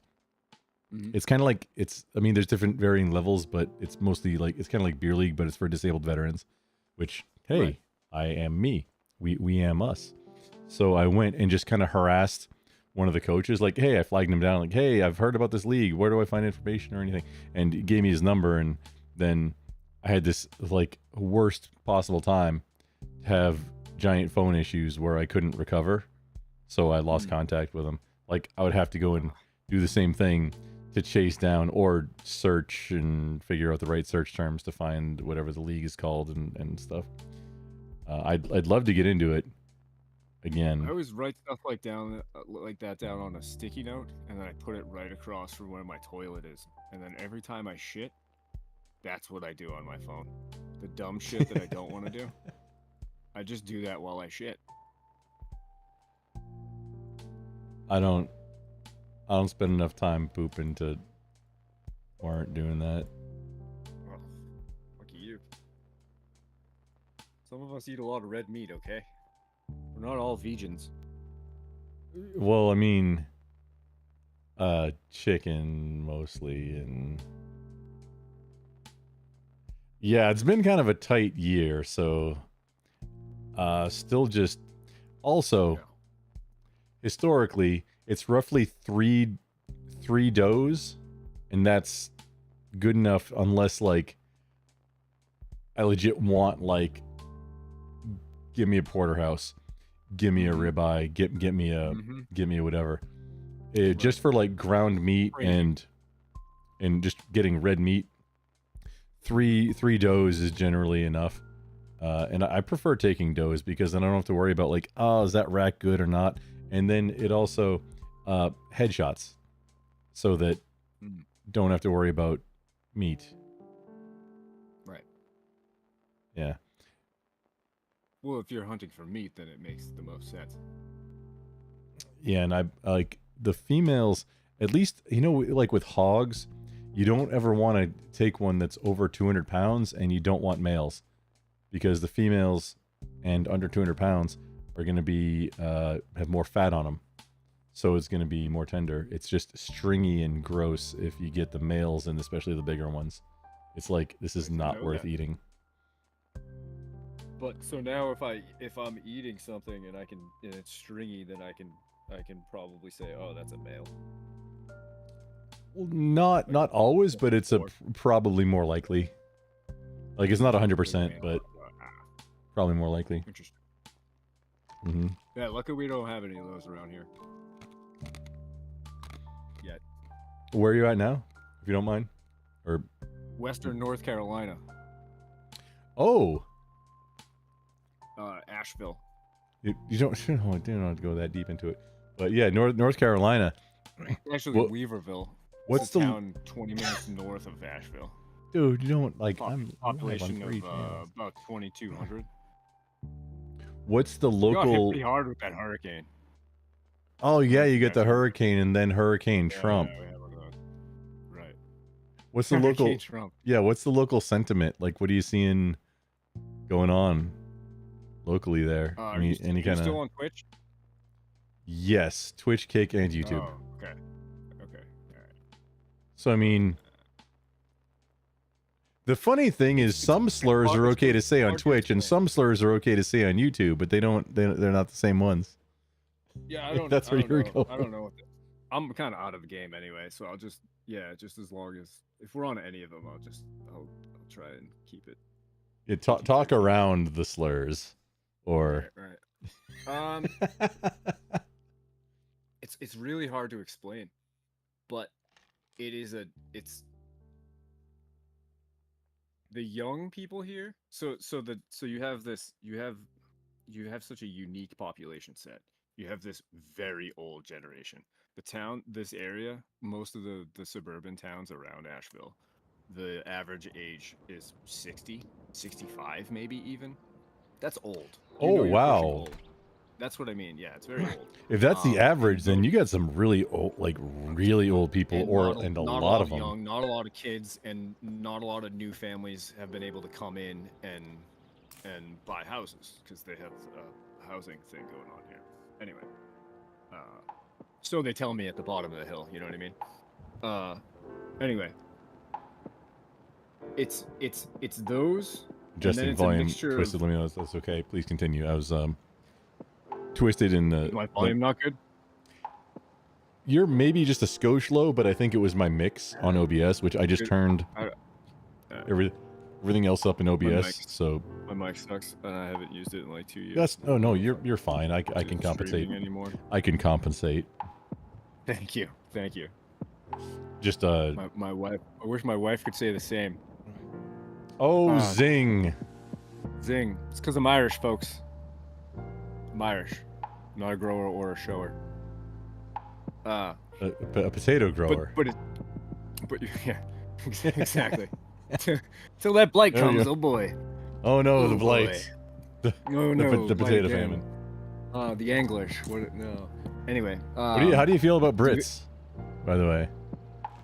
Like as an American, a second generation American. Oh, you're second gen. Oh, that's close to homeland. Which do you know? What area of Ireland your great grandparents? Been to my great grandparents' house. Yeah, of course. I mean, just north or Republic of. Oh, it's on the west coast, outside of Galway. Okay, the Republic. Kerry. Yeah, there's this town called Roundstone, and outside of the town, there's this little island called Inishnee. Is that the Gaelic? It's fucking beautiful. Pronunciation? It's beautiful. No, it's just how you say it's. If you read it on the map, it's literally Innishnee. Innishnee. Yeah, but anyway, the people here are old, and it's old country people, and it's old hippies, because this town was built by essentially the Vanderbilt family came in and made this town, and so there's a lot of old blue blood, weird that thing here, Biltmore There's Estate. a lot of old money too, right? It's all old money. All the money Yeah. that's here is old money. And then a lot of like poor artists that are kept around to entertain the blue blood money. So you have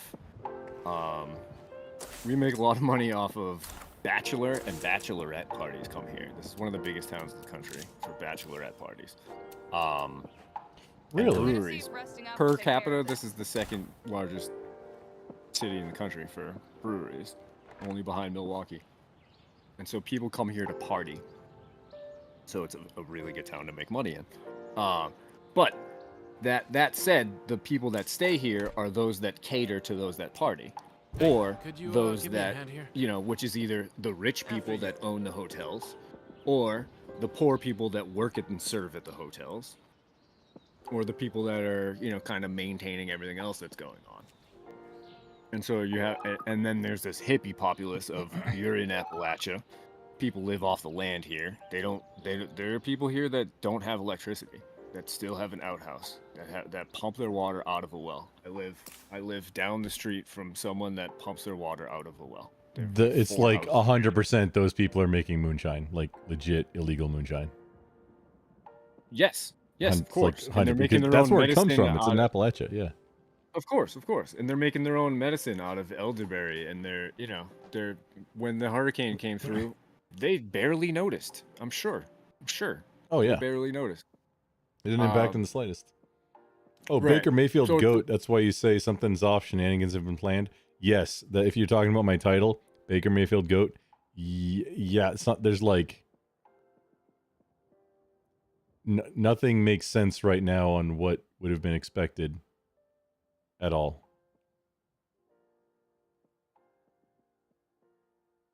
We've been unburdened by what has been, though.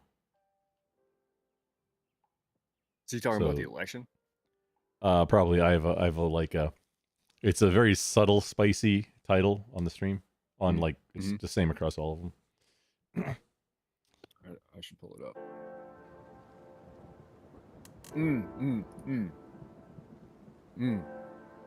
Can you even talk about that or what? Wait, about the election stuff? Yeah. Yeah, I mean that's the two things. We're doing some zambies, which And we're doing real estate investment, which you're into it and you know what to do now, so you're good there. well, maybe it's imposter syndrome, but yeah, no, I'm not already doing it, so I don't know that I know what I'm doing yet. However, I have been listening to a lot of people that are pretty smart about it and or also have been doing it for quite a while, so I kind of have an idea. And I've been listening for quite a while, but however, haven't done it myself yet, so I feel like I failed at that 100%. Oh. You know. You know what?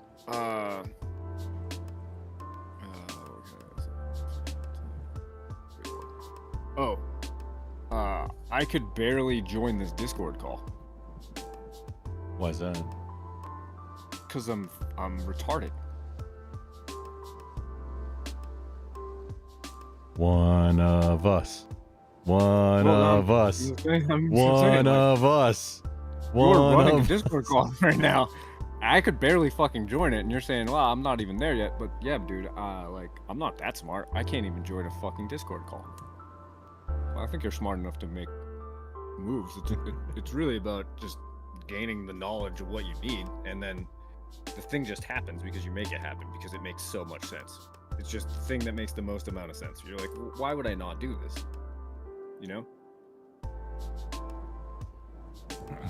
That's where I want to get to, where Yeah, it becomes a mindset and an obsession, though. I'll warn you right now. Yeah. It becomes the only thing you do. You're constantly scrolling through fucking real estate listings, and you're talking with brokers, and you're on forums, and you're listening to the Bigger music's up Pockets to that? podcast.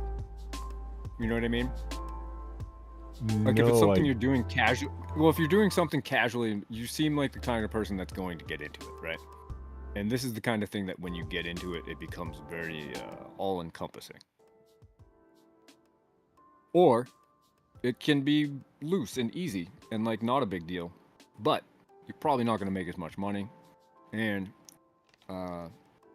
it's a little more risky to do it that way. But I the want more to effort and the more well, more my shit goal you put into it. Mhm. is to retire before I'm 55. Oh, that's easy, dude. I didn't start doing this Yeah. until I was 35. I'm 41 now, and I retired a year ago. You're a little younger than me, and I've got that kind of lag start on it. But based on But I know people younger than What- me that have been doing this for 10 years that have, they're doing multi-million-dollar commercial real estate deals right now, and it's boring to them. You know what I mean? that's what I want to be doing, and I just need to get back into. It's been a bad year. I just need to get into another contract. What I do for a day gig, it's going to be super quick to be able to finally get into this. Mhm. But I'm not quite there. Well, 'Cause like I need to said, get a it new is contract something or that something going. you could definitely passively do just by find a couple cool podcasts, find a book that you can read, 15, 20 pages at a time. Do Oh, those kind of I'm things. already- Get an app. I think I'm already ready. already I just reading? not financially ready at this point. It's been, like I said, it's been a really That sounds like you're not ready then, because rough there year. are definitely books that will tell you how to get a loan. We didn't have a lot of money when we got our first loan. It's all bullshit. It's all smoke and mirrors. It's all about getting that first thing, step in the door, and then leveraging against that. that's what I'm on. Yes. So if you have anything, just leverage against it. It's at the point where you just got to be like, fuck it, man, I'm doing it. Otherwise, you're Can- just renting. Yeah. Can you so in DFW area, because that's where kind of Where I'm you are. well, not where I'm physically at right now, but my That's where you're house looking. is in my house is my primary residence is in the DFW area. I'm in my bunker right Okay. now. Okay. So it's that's why I'm kind of immune to swatting, because I'm in a bunker. Mm. So all the politics frogs that like to dox and swat people, I mean, there's very few people. The internet doesn't know my real name. There's very few people that do. Nobody knows where I give out a lot, but not enough to narrow it down. Not enough to swat. Nothing from outside, minus one time. We were talking about vehicles, and I just, I got X amount, and Yeah. somebody tried to check me, and I mean, I don't. Why would I lie about this? But hey, hey, here's 1, 2, 3, 4, 5, 6, 7, 8, 9, 10. Yeah, fine. It's not like they're all Ferraris. It's mostly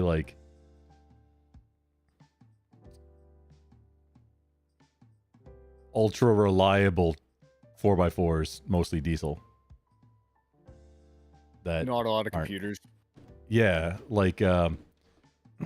honestly, I want to get to the point where the real estate, and not just real estate, but investments, passive income, is paying all the bills and additionally building wealth, so that I can start a business making bespoke apocalypse ready vehicles that have no computers at all, minus Okay. non-essential things.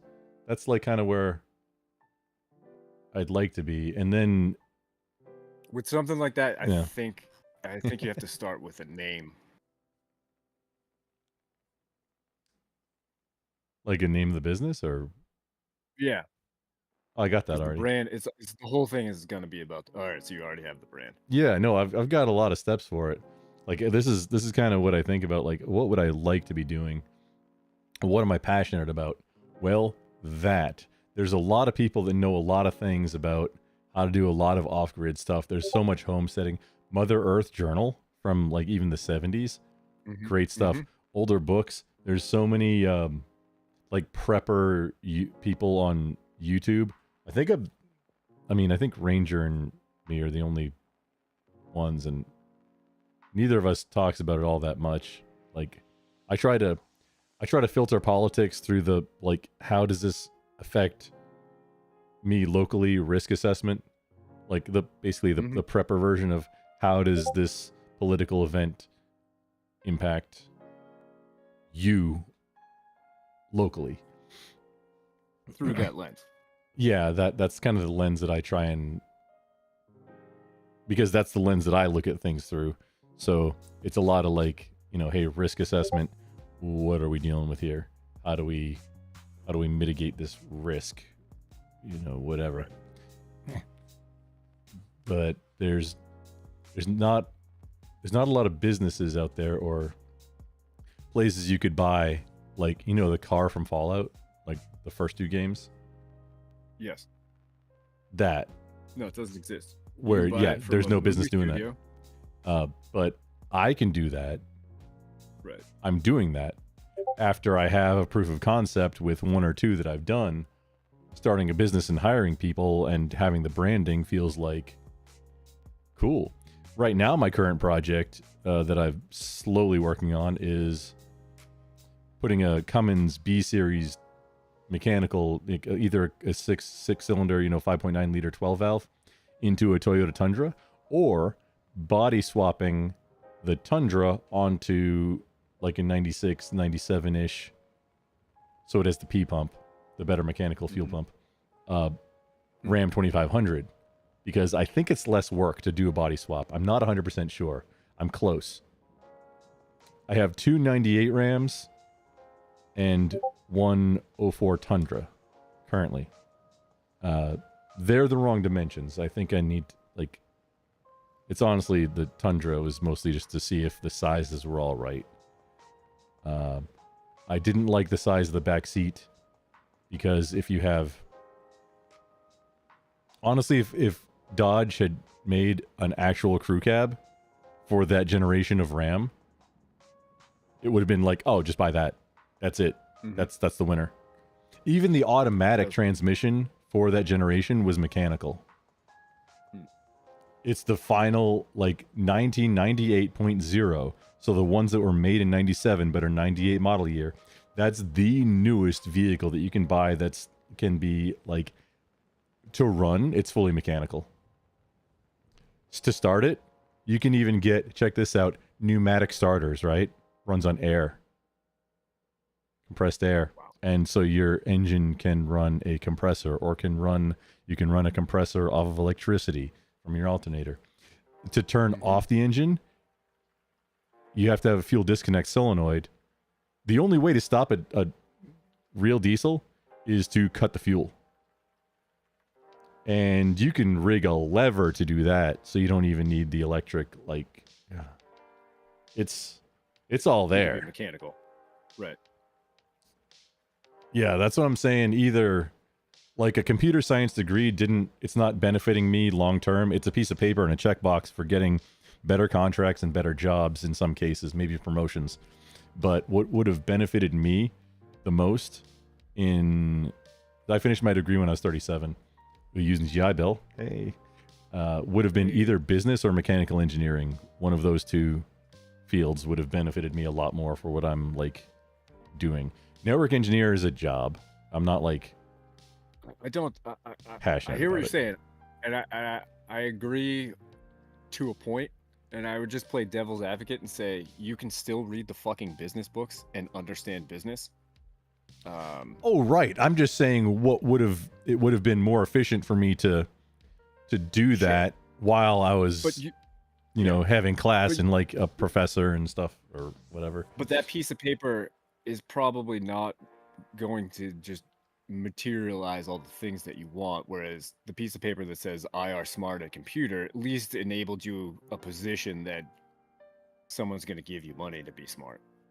You know what? And then you can use that money to figure out your own business, whereas otherwise you would have just gone into someone else's business. I mean, you would have done the same fucking thing. You would have just been working for somebody else, and it just would have been a business as opposed to computer science at a different business or whatever. Well, that's the thing is, how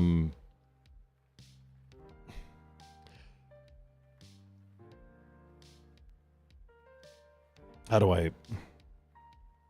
He's going to say the Jews.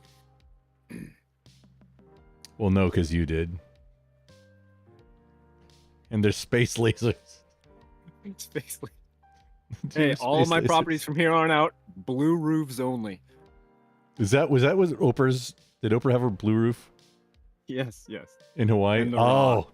Yeah, and all those Maui houses that were still up had blue roofs. maybe Coincidentally. it's totally coincidental. Coincidentally. Yeah. So having a computer science degree, like, so at this point, I'm 22 years of professional experience. Like, nobody cares. Like, the only nobody who's actually hiring cares about my degree or certs. I don't have any certs currently. That's because I have that much experience. No, my entire career. Yeah. Well, maybe no, not too early. yeah. But the thing is that just having a what I mean degree is a checkbox. Having a computer science degree that does get past some of the ATS systems, the applicant something systems for that HR departments are using. You know, the ones where they keep track of applicants and they use like to detect if your resume is AI in it. Negative. And all of this stuff. Well, that's the thing that's happening right now. Tired man. Name's Turt Ferguson. My name got a big hat. That's the thing that's going on these days, and just to get through the HR screener on applications, you sometimes have to have the checkbox of has degree. However, most of the time, I have recruiters approaching me, either via LinkedIn or Indeed or Monster or whatever, recruiters that are approaching me for, hey, I got this role. You want to talk about it and see if can we get you an interview? That's usually. However, at the level that I'm at, there's very fewer people. However, it's very competitive. Like if I can get into the first round interview, I'm gonna get to the third round, but then against two other dudes, maybe I'm not the one that wins, you know. But sure, such is life. Sure, but that piece of paper wouldn't get you in that door anyway. It's the 22 years that gets you in that door with those other right. But the super cute dudes. Like you were saying, the computer science degree, that'll get me past that. If I'm doing an application to someplace that sounds interesting, yeah, the very first gate. Sometimes the degree, I think, will help get past that. Like you said, and I agree with you. However, it's not all that often. I think the degree actually, I've been looking at maybe doing management a little bit, not sure. I've been in like lead roles where I do everything except for terminations and reviews. So like part of the hiring process, the leading, the mentoring, the leadership, the like keeping all the projects on task for like the whole team. That's my whole thing. All of the responsibility and none of the glory. Well, and none of the having to fire. Actually, the paycheck is usually higher than the compensation is usually higher than the manager that I work for in my most recent gigs. So, I mean, as far as the glory, I'm okay with that. Well, when I say glory, what I mean is the same thing that you just alluded to, which is you're gonna get recruiters no longer interested you to be the dude that does shit for other people. You're now the dude that makes other people do shit.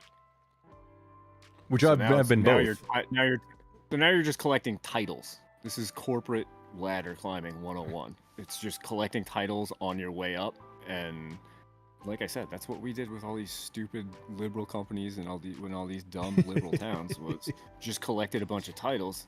Now me and my wife are directors of whatever the fuck we want to be. Because people. That's the thing. I want to make a lot of money. Yeah. Really, at this point, I'm like, okay, hunker down, The only way to cut do all that expenses, is to make all the money as fast as possible, and get those investments rolling and start that snowball. So then start Yeah. working on your resume and get a new job every 6 months. Start engaging with every fucking recruiter that calls you. And Oh, that's what I 'cause do the now. only way you're gonna make money is by getting $100,000 job turn into an offer for a 125 somewhere else, turn into an offer for 150 somewhere else. That's the only way. Because that first job is not gonna, after a year, say, "Oh, we're gonna give you 150 now." It's not gonna fucking happen. They're gonna Oh give no, you you have to. 105. That was and you're gonna have my to suck my their dick about problem. The very first big boy gig, I'll say, like real job. I did a few contract gigs. The first gig I had after I got out the Marine Corps, I stayed there for 10 years through an acquisition. And that, I mean, honestly, that has helped in some cases where an employer has said, "Hey, I see that you were at this employer for 10 years. We want to get somebody that's in it for the long haul." Like, "Oh, why? Yes, I am. Yes, sir. Yes, sir. 3 bags full. Yeah, let's do that." Even though, like, no, that's not happening. Right. Unless that employer does. And I'm pretty good at negotiations, like business justifications. It's all about putting things into perspective. It's all about the framing. The best way to convince a business to buy fire extinguishers is to burn down the building across the street. I Yes. mean, 100%. It's simple as. It's It's not even hard. Well, you would be surprised that how many people don't get it. Didn't even So know that. it's like a My dad taught superpower. me that at a very young age. He worked in a Mhm. bad part of Boston, and he worked for Hey, keep going, a please. glass, I'm gonna step away for a just a moment. glass company, Please go on. I can hear you and entertain my chat. and his boss would pay him still to hear you. go around and break windshields so that his business would get a little more customers.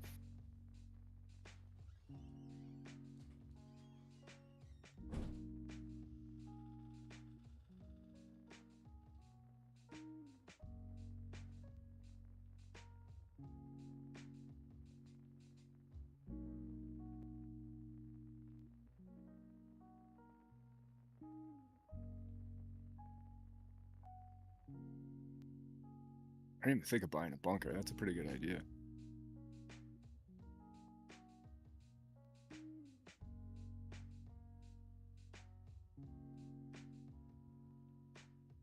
Bill Gates has a bunker. I bet in his. It's fucking weird. Wouldn't recommend it.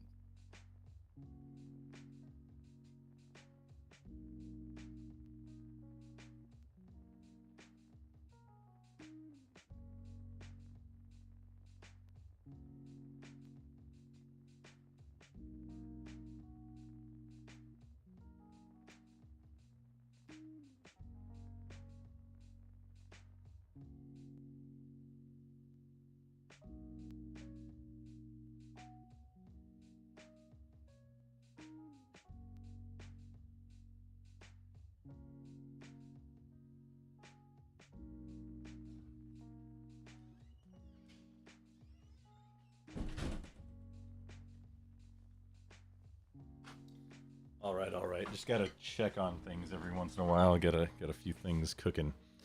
Not meth. Totally not meth. So you don't want to like necessarily buy a bunker unless it's one of those ones that's just on a piece of property that there's no documentation of from like Cold War, like a nuclear fallout bunker, that type of thing. Like building your own, Not one digging of those your own shitty out. ones that people bought out of the Sears Roebuck catalog in 1952, though.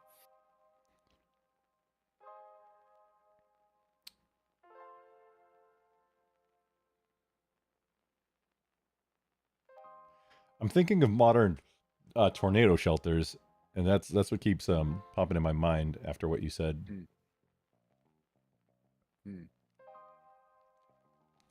I'd rather a decommissioned missile silo.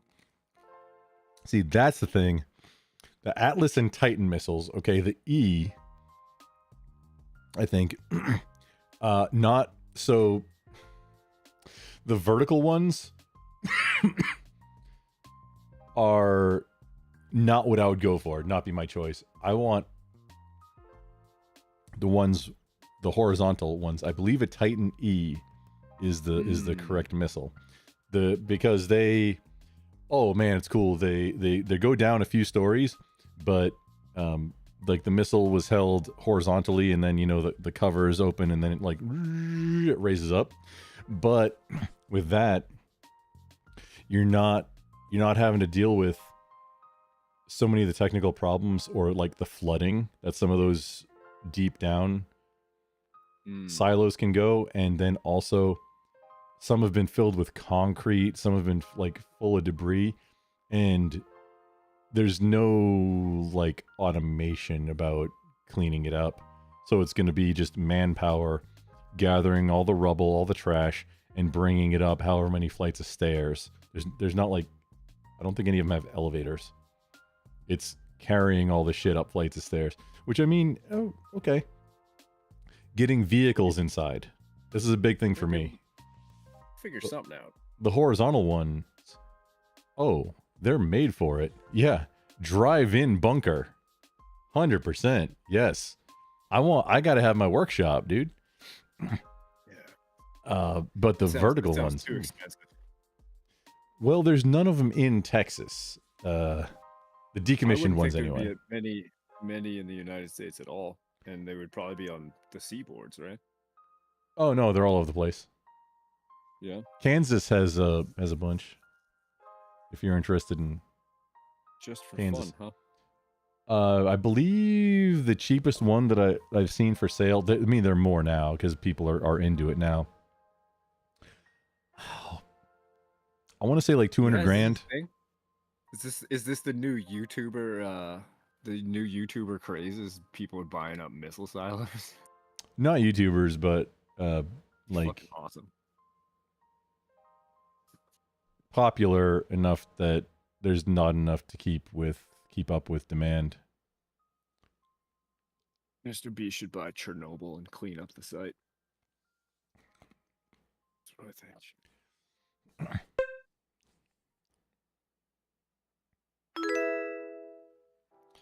Apex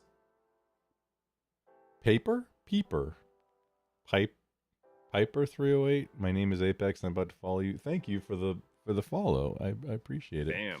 Damn. Just announcing it, flopping the dick out on the table. I like it. Oh, turbo.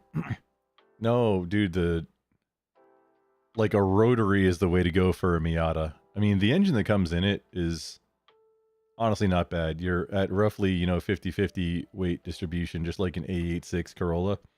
And it's the same, 1.6 liter ish. Same-ish engine, but, Toyota versus Mazda. But if you want to be really squirrely, you drop a rotary. A 2... I wouldn't go more than a 2-rotor, like straight out of an RX-7 or RX-8 into the Miata. Not a 302 though, like that's going to throw off the weight distribution. And also, I mean, I know Ford and Mazda have had a big old relationship before, but why? Like, Do you have model names picked out yet?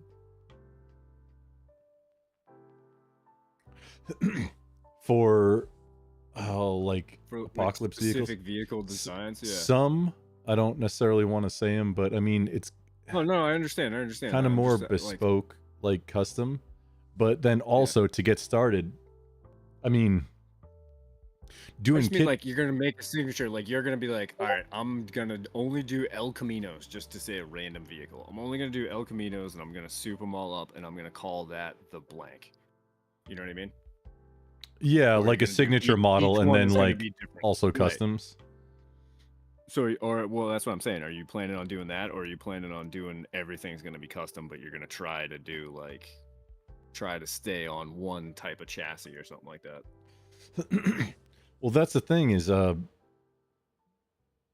there's a few different mechanical diesels that I would want to offer, but I would want to have them on hand first. A 4BT, which is the 4-cylinder version of the 6BT. So the 6BT is what's in the second gen Cummins Rams, the 12 valves. The 4BT is the 4-cylinder version of it. They have roughly the same efficiency because also the 6BT, the 6-cylinder, it's just magic. Like there's some harmonic that got hit with it or something. I don't think the Cummins engineers even knew it when they designed it. Straight sixes have magic, and then that particular engine is even more magic. The 4-cylinder version of it is working a little bit harder, so it's not quite as efficient as like usually a 4-cylinder is going to be a little bit more efficient than a 6-cylinder because you're using a third less fuel, right? It's not exactly straight line math like that, though. Right. You're figure lucky to get 22 miles a gallon. Would a 4 not have more of an issue overheating faster? I mean, because I'm just thinking about the things that I know of. Oh, Cummins B series overheating, that's not really an issue you ever worry about. Well, how much weight are we adding to the vehicle? I'm just like I said, I'm thinking about things that I know have happened and the reason why things have happened, and one of the issues may have been overheating. The difference is a 4BT is roughly 800 pounds and a 6BT is roughly 1,200 pounds. So that's like a 6BT is considerably heavier than like a 351 Windsor or a Chevy 350. Engine. I meant the vehicle weight itself. I just assume you're adding thousands and thousands and thousands of pounds to the vehicle weight. Well, I mean, if you are including armor or something, plausibly. Wasn't that what you're gonna do? I mean, it's an option. Well, how do I select it? And does it come with the 6-cylinder or the 4-cylinder? Checkbox. Check little radio selector on the website, or on the phone. Oh, Apex. Yeah, I'll take, Pear, why does my character in State of Decay 2 look like Atreus from God of War? I don't know who Atreus is. Is that the main character? Or is that the kid? Also, I kind of get what you're saying now. I never played God of War, but from the second one, if that's his kid, I get it. That's just where I hit pause.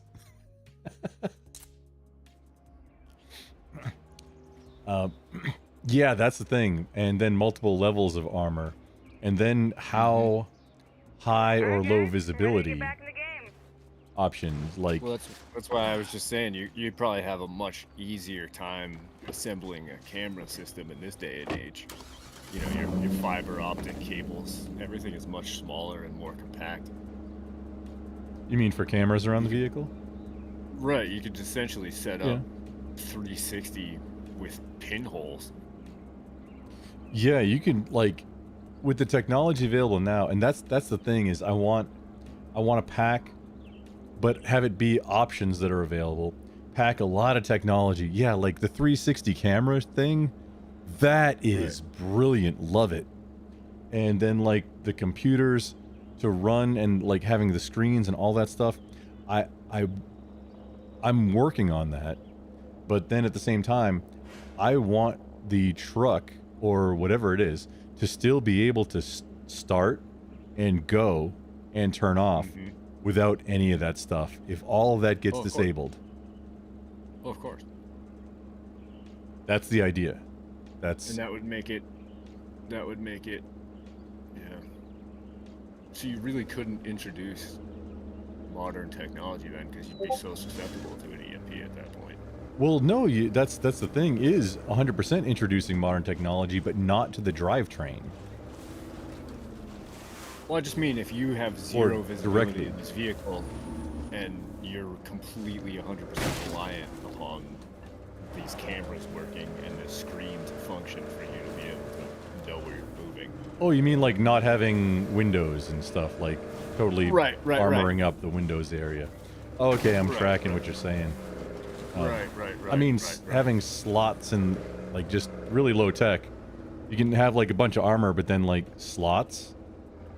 Right. That's super low tech, and that'll still get it done. I don't know that I was even thinking about going that way, but I mean that is. Shit, plague zombie. Oop. Womp womp. That is a. That is an option.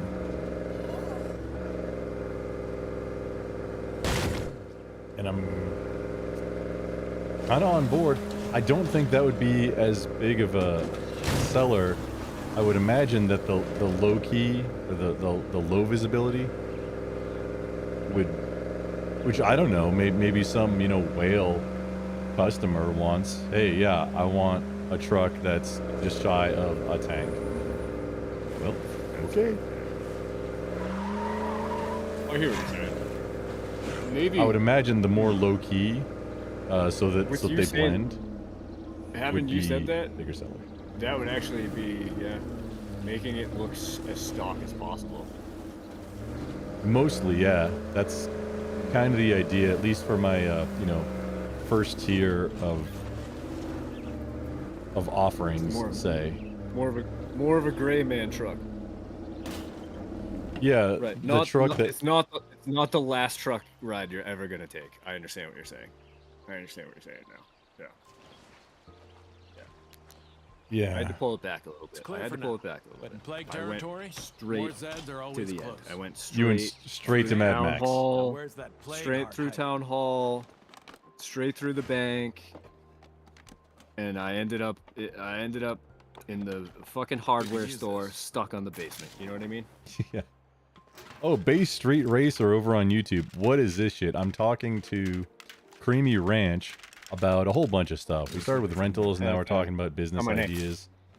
And I'm Third playing a friend. game, State of Decay 2. There are zombies, or you see, as I it is a kind of a conversation prompt because I do enjoy the game, but B, I talk about things kind of from a prepper perspective about, local risk assessment for political things. So zombie games are 100% on, well, most of them, the ones that I play anyway, are 100% on point. I don't know about Silent Hill or Resident Evil. Not sure about those, but stuff like this, 100% on point for the flavor of my content.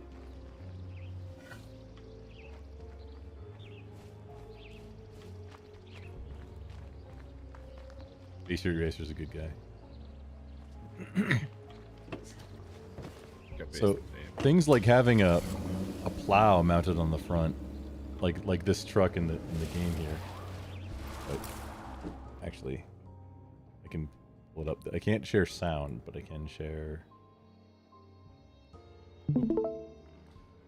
Which you don't need to see what I'm doing, but if you want to. This, I like this truck because it has a plow. I don't know that it actually reduces the damage to the front of the truck when you, like, if you're plowing zombies. But I mean, it makes sense that it would. Yeah, it would not make sense if it didn't. Seriously, but I'm not sure that it does. Oh, got a stowaway.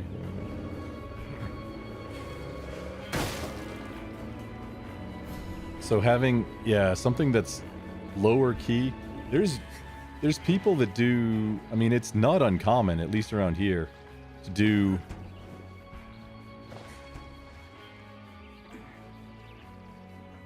wait, fireman, probably go to bed. Twisted was here earlier. You just need to talk to him about, Marine Ossifer stuff.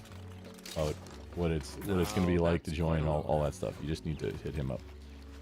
But if you're going to bed, thanks for stopping by, man. I appreciate it.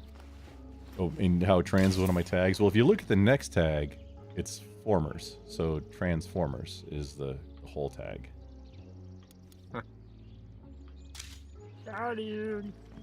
This is how I roll.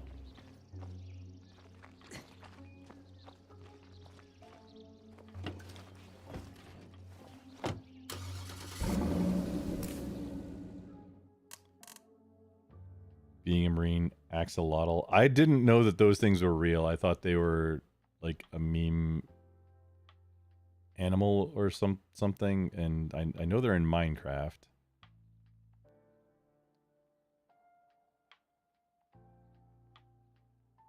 But I didn't know that apparently they're fish that have arms and legs, and that's kind of weird. January 7th in play, unburdened by what has Bimmy. Yeah, no, Bimmy's not going to be burdening anybody here anyway. Rally at the Supreme Court on January 7th. Turbo, didn't you say you're going to go and like start a communist protest in front of somebody's property or something? Oh, Fireman, can you join? See, I'm scrolled way back. Yeah, you can jump in.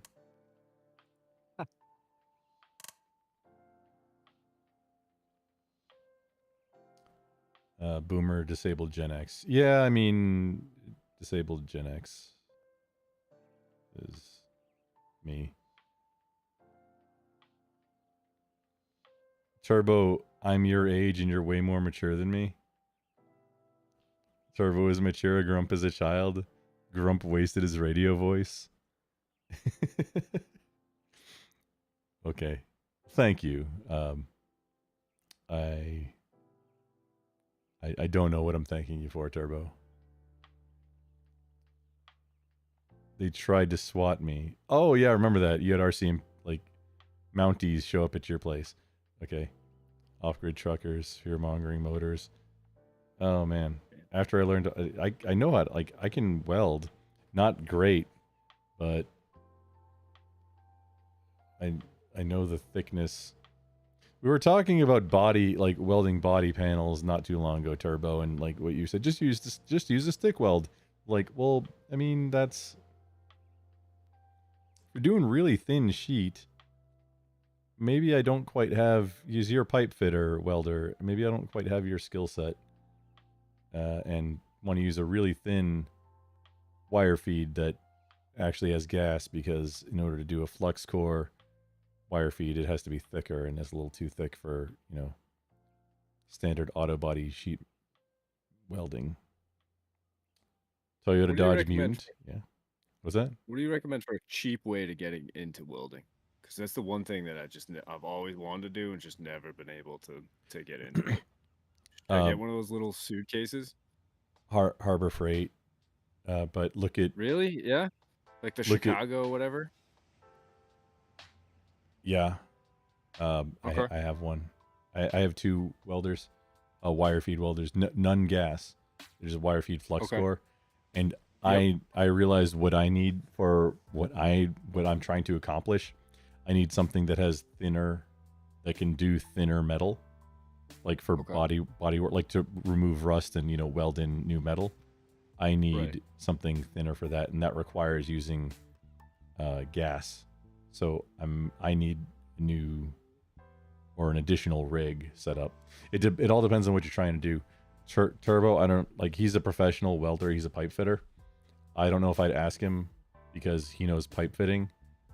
I don't know if I'd ask him for how to do, like, what you need to do more, I guess, mundane tasks, because he's gonna suggest use a stick and get good, because that's what he's good at. I'm talking 1/4-inch flat stock angle iron, like typical shit.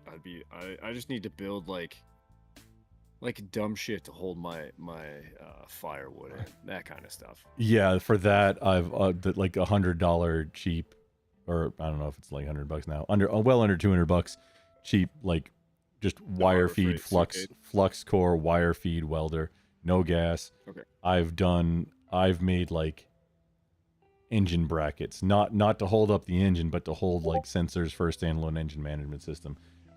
Just welded up brackets and everything that I've frames for a few things, anything that I've needed to. They weren't pretty. The welds are not pretty, because it's old.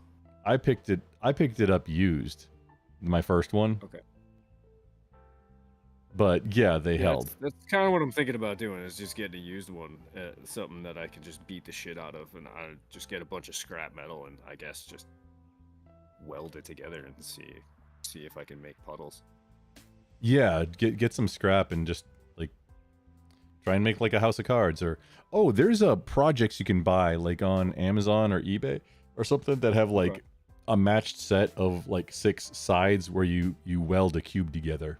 Oh yeah, it makes sense that there would be a ton of shit. Yeah, just for training. What a good idea. What make better impressions? Lime more boxes take turbo. What in the world do you trying to get? Hang on, I gotta get caught up on the chat here. Oh, Fireman was there. Fireman, are you there? Hello.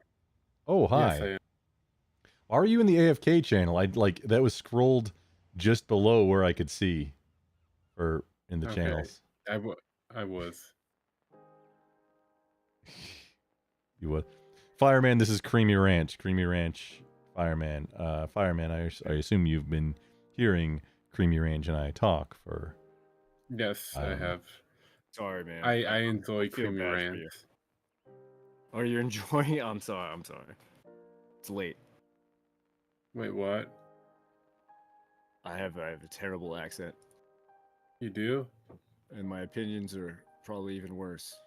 What are your opinions? Street Racer El Camis, yeah. I think that I'm just questioning whether or not a man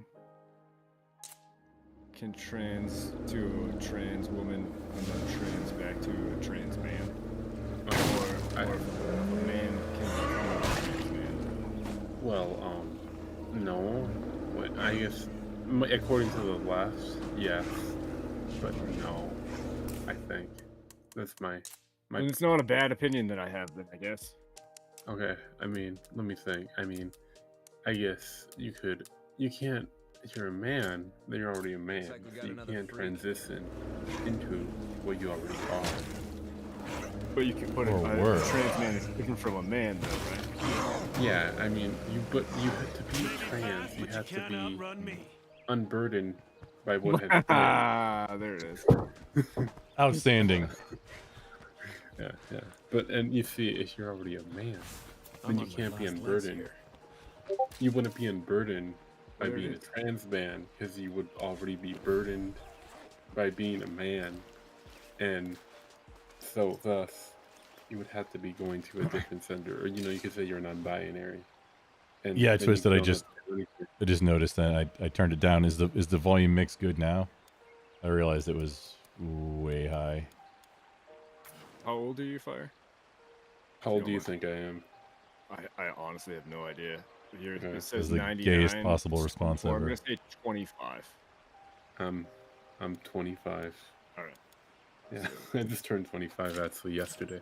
Wow. Well, happy birthday, man. Thank Oh you. yeah, happy Thank you. birthday, nerd. Well, 2 days ago. 2 days ago now, because it's November 10th.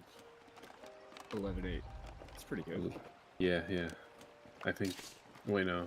Trump was elected the first time on my birthday, or the day before, or the day after my birthday. Yeah. Okay, Memorable.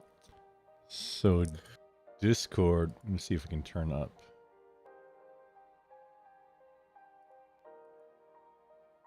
Am I still Ah, too yes. slow? Anyway, Okay. There we go. So, what have you guys been talking about? I've been kind of popping in here and there. I was did just- a- I was just gonna ask Grumple because you came in. I was gonna ask. Well, I asked your age because I was gonna ask Grumple if he remembers what all of the Republicans were saying when we were younger. And you're 25, so you could give us a completely different perspective at that point. Because when I Okay. was younger, the Republicans were I don't even know. saying that gay marriage was going to lead to, all this weird slippery slope. Who knows what, it's against God, and yeah. that we were gonna lose the church, and Oh, basically yeah. everything that's come to fruition. Yeah, Yeah. that's I mean, some of that Nostradamus, happened, yeah, like and you then might say. Yeah, and then another thing, well, I don't know, one thing I remember that Republicans were doing that was kind of stupid was they were all going after like violent video games. I Yeah. remember that from that Oh, that was era, the thing. but Oh, and yeah, the PMRC, the music, like getting the yeah, the Well, that was but Tipper Gore, though. That was Al Gore's wife that spearheaded that campaign. uh, yes, it Oh. was. You I didn't remember? know that. I did not remember. But I'm that not, was I'm not pretty, saying it wasn't bipartisan at the time, and it was a big deal, but that was definitely a yeah. Democrat-led Then like thing during the Clinton era, which was that's when everything went wrong. Was then a couple first to years Clintons. later, yeah. Well, then like 10 year or like 5 years later, then like feminists were going after games for having women in them. Because Didn't Miss take Pac, long. yeah, Miss Pac-Man is sexist because The she's a bows are woman. And, sexist. yeah, the bow is sexist because it's It I represents the think patriarchy. no, the term was a Miss Male character because there's putting feminine clothing on a male character to make. Oh, doing woman face, you might say. Oh. Interesting. Yeah. Yeah, I don't remember that so much.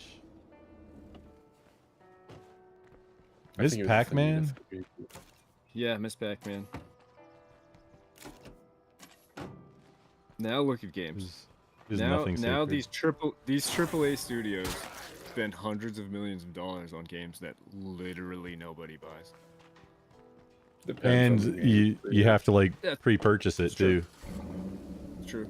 Yeah, I mean, the last game, I'm a sucker. The last game that I pre-purchased was Cyberpunk. Oh And man, then, how do the you game feel about that later- now? I haven't played it. In what year is it? Yeah, I haven't played it since. But I heard the it got game way before better, that- like a year and a half later. that's what I heard, but I don't know. And the game before that, which took me so long to recover from, was No Man's Sky. So I pre-ordered that, and I was really excited about that one. And it was like I paid $60 for a fucking, basically a playable demo. So it was a PS, I think it was a PS3. I broke the disc in half and I threw it away. I was like, I'm never gonna pre-order a game again. Years later, and I was like, oh man, Cyberpunk's so cool. It's gonna be like an actual role-playing game where you can like choose what you do in the game and like, control a character the way that Cyberpunk was supposed to be set up. And then you start playing the game and it's like, what the fuck is this glitchy bullshit? It just wasn't it. Very disappointing. Wasn't it? Didn't hit. No. That's just like my opinion, man. No, that's irrefutable facts. I remember the first night. I literally remember that I was streaming, and I had a chat with, I don't know, it was like maybe 15 people in it, and we spent 6 hours because the game got to 98% for everybody. Everybody in the chat, everybody in the world had downloaded the game, and everybody had gotten to the point where the game installed to 98% and then nothing happened. And everybody on Twitch was all streaming the same blank 98% bar screen for like 6 hours. It was awesome. Oh, you strom the like install? That's fun. I was streaming, like everybody was streaming the game, because it was the release of that game and it was what everybody was playing at the time. And Yeah. so wait, you I stream just on started stream. on Creamy Ranch? What's that? On this Oh account? no, I don't do that anymore. No, I don't do that anymore. I had a house fire in 2019, and it started in my office, and it ruined all of my shit. And I was like, I'm not fucking doing that again. Wait, It's just too much. did Cyberpunk come out in 2019? Was that out already? Yeah. Oh man, time flies. I thought that came out during I really thought I remember that coming out like Plague time, but maybe that's just when it got better. I thought it did too. That was what was the Animal Crossing? Animal Crossing was the big COVID one. Oh, Animal Crossing. Yeah, so it means it's just so easy to confuse those. I mean, they're To be like the fair, same it game. came out on PC around that time, so that might have been what you were thinking of. Oh yeah, I the last console I ever bought was a Xbox One. And wait, maybe I think I probably picked up the Switch after that. Never mind. Unless we're Yeah, calling a Steam Deck a Switch. I got or a suckered into getting console. it. A I Switch, consider it a console, but it isn't technically. I got nothing left. Oh, so close.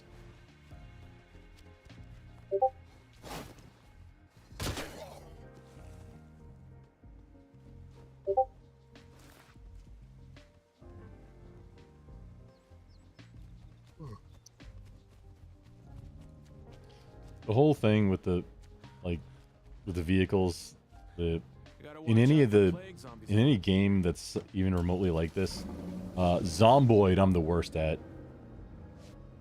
Is I collect all the vehicles.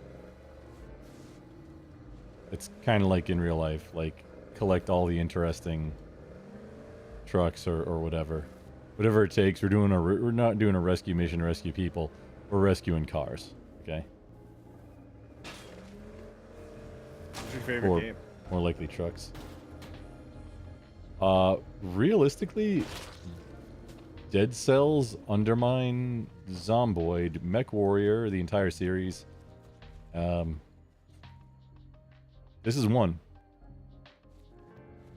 State of Decay 2.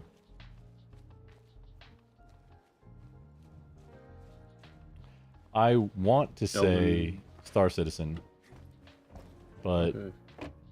I still need to put together my whole cockpit setup. I've picked up. So in 2020, yeah, or maybe it was New Year's into 2021. I went and so I had boutique at the time. It was boutique controllers, like all Thrustmaster stuff, in the 90s.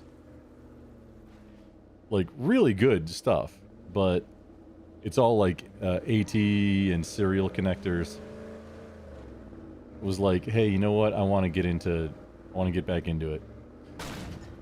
So in 2020, 2021, somewhere around there, I went whole hog. The thing was, because of Plague, I was just going to get the Thrustmaster Warthog set, but because of the Plague, that set was going new or even used for like close to $800 for the stick and throttle, just only no rudders. So I was thinking like, well, let me look at what else is out there. And Thrustmaster the quality is not exactly the same as it was in the 90s.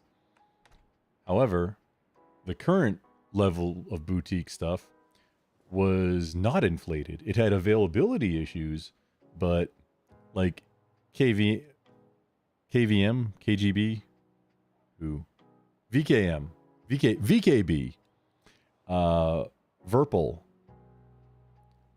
Crosswinds, rudders. These boutique, like really, small batch, whatever, things that mostly are imported from other countries, they were not ridiculously inflated. So instead of getting the Warthog set, I went and got, full set of boutique stuff. VKB, of the Gunslinger or Space Fighter, they changed the name of it. But I picked up a right and left-handed stick with both the angle. They came out later with an angle piece for the pipe. Because the grips and bases, you can like change them out even between different brands now, I guess. So you can like have angled stick for, to use one as a up, down, left, right throttle.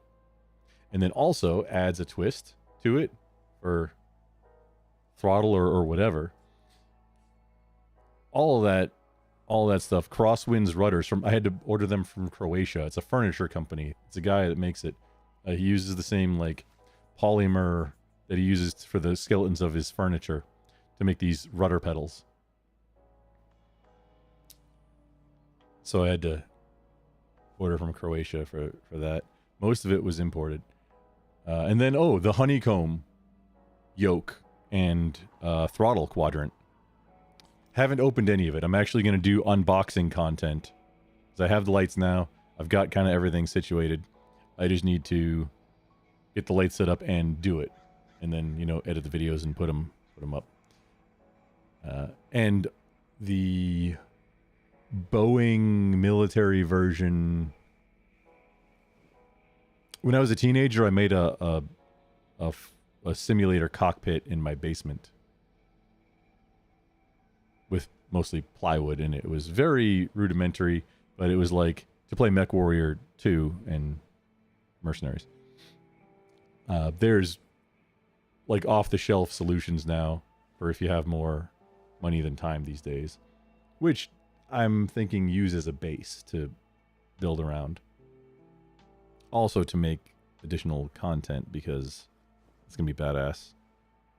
I have all the stuff. Sounds pretty. Just haven't done it yet. Sounds pretty based, one could say. Like in a base hierarchy? Yeah, like in a based hierarchy. Oh, or like cooking a turkey or something? Yeah. And not so much like a turkey, but we could go with that too. If it's the month theme.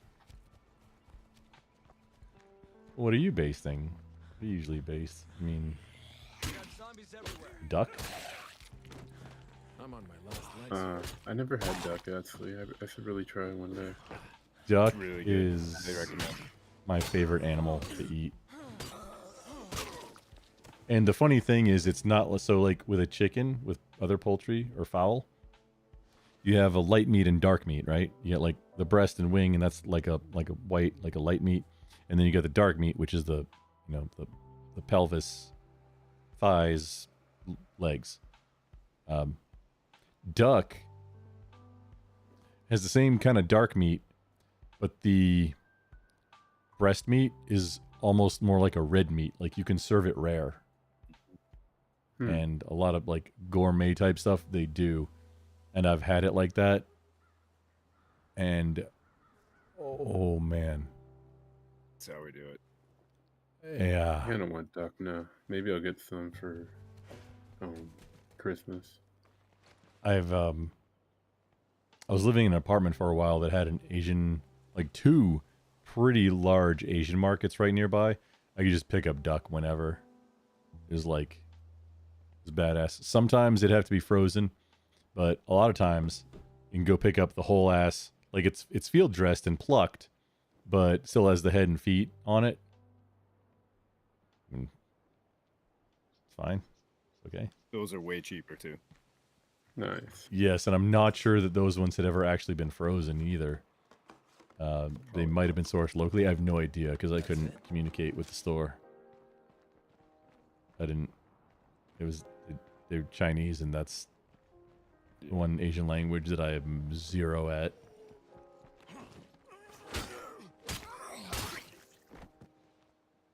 If it was the word for you. Ni hao. That's about all I know. Oh, hello. Hello. But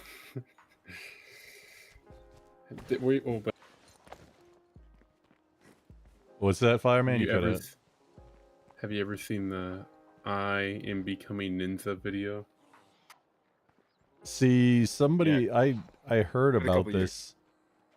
I thought we were talking about the Ask a Ninja podcast because that's like the theme song. But I'm very suspicious that it was Really? not about the Ask a Ninja podcast because that's from a long time ago, like in the 2000s. Okay, I will This place is clean. link something important in your chat. Important. We're talking about chopping someone Found some. down, maybe Yeah, possibly tap to a to specific Chinatown? part of town. Yeah, to Chinatown, yes. Oh, to Chinatown, you say? Finally ninja. They don't make movies like that anymore. Wait, Big Trouble in Little It's- China or something else? Yeah. You knew. Oh, what was the other one? With Snake Plissken, but not being Snake Plissken. Escape from New York. Escape No, from not LA? Escape from New York, Escape from LA. But the other one, it was like Big Trouble in Little China was the Oh yeah, there was a yeah. sequel, and it Oh, wasn't like you didn't know it was a sequel, no, it was or he bad. was in like a rainforest or something, or was that Big Trouble in Little China? The one with the chick, right?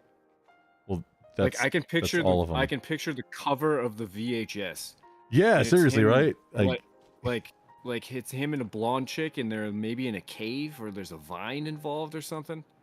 Hang on, Like it looks like Kurt I know you gotta look it up. Kurt Russell, right? Yes. Also, we could be conflating this with another because there was a whole slew of these type of movies that happened in the 80s.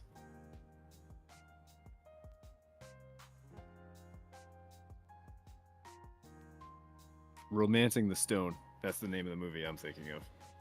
That is not what I'm thinking of. Oh, I haven't seen the Deadly Night, or the one where he's a Santa. I didn't even know that was him. I've seen like when the Doom music kicks in, and it's the Santa with the sledgehammer, like a few times. I had no idea it was Kurt Russell. All right, so if you look at Romancing the Stone, just to humor me, the cover is exactly what the fuck I said it was, and it's Michael Douglas. So I was right. I was conflating the two. I was way off, but it was another one of those 80s quasi action adventure movies.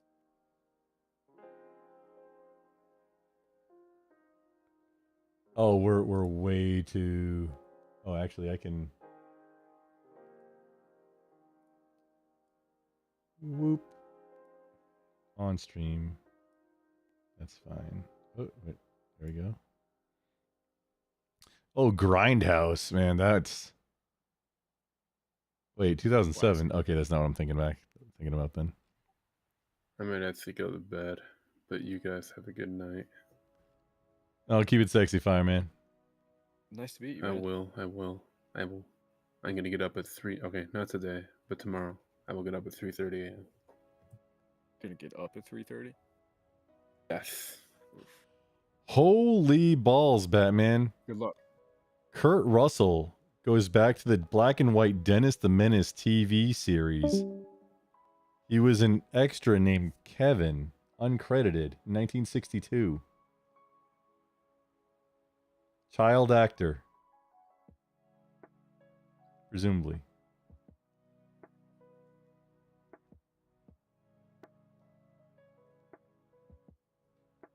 And you gotta make these covers bigger.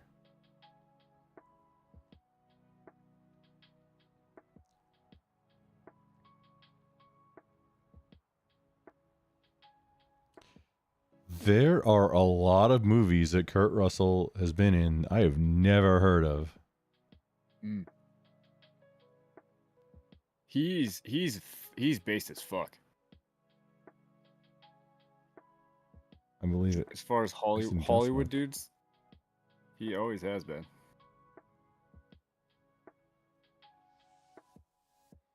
Oh, who's let's list them. Tim Allen, Jay Leno, Rob Schneider, Mel Gibson, Mel Gibson, yeah. Who's James Woods, Chris Pratt, James Woods, 100,000%. Also, he's got like 180 IQ, I think. That's pretty high, man. I don't know. James Woods, yeah, he's like a mutant. 180? Yeah, it's insane. 180 is pretty high. Yeah, 180 is like. Mensa bar is 130. Yes, it is. Wow. Mm-hmm. Mensa That's is also the incredible. lowest bar of all the high IQ societies. There's close to 10 of them. I understand that. I'm just saying like the consensus in this country is like, oh, if you're a Mensa candidate, you're probably a genius.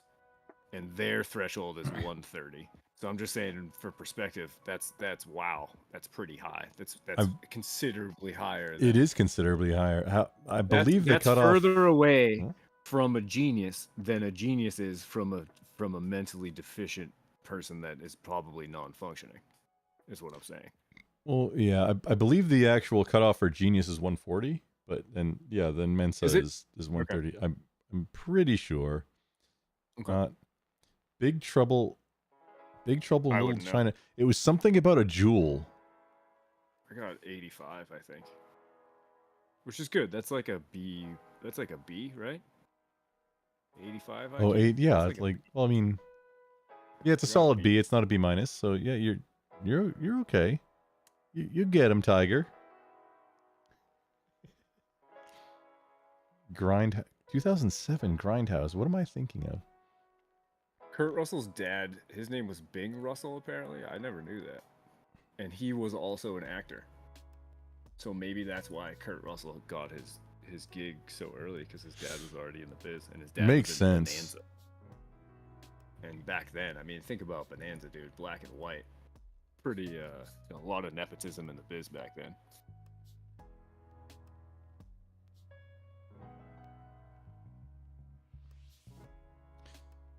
Big Trouble in Little China. I was thinking Something how about good some kind Mel of Gibson would be. Jewel of the Nile. Yeah. What That is the Kurt se- Russell that's not in the that? No. That's Kurt Douglas, or Michael Douglas rather, and that's the sequel to fucking Romancing the Stone. Shit, you not? No shit. Yes, dude. I was like, we're thinking of the same series. That's It's funny. like, We're oh both wait, it's thinking Kurt of like Russell. the same weird thing. Yeah. No, Big Trouble in Little China was badass, but this is Also badass. wait, Romancing the No, is this it? Yes. Jewel of the Nile and Romancing the Stone were the same two actors. It was that blonde and Kurt Russell, or Michael Douglas. Kurt Douglas. Yeah, Falling Down was his best one, but apparently it was supposed to be like Starship Troopers and be like a cautionary tale, like how 1984. Actually, 1980, or I keep wanting to say Orson Welles. George Orwell was a dude who apparently was a communist that chose to live in poverty in Paris for quite a while. Hmm. I don't remember if that was before or after he wrote 1984 and/or Animal Farm. It took me a long time to find 1984 in leatherbound, and it also was a double edition that had Animal Farm in it. So like, I win. Wow, Took me like 6 years to find it. that's pretty cool.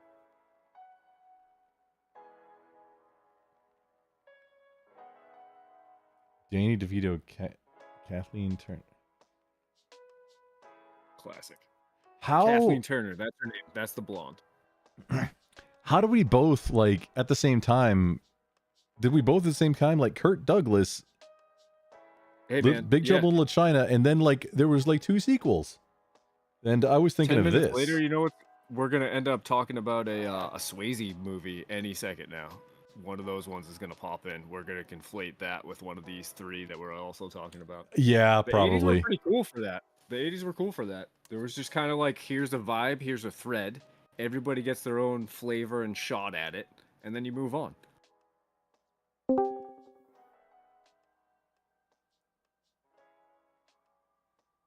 Oh, a wild aviator shows up. Sup, sexy? What's up, nerd? So Creamy Ranch. This is Nader Hunter, aka Twist. No, he's just Nader Hunter now. What's up, man? He is also a real estate guy, also a prior active duty Harrier pilot. He's a Marine too. Although I question his credentials because what's your favorite flavor of crayon, Twisted? God damn it, Grumple, it's purple. Because Yeah, it's that's the best. incorrect because red is the correct answer. Purple includes red though. No, you're the only one ever it's saying blue, purple, dude. It's blue for it's a little freedom suspicious. and red for the blood of my enemies. Okay? It's a little suspicious. Maybe it's a got the pilot wrong- thing. We the get wrong the better flavor. quality crayons. Oh, because We get they're the better included in your like quality pilot crayons. survival kit. Yeah, exactly. Oh yeah, of course. Friggin' Teen Wolf. Oh man, Michael J. Fox. Eddie Murphy, 48 Hours. How? I don't think I remember. Nick Nolte. Oh, Oh, that was a good one, man. I remember Overboard. I don't think I ever saw 48 Hours. Man, there's so many, like, when you look at, like, hey, movies that were around just in the time when you've been alive, like, how I didn't know about this. I do this with music all the time. Find random shit. I'm like, what is this? This is fucking awesome. So Some we're band that's been out flying. since 95. We're flying over to the Big Island tomorrow to go to the Kilauea caldera. Nice. Oh, all the hurricane relief stuff is all good and done and over with now. Yeah, because I mean you're in Hawaii. Yeah. I'm done with states mainland until the end of January.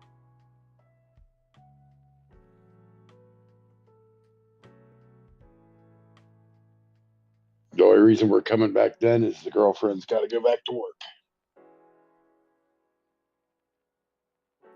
So did you flew to Hawaii? Does your bird have No, that kind of range? no. We flew commercial out here. Okay. But I am flying us over to the Big Island, though. Oh, like on a rental? Yeah, I'm renting a seaplane, an amphib. Yeah, that's right. You're gonna when at some point I pick up a HU-16 Albatross, you're flying it for me, right? Yeah, if you buy it. Not the kind of bird I want to invest in, but I'll fly it for you. Well, that's why I got to make a nonprofit so the nonprofit can purchase it. Then I'll just the premise is just once in a while, like when an island nation has a hurricane or some kind of disaster, you just go deliver supplies, make a few trips, easy.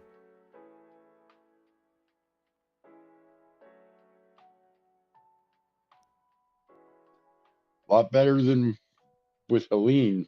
Man, I put out a lot of money for Helene. Yeah. So Thank did you. you encounter any resistance from either local or federal? Did you personally get that? I don't remember. I remember hearing stories. Because I was coordinating with FEMA and the Tennessee State Police and North Carolina State Police, because I was doing search and rescue recon primarily. I wasn't doing a whole lot of the other stuff. So not like getting people, which I mean I imagine you'd really No, need a I'm not rotary a. wing for that. Yeah, I'm not rotary wing, so I was flying and spotting people and reporting it to the rotary wing guys to go and pick up. I think all the stories that came out from getting resistance were from the rotary guys that maybe weren't coordinating. Yep, that's exactly what it was. They were guys that weren't coordinating. They were just coming into extremely busy and hazardous airspace. They were actually creating more hazard than solution.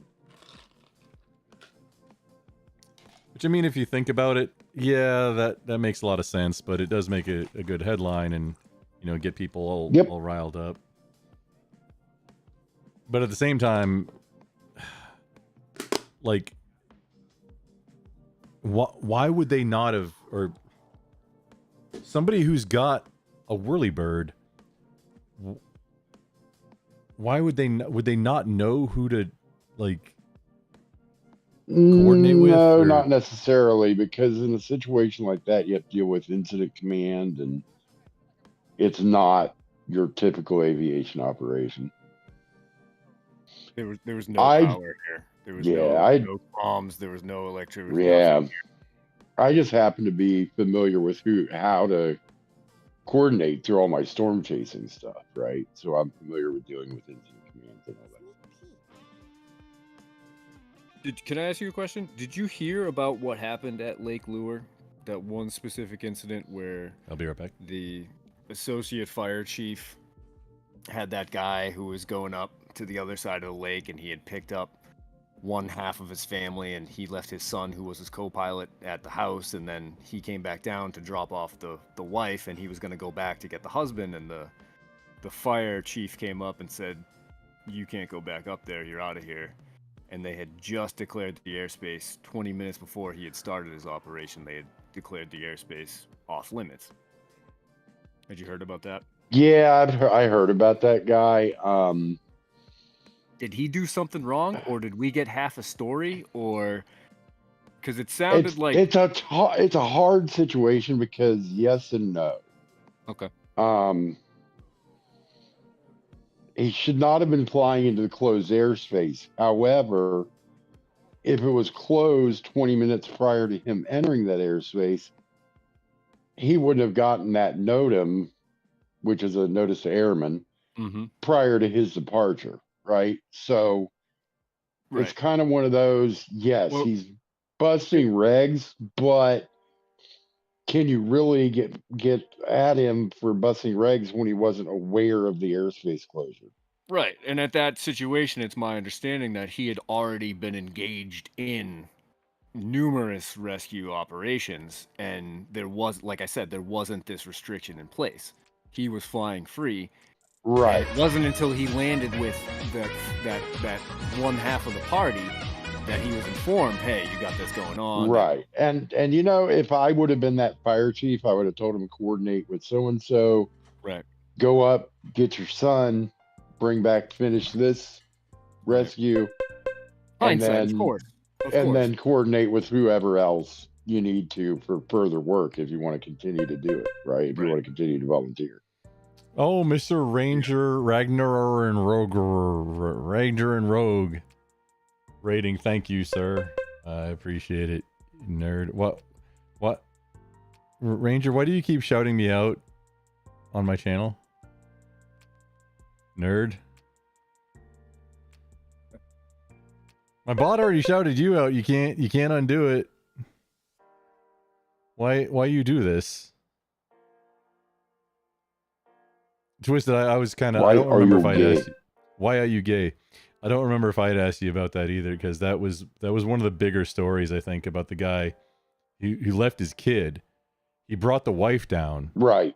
And then, so his kid and the husband are still up there. And I don't remember hearing about, well, again, did he go back to get his kid? And the problem, yes, he did. And the problem is,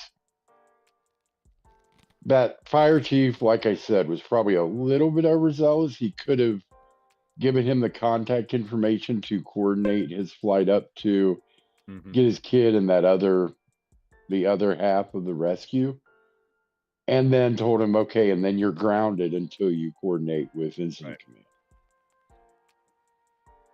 Yeah, it sounded like it got out of control, and I'm, like I told Grumple earlier, I'm probably about a half hour north of where that happened, and just talking to my neighbors, we were ready to take a trip down there and put that guy in a tree, because that it just the way that we got the news was fire chief stops rescue mission. Yeah, that's how the story was, and then it all trickles out a over. little bit more, and well, 3 days later. And you got to understand, we're all literally in the fucking dark. We don't have electricity. Right. We got one. If you have a radio, then you can listen to the radio station. Other than that, you're shit out of luck. No internet, no phone, no nothing. And so we're hearing these stories go around, and that's kind of how everybody felt. So it was just. I mean, there were a lot of stories. There were a lot of stories that went around that came out from kind of both sides, right? That were kind of not the full story, you know, they're turning away rescuers to their people hunting down FEMA workers, you know. Both of those were bullshit, you know. Another one that I got to ask you, because it's pertinent to you, and I hate to pick on you, but did you see any of the rotor washing videos, specifically the ones that the Cajun Navy had sent out up in Burnsville, where it was clearly a Black Hawk hovering about 50 feet above the ground? There's tents and shit flying fucking everywhere. Yeah. Who's doing that? And put me in that pilot's seat and tell me why they're doing that and how they make that type of a mistake. I can't think of any good reason to be doing that. You're trying to send a message at that point, because you know what you're doing. possibly poor instruction from controllers. It's really hard to say because even if you get bad instructions from a controller, you're pilot in command. You have the final decision, Mm-hmm. right? You can tell you can, as a pilot in command, you can tell air traffic control to go fuck themselves if it affects safety of flight. Right. So I can't. I wouldn't. I'm not a rotary wing pilot. But I wouldn't have done that. Right. That's why I'm asking, because common sense looks at that video and says the same thing. Says that guy should probably know better. That when he's hovering above an area that's staged for rescue, there's tents and supplies everywhere, and the lower you get, the more things you can see flying in the air, and everybody on the ground is waving their arms. It's like, why is this person doing this? It seems like not the kind of a mistake that a pilot would make in that scenario. Oh, Ranger also, this is the guy, he's another real estate investor. We were at one point talking about real estate investing, and like everybody here right now is, except me, is a real estate investor. I'm just very interested and trying to get started. If you wanted, if you got time, the bank owns it. This would be a hell of a crew to invade a lefty stream with. All of us real estate investors. I got all the basics down. I just haven't implemented yet. Is the problem? It's been an interesting ride the last few years.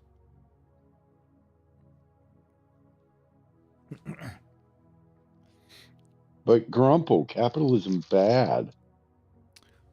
Well, you see, it's exploitative and a parasitic relationship. Excuse me, okay? We're called landlords. I would appreciate it if you addressed me by my surname. Lord of the lands, I will also accept. Lord. See, this guy. Ranger. Creamy, this is Ranger also. Yeah, he's the guy. Oh, he's a mod in my, like, I'm a mod in his, he's a mod in mine. You just can jump in whenever. You guys tweezer? Do I have a tweezer? What? I didn't hear what you said. I'm hard of hearing also. What?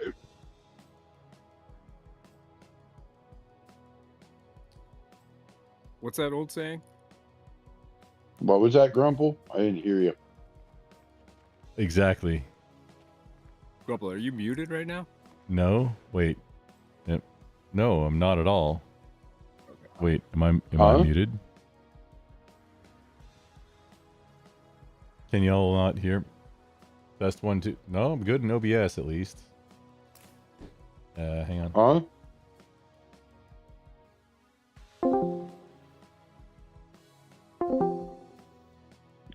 Test 1, 2. Anyway, there it was. Can you hear me now?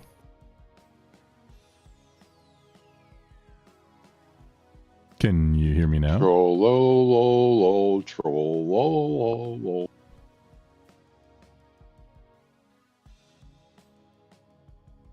What time is it? Can you hear me now? Good. What? Hang I will on. neither confirm nor deny that I'm trolling the shit out of you. Oh, thank you. That's very much appreciated, sir. You jerk.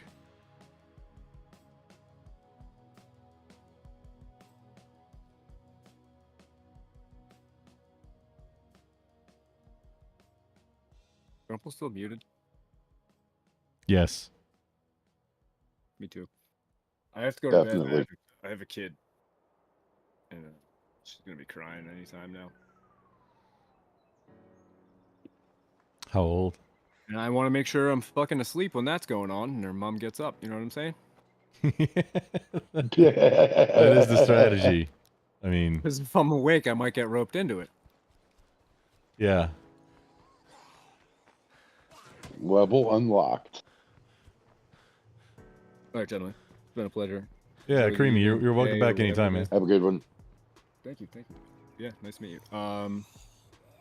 Do you stream every day, or what do you do? I gotta stop.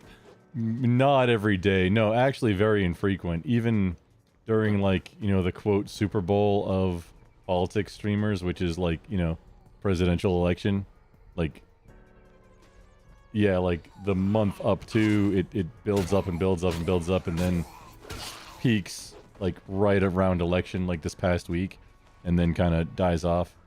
Ranger took the whole week off this week, and he was killing it. I did not. I went live far less than I wanted to. I try to do, my goal is like twice a week, and I still have not, because my schedule, like, I'm doing stuff. Honestly, I'm doing a lot with my church right now. So a lot of days of the week, I can't, and then most days when I go live, it's like way later, like around 9 or 10 post-meridian Texas Standard Time. Like after the kids are all in bed and, you know, the whole family's asleep.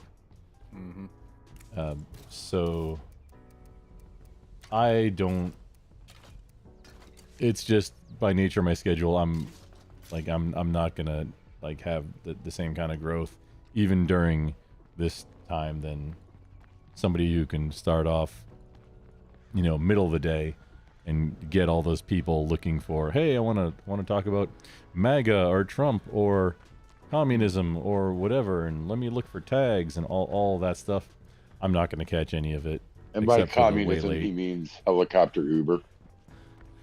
Yeah. Pinochet? Pinochet? How do you pronounce it?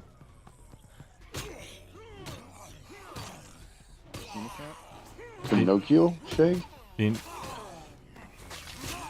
Pinochet, the guy who gave the helicopter Ubers to the communists. Pinochet, right? Yes. There was a van here the whole time. I was using my legs like a chump. Heard that before. All right. Head to bed. Night, Joe. Later, Creamy. Thanks for stopping by, man. Later. Thanks for having me. Later. Make them like they used to. Yeah, I just jumped in for a minute too. I'm gonna pop out too. I've got a couple things to get done because we're leaving in the morning for the Big Island. Because you got to take a giant dump. I get it. Well, I do got a shower here in a minute, but I pooped earlier.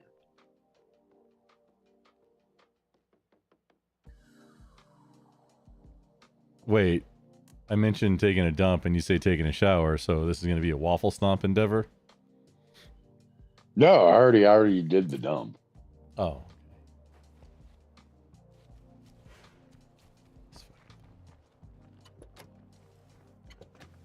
I appreciate you stopping in, man.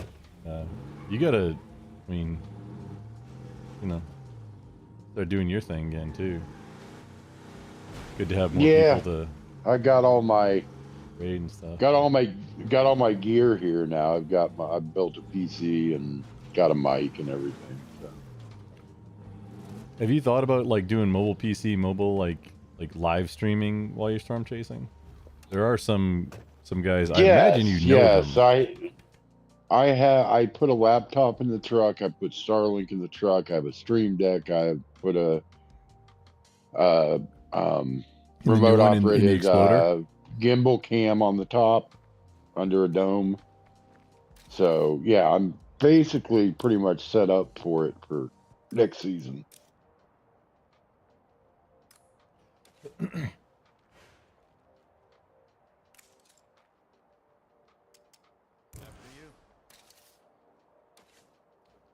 In the exploder, right? You're the like armored exploder. Yeah. Where'd you find that? Was it like police auction or? Yeah, it's a retired police interceptor. In an exploder, an interceptor really? Yes.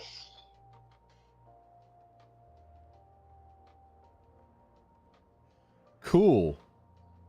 Dude, Yep. that's badass. So it already had all the uprated engine and the uprated electrical system in it and everything, with the bigger alternator, all the extra wiring. So it was ready to go. Yeah. I'm gonna bug you later about where to find that kind of. I mean, is that going normal auction sites? Probably. I got mine because I know the sheriff of the city, not city, the county I live in.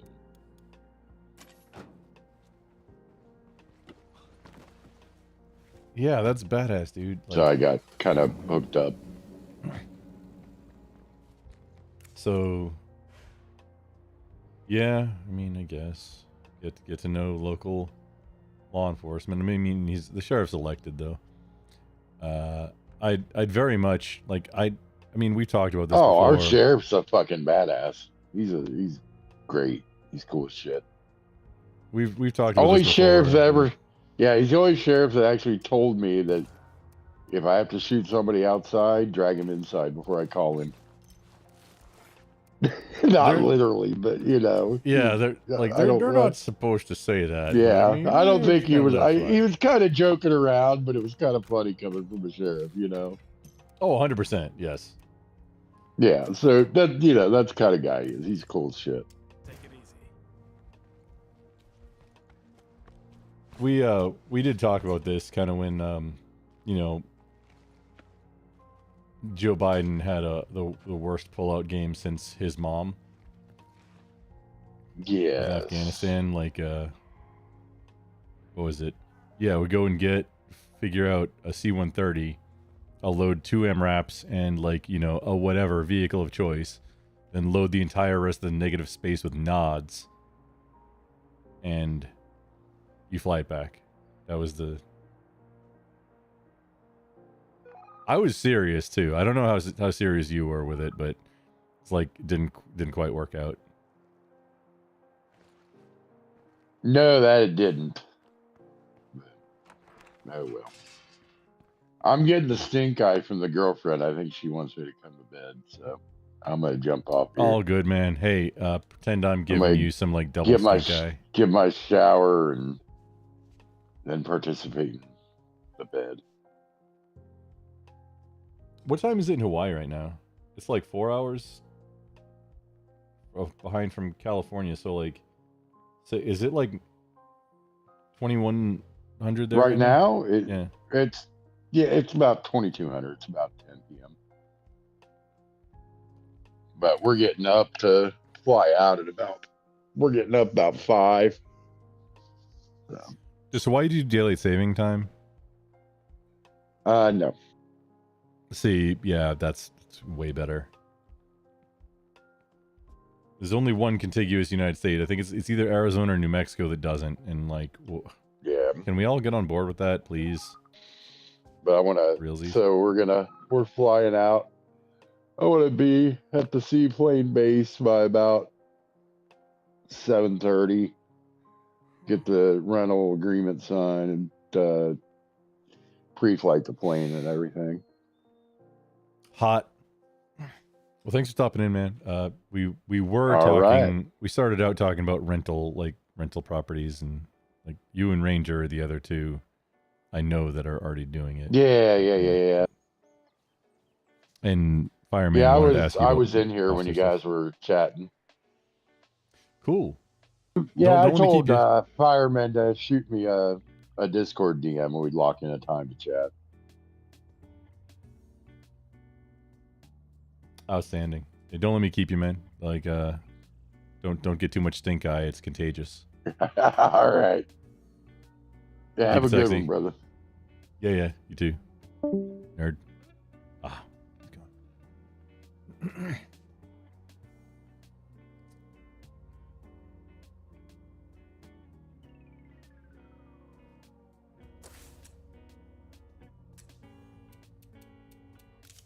So back to fun zambies. Oh, really? Mm-hmm.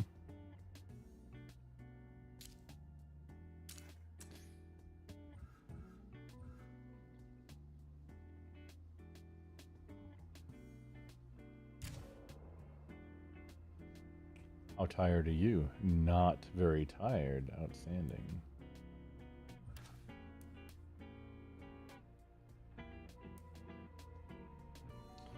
Wait, why do I have this guy? Driver. Which fuel efficiency is going to be really good, but driver without extra stamina. This guy needs to go. Yeah, sorry, sir. Your stamina is way too low. For not...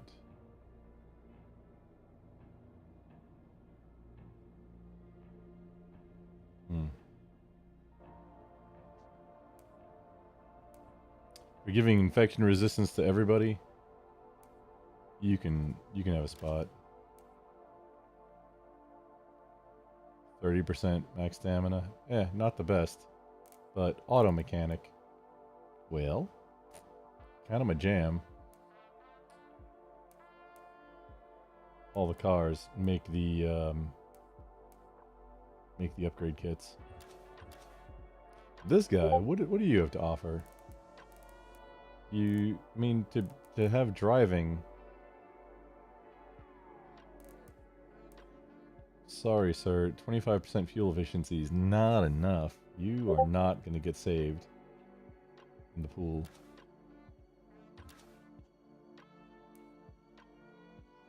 These two are.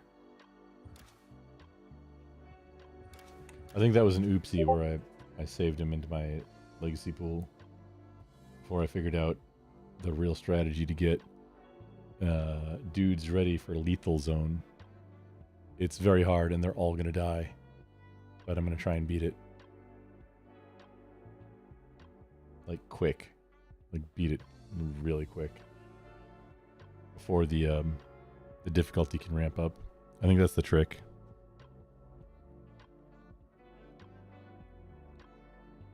Another day, another scavenger. I'd rather not have,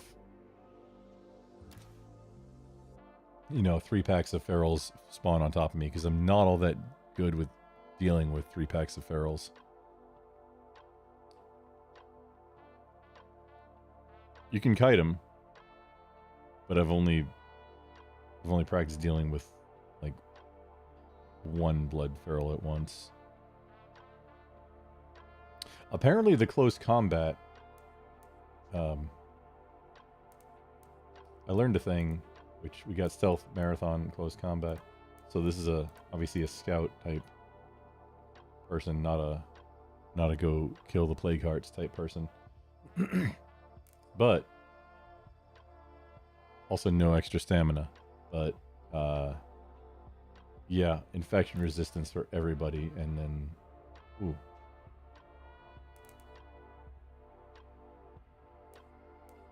200% for this one.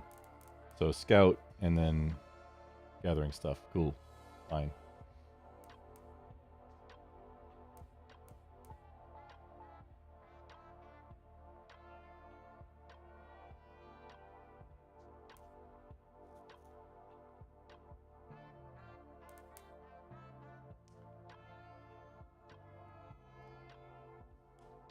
T.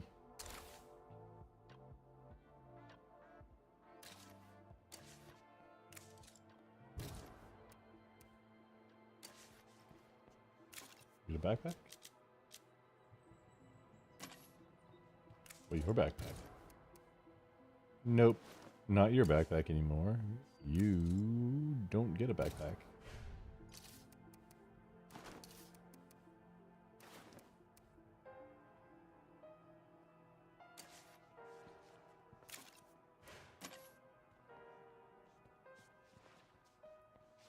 I hope nothing heard that.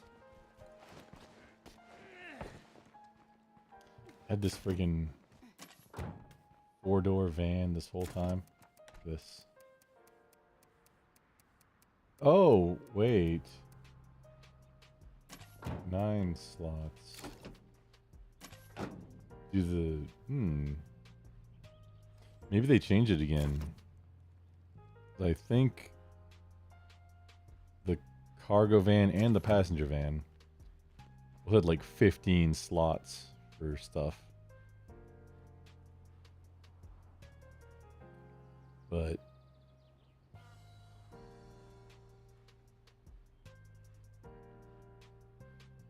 it wouldn't make sense for them to have the same because this one has 4 passengers.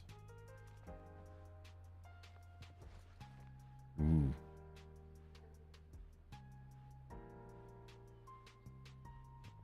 I do like the utility truck. However, we got stuff to haul. Do we need to command center? Oh, supply goods. Okay. Can just quickly go test. Because this feels like a good go upgrade the command center and then do another loop with these two. Make them really good. You think Lethal. screamers were all pop singers before the apocalypse? Or maybe I just pause this one and go and run a lethal real quick. No, it's too late to do that.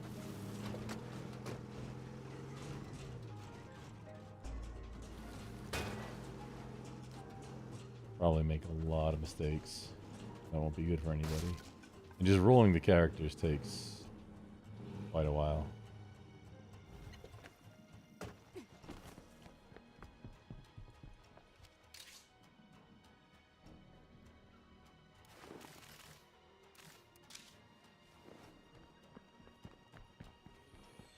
Great.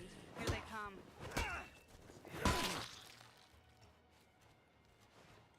Do have some place to check out though.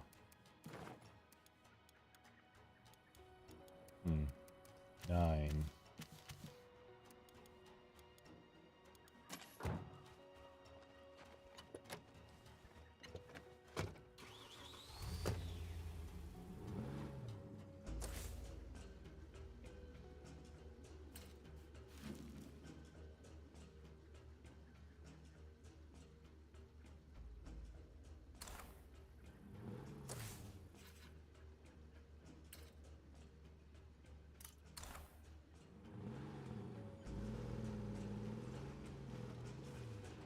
Okay.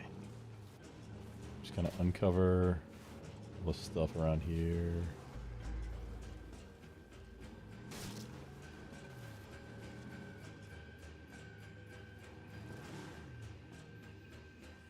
This pile of junk is glorious. You got a toolbox and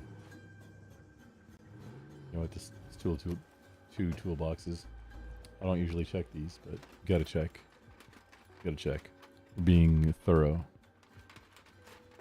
And getting skill ups. Yes. Parts. What is parts? It's apparently just a bunch of screws.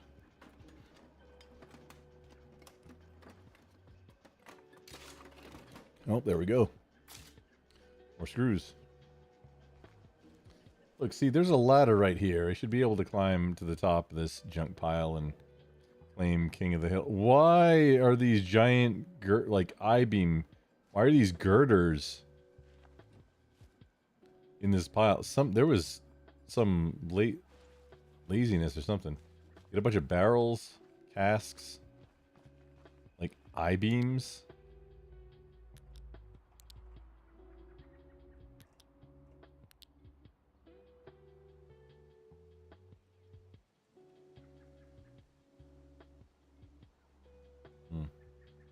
What does that say?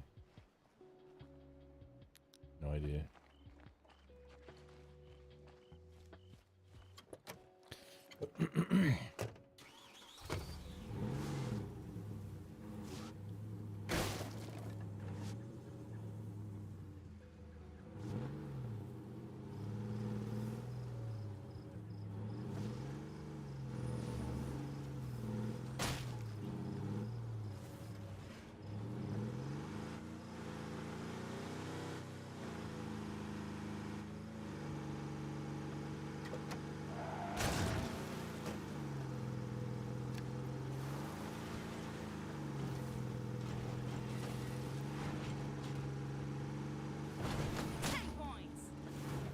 Ooh.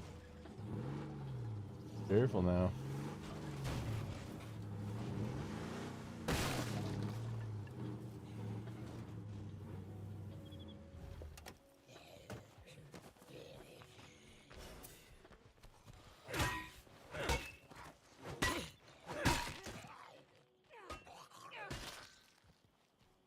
So fun fact, I learned that your follower does indeed get skill ups for things done while following.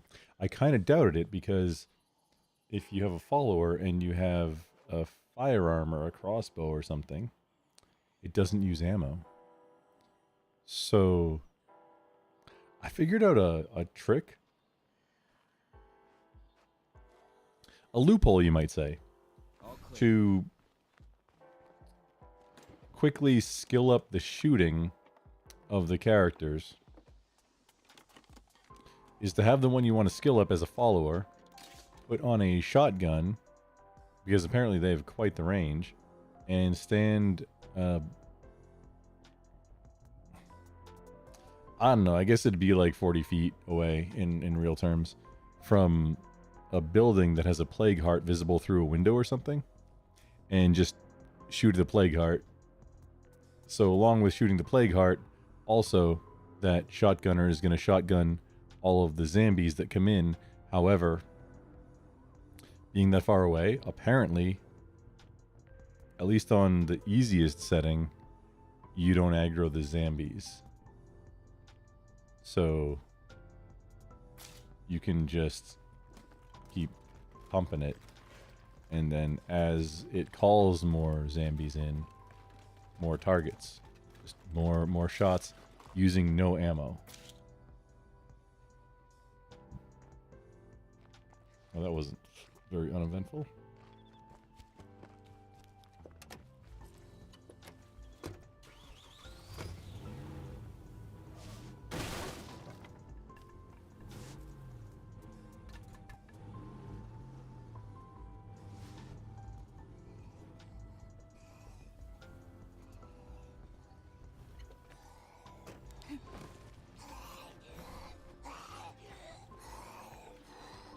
Oh, hello. Excuse me, Virginia, you are already... Yeah, you're up. Already got you set up for everything except shooting. That infection resistance is going to be baller beginning of a lethal zone, though.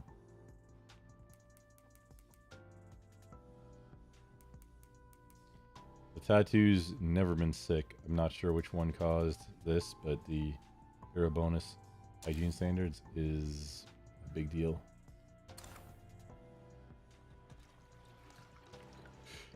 The captain. Good evening, sir. We are doing games for a little bit left still.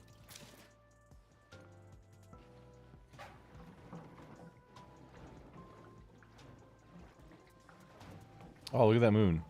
Oh, you can see it move.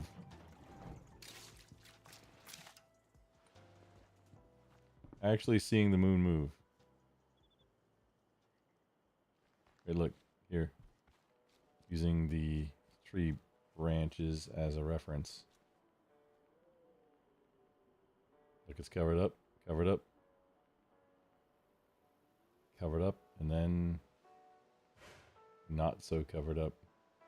That is a giant ass moon, also, if I may say. What in what world do we have a moon that big? Did I see TB was in a video about Dylan Burns? No. I know he set some kind of record on Dylan's Sunday show that Dylan doesn't host or do much with. He does stop by from time to time. I haven't talked to Dylan in years, but TB apparently set a record, which I think had something to do with the host also, and maybe expectations. So it's not all on him. he thought it was going to kind of be one way, and so he acted like that. And it wasn't that way.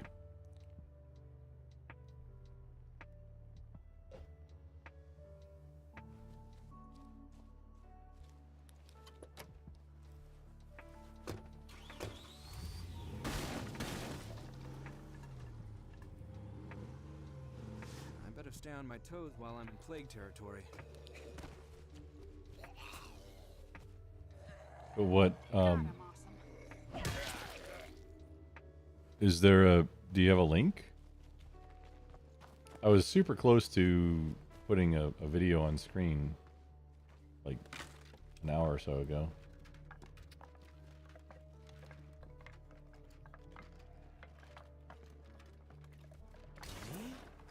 But it turned out that we didn't didn't whatever I was looking at or whatever didn't really matter. I don't honestly pay much attention to what Dylan does. His whole trip to Ukraine. Okay, cool. I mean, cool. I don't care to hear what he has to say about it there. I don't care to hear much. The only time I've watched or listened to any debate show that I wasn't on was to either help be content for a friend that was watching it or reacting to it, or if I was helping run it. I don't like listening to debate shows all that much, where I can't respond because it's just frustrating. Or that's how I used to think anyway. I'm much more ambivalent about it now. Like I don't care. Let people, hey, you want to be wrong and make an ass out of yourself on the internet? Cool, fine. Don't care. I don't need to argue with you. Oh, okay.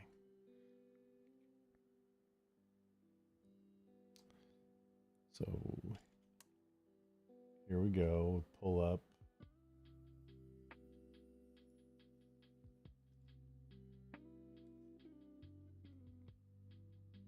Wait, they didn't give him what they said they'd give him? That's funny. That's awesome. Neither do these guys. I think so. It's very quiet, but I think I hear Chud. If you're mean to these guys, they cry too. And just try and figure out why they're working and you're not. The Oh, I see most Gibbs this not guy on. again, sigh, you've literally ever heard. Chud. Okay, so I've seen the guy that does this like PNG tuber, I guess it's called. Just very recently. I forget if I saw like somebody else had him up on screen or if I was looking at something. This is the guy with this logo. Okay.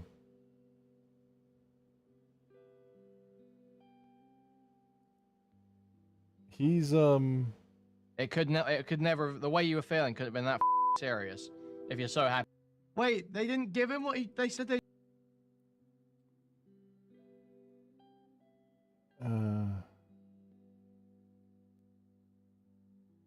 Dude, this is an hour and a half. I am not gonna have all this.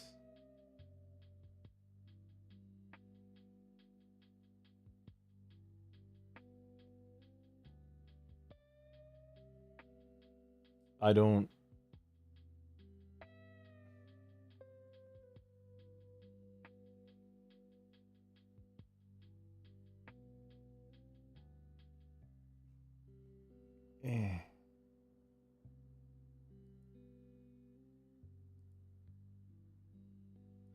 I don't generally like to do like drama react. I do react content sometimes. You know, it's lazy, but it integrating into trying to do more, it helps out, you know, bulk up the offerings. This is a reaction. This guy's reacting to something.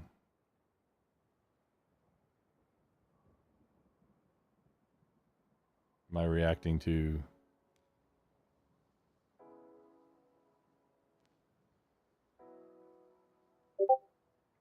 This is why you rate me? Oh.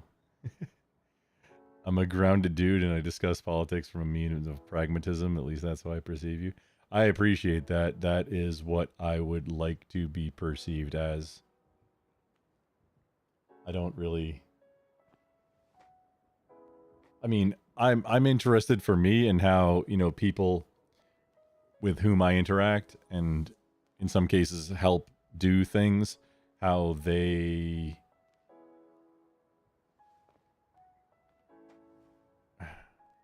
how either they interact together or how whatever it is being perceived by the community at large or something. So I am kind of interested in this. I don't know if I'm interested enough to watch it. I'm if you can give me a timestamp of something specific, I'll do that and put it up on screen and maybe do like a react to that part. I'm not watching this whole thing on stream, and I'm probably not going to watch the whole thing anyway. I would like to know the contents of it, so...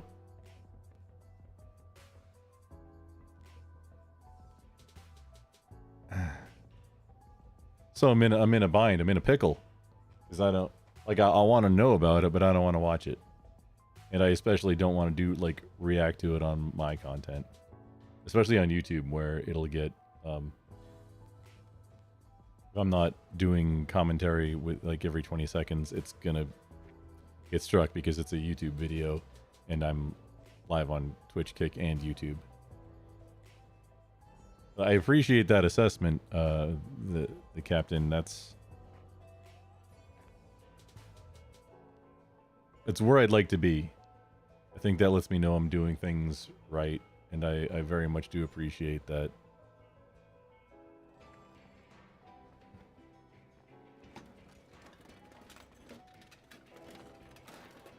I'm okay.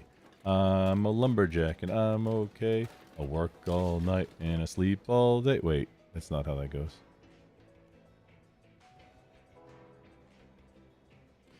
Oh, 50 cal and 40 millimeter workshop press. Yes, this is a thing to take into Lethal Zone.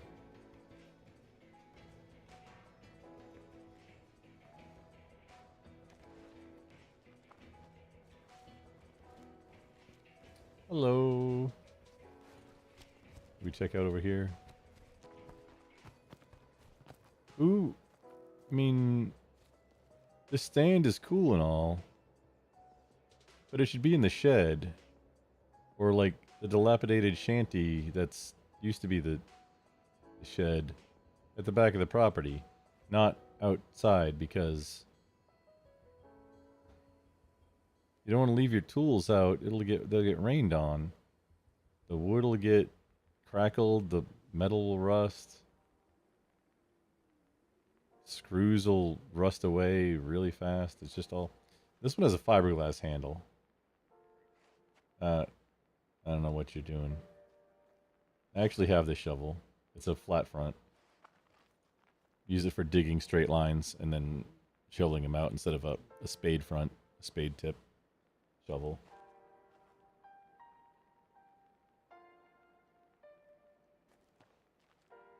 You can tell, even though you can't see the tip on it. See, this one is different. The shovel actually looks different. This one is a spade tip. This one's good for general digging. This one that's in the ground is a combination of these two shovels that are in this stand. This one's almost like a post hole digger, but it's just a one side. Anyway. Any hoozles.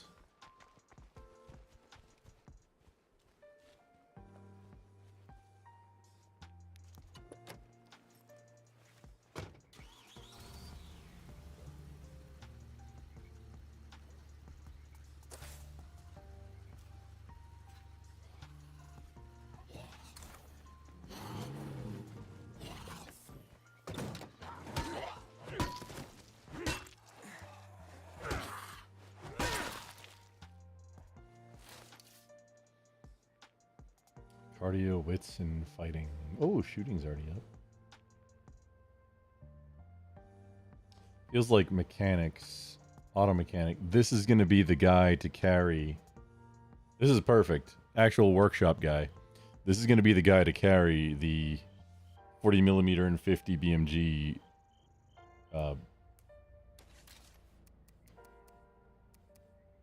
press into a lethal zone.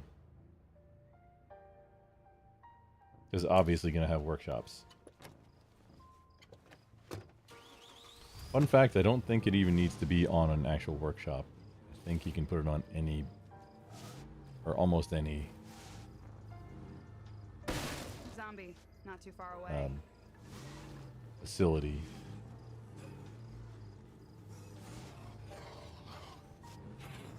Looks quiet for now. It's supposed to be a car with a cartoon. Yeah. Oh, here it is. Anime car. It sure is an interesting.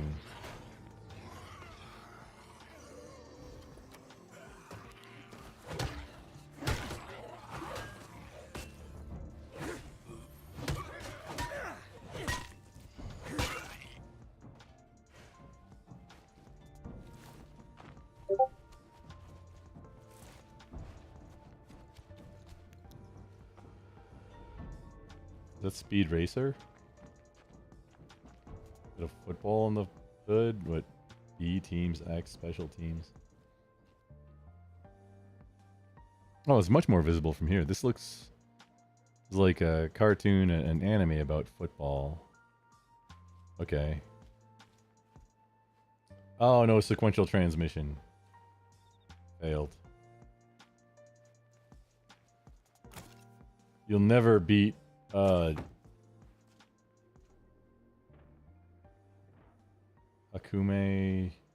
Matata? No. You'll never beat the kid in the Hachiroku and the Mount Akina downhill in this pile of crap. That showed him.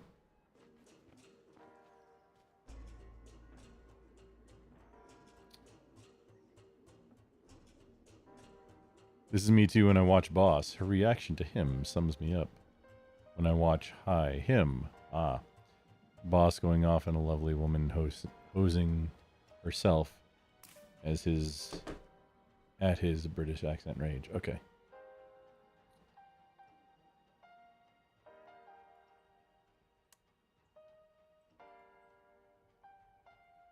Is it the same video? We shall see. Oh, where's the recruitment? This one. Oh yeah. Okay.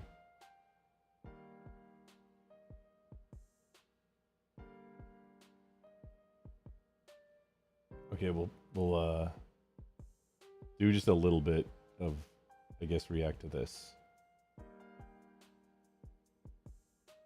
I know almost everybody. I forget who, but mine is so Westside Tyler, I believe, was hosting this one. I don't know him, but I think I know everybody else. Maddie, yeah, Maddie. It's been quite a minute. She's looking a lot better since, like, I don't want to put her personal business out there, but she's looking a lot better, like healthier since the thing. It's been a few years. Then we got Non-Fawn, Gibbs, TB, obviously. I can't see who else, but let's put this on the screen. Game, normal screen. Browser capture. Oh, I have way too many browsers open. Oh, schnikels. What's it called? Politics show predictably fails. Under P?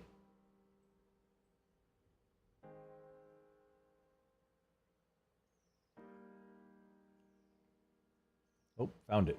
Okay.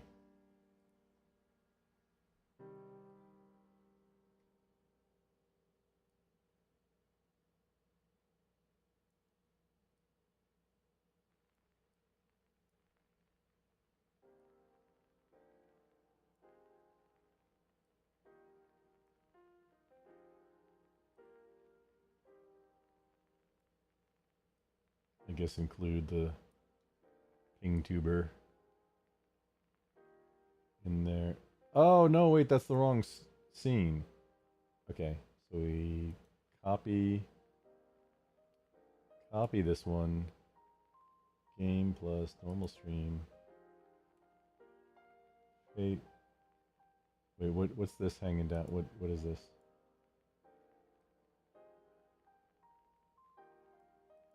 What is this thing?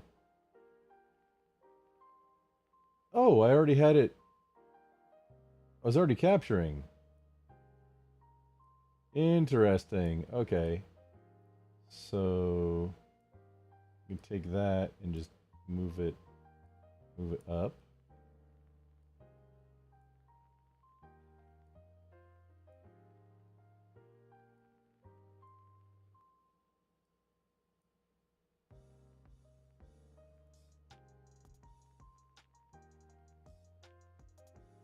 Sure the alerts are up top.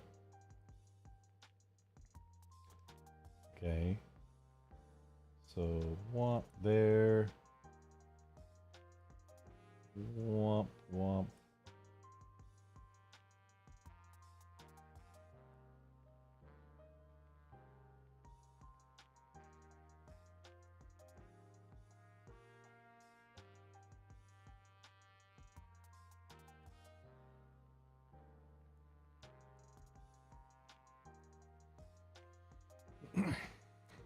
Okay, ready to go. And just last time I have to step away for just a moment, check on a thing again. It's like, yeah, every 20 minutes after I have to check on a thing. So I'll be back in just a moment. I guess we're going to call it React Slop to this to see what's going on. I hadn't seen it. I talked to boss and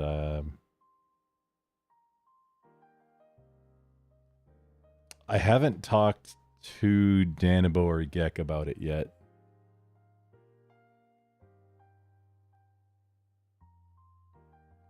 I kind of wanted to let them stew and simmer and figure out how they really feel, react, whatever, because the worst show ever is pretty strong language. Although I get it. I would wager that I was in that category also for something. So I'll be right back. Yeah.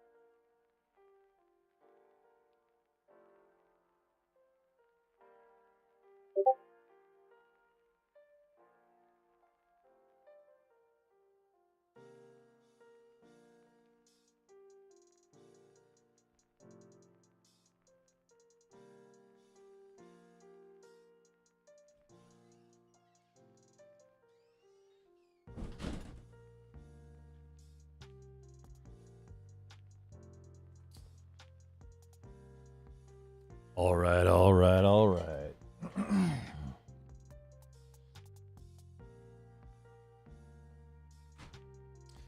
Okay, here we go.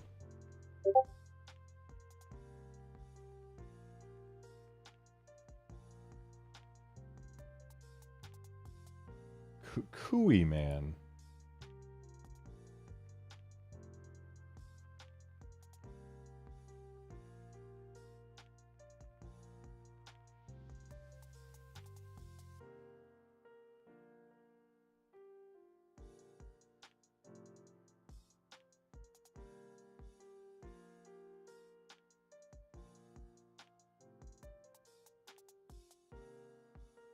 Oh, is that Asmongold talking to Shu?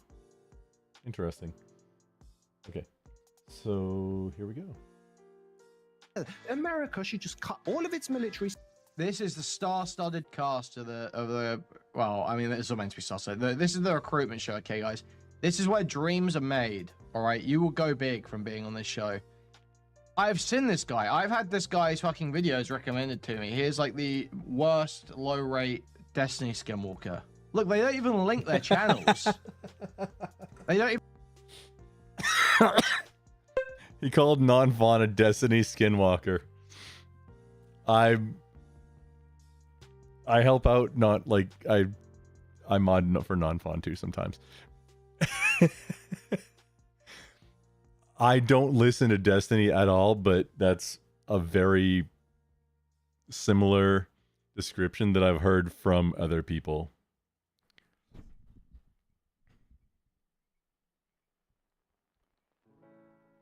Whoa, wait. Oh, Melissa. My pronouns are he. Yeah, shoe on head, Captain.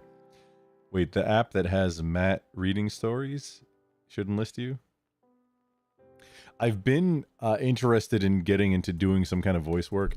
I'm actually doing voice work currently, but it's reading, like lecturing at the, like reading the prayer and the gospel readings at church. And I've started playing in the band at church. Like, I'm doing a lot of stuff at church. It's just, that's how things worked out. I'm playing bass in the band. First show is in a week, 17th. If I can, I'll get recordings, because I think it's fun. Also, I don't know the songs yet still. I've procrastinated so much. So it's going to be a cram session between now and Thursday's rehearsal. And I've been mostly okay. I've been practicing with the band. It's like people rotate out for different instruments and stuff, except for the music director and the one guitar guy that's just, he's always in there. I don't know, Militia, I don't know what you mean by Matt reading stories. If you could elaborate, I mean, maybe that's somebody with whom I can do some kind of relationship and maybe make a little cash in this, time between contracts that I'm currently in, because it's kind of rough.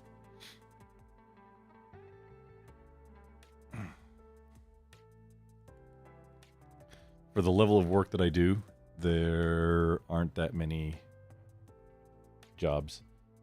So I've got to look under, and it's, the economy is not fun right now.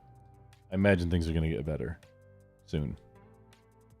But here we go. Oh, Melissa, somebody said, who was it? Was it Creamy Ranch? Somebody said I sounded like J.K. Skinnerd? I kind of got it. The guy, the music director on Music Again, on Whiplash. Oh, I still have it up.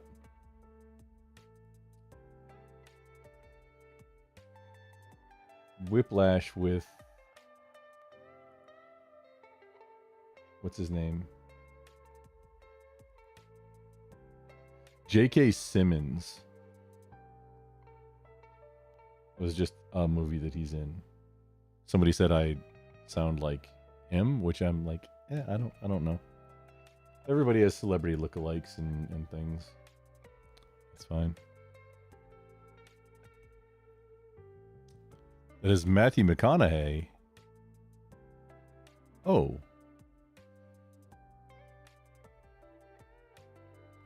Interesting. No, Melissa, thank you. I appreciate that. I will look into that. I've been wanting to kind of do that. That's something that I can do right now. Like, no biggie. Even though my GoXLR is hosed right now. the levels on the mic, it doesn't sound as crispy and clean as I would like. It didn't save the last round of settings that I did. Like, I had them until, I think, until some reboot, and then they all leveled out. Because it was sounding much better. But... Not even link the people's chat. How am I meant to find these people? Wait, where? Spending. We should not do My headset turned off? Why do I have no sound? any more wars, guys, and we should just like make poor people. This is where dreams are made. All right, you will go big from being on this show. Your tab isn't muted. I've seen this guy. I've had this guy's fucking videos recommended to me. Here's like the worst low rate Destiny Skinwalker. Look, they don't even link their channel. Okay, OBS is detecting sound, so it's just a me issue. I'm going to reset my headset.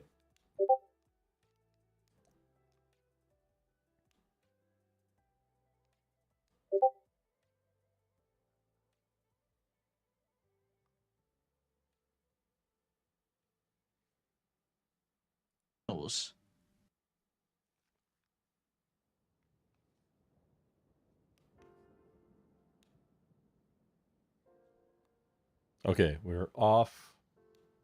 And...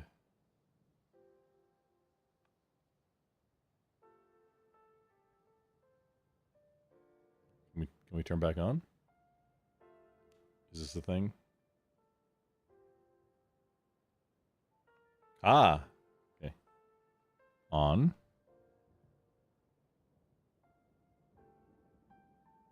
Battery level high.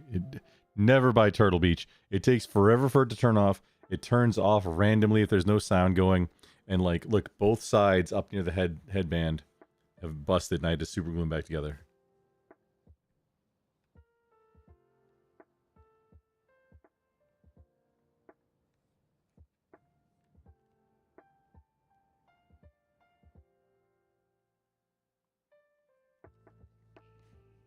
Not great. I only recently learned that Turtle Beach is not a premium brand anymore. It's kind of not.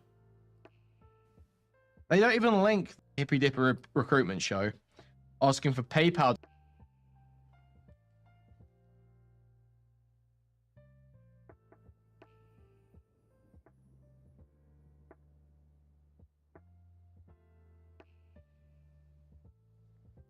Donations to go see his sick mother. Why are you get a job? Why are you spending all your time booking for Dylan Burns? Will I be back? Last time there was a 90% chance of a return. This time it feels like 10%. I don't want to let you guys down. I know there's a need for it. There's not a need for the Hippy Dippy. There are people we have on our recruitment show who deserve that extra bump our show provides.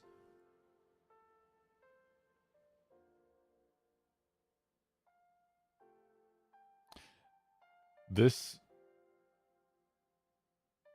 tweet does kind of sound like Danimo falling on it, like unnecessarily diving onto his own sword kind of thing. I don't remember. He told me at one point, or we were in a conversation with I think a few people about why he, at least at that point, never took payment for producing / booking for Hippy Dylan and Hippy Dippy and everything. There was a reason for it. I just don't remember what it was. What extra bump does Hippy Dippy provide? What extra bump does Hippy Dippy provide ever? Especially the recruitment show. Powerful and continue. There was some stuff. Where's the recruitment? This one. Oh yeah, America should just cut all of its military. This is the star-studded cast of the. Well, I mean, it's all meant to be star-studded. This is the recruitment show, okay, guys. This is where dreams are made. All right, you will go big from being on this show. I've seen this guy. I've had this guy's fucking videos recommended to me. He is like the worst low rate. Oh, I Destiny didn't change the skinwalker. scene. Look, they don't even link their channels. There we go. They don't even link the people's channel. How am I meant to find these people?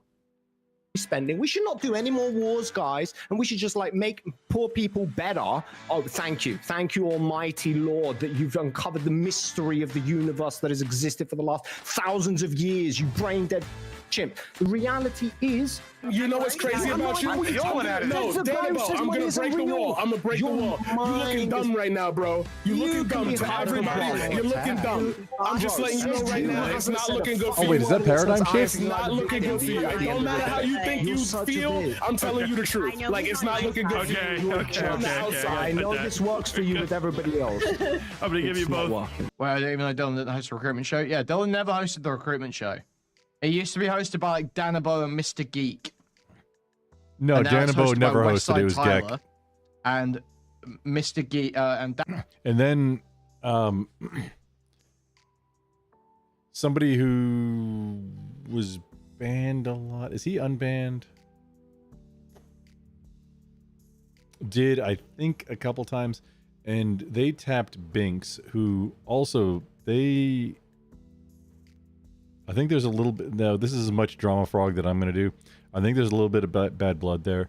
I still think Binks and I are still on great terms. I think I haven't talked to him in a little bit. His Discord is where a lot of stuff happens, though. But I'm pretty sure Binks hosted a few times. But now on the comeback, it's Westside Tyler so far, at least. Up until I guess this show,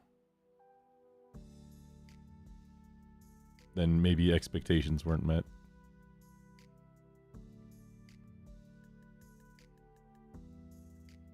Calm the app, Melissa. Okay. Yeah, I wasn't gonna mention name Melissa. Battle. Wait, what battle? Melissa, if you want to like come into, just jump into Discord, because then you can say the things instead of typing the things. But I don't want to talk about that guy at all. He knows. I hope he's doing well. I don't wish any ill upon him, but I'm pretty sure he knows what he has to do to like interact with me after what he pulled.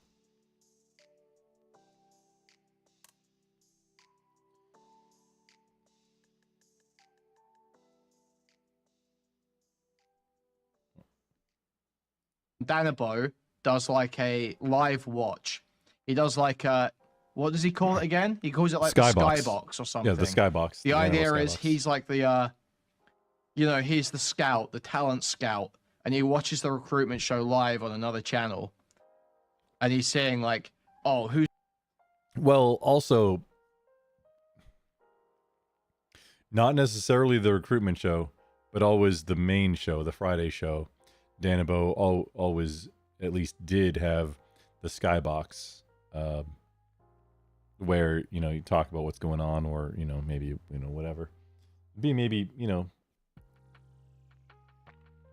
10, 15, 20 viewer. And it's mostly conversation in Discord.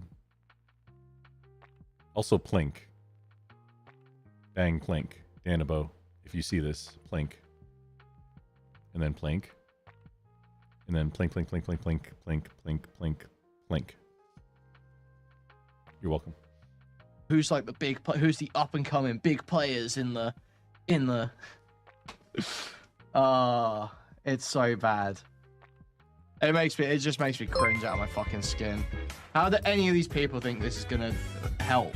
Dylan attempted suicide once, but as the great Neville Chamberlain said, if at first you don't succeed. Yeah, thank you, Doobie. Welcome back, by the way. Welcome back, Doobie. Thank you for the $4.20. You're both getting 5 for fighting. My intro is 10 seconds long. Money is fake. That's my answer. Oh, Doobie's in his chat. Ladies and gentlemen, welcome back to another hippy dippy recruitment. Ladies and gentlemen, theys and thembies, reds and blues and pixies too. Welcome back to the hippy dippy recruitment show with Westside Tyler's a much larger creator than I would have thought that would have been doing hosting the recruitment show. He's much bigger on YouTube than on Twitch. And he does his own thing too. And it's not like he's not a Twitch politics frog, which is interesting. To tap him to be the host. So Tree of Logic is back on at least Twitch, Kick, and YouTube, and I think other platforms also. She kind of solidified the format of the 9, host plus 8 contestants, I guess, or debaters. However, she had 3 righties, 3 lefties, and then 2 centrists, and then also arranged them on the screen as such, to where either one side was all in the top row, one side was all on the bottom, and then the centrists were in the middle, or actual left and then right on the right, and then the centrists in the middle in line with her, and she in the center.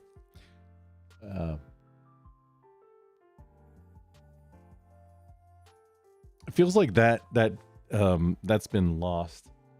Oh, Melissa's in the waiting. Thank you, Mr. Bell. Mr. Bell, you can jump up too if you want. Melissa, good evening. Good morning. I missed you in the waiting room. I apologize profusely.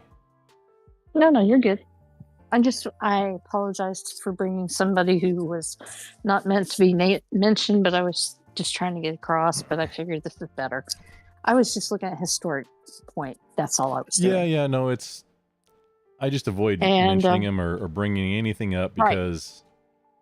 No, I'm not trying to bring drama, that up. I know. And I would very much like for there not to be drama, but it's all on him. I understand. So I get it. Regardless. Unfortunately, I can't share sound. What's it? He wasn't even what?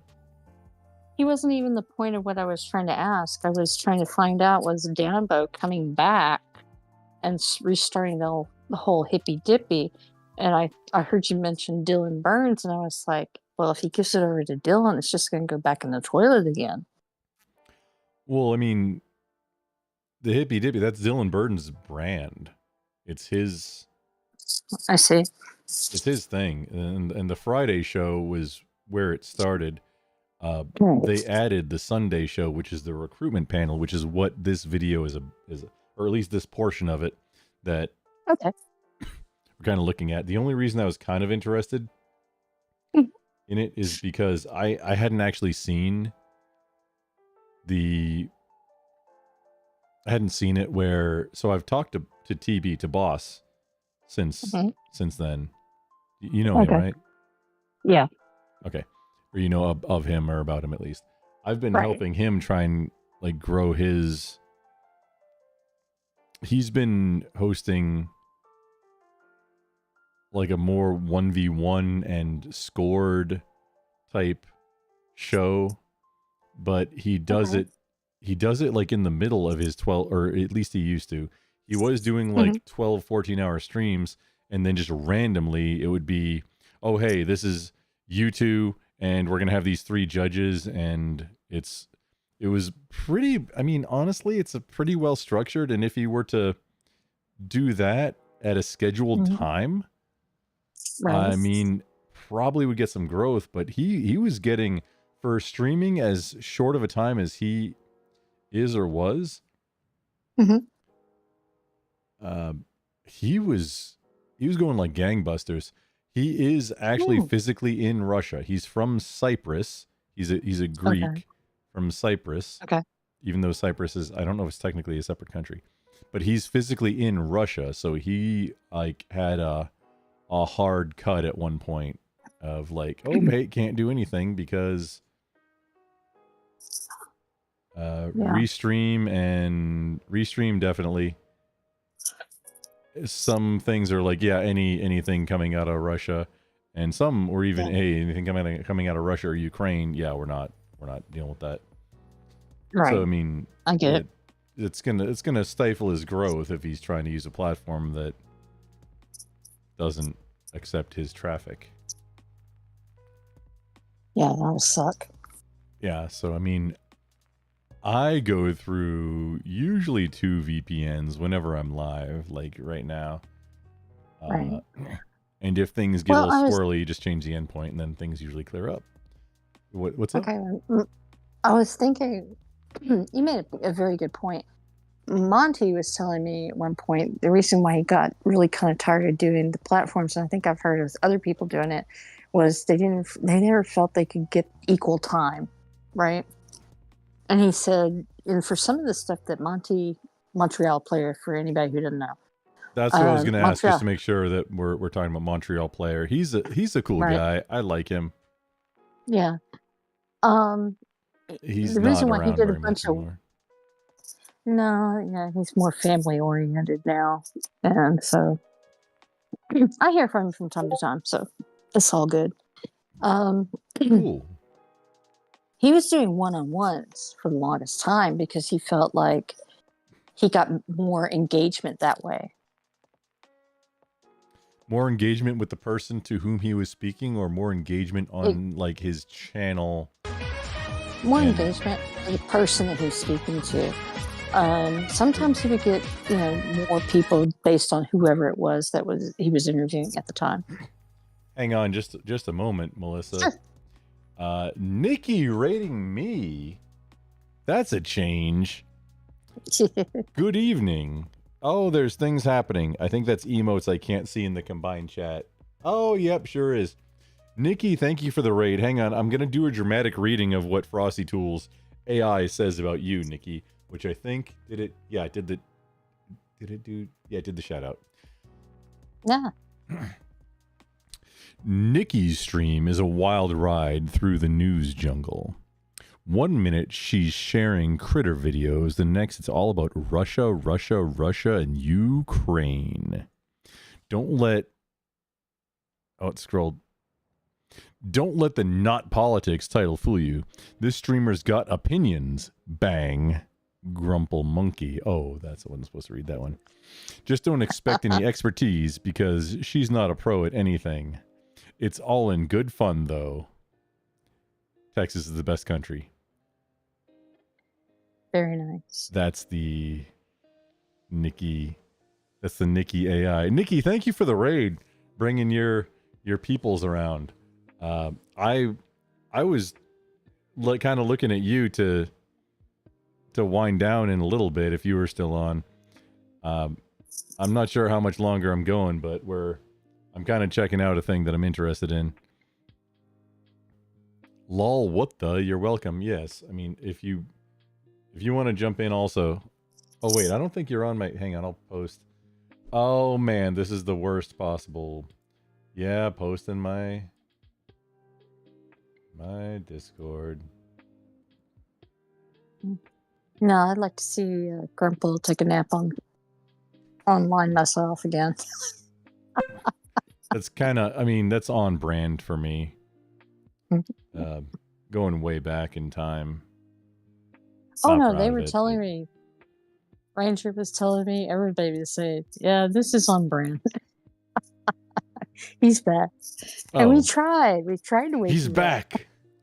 I appreciate. Oh yeah, you actually spent money trying to wake me up, and Melissa, very much appreciate it, and it does not go unnoticed. 100%.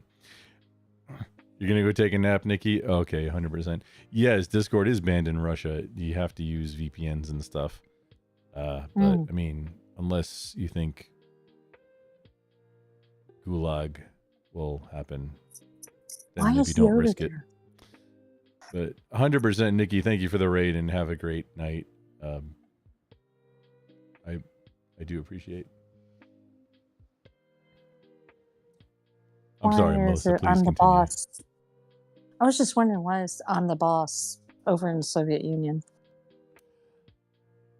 I'm not 100% sure, and I don't want to put his business out there. I believe what he's Oh. said publicly. I mean, he's always said for personal reasons. Okay, that's Whenever fine. anybody asks. I believe previous to that, I am 99% sure publicly, and if this isn't publicly, then it's my bad. I'm not trying to dox anybody, but that No. his wife is Russian, and he Oh, married a okay. Russian girl, and they're in Russia because she had a more lucrative Understand. possible income, and Mhm. he's trying to make it trying to make a gig streaming. The hours that he No, keeps are very interesting to me for that situation, but I'm sorry I interrupted you, Melissa. What's going on? no, it was I worked with a guy from the Ukraine, so when all of this started up with the war over there, recently I was just kind of flabbergasted looking at something. I'm like, how is North Korea involved in all this mess all of a sudden? Oh, allies with Russia.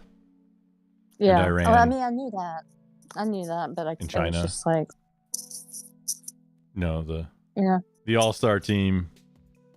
Mm-hmm. The Axis, maybe.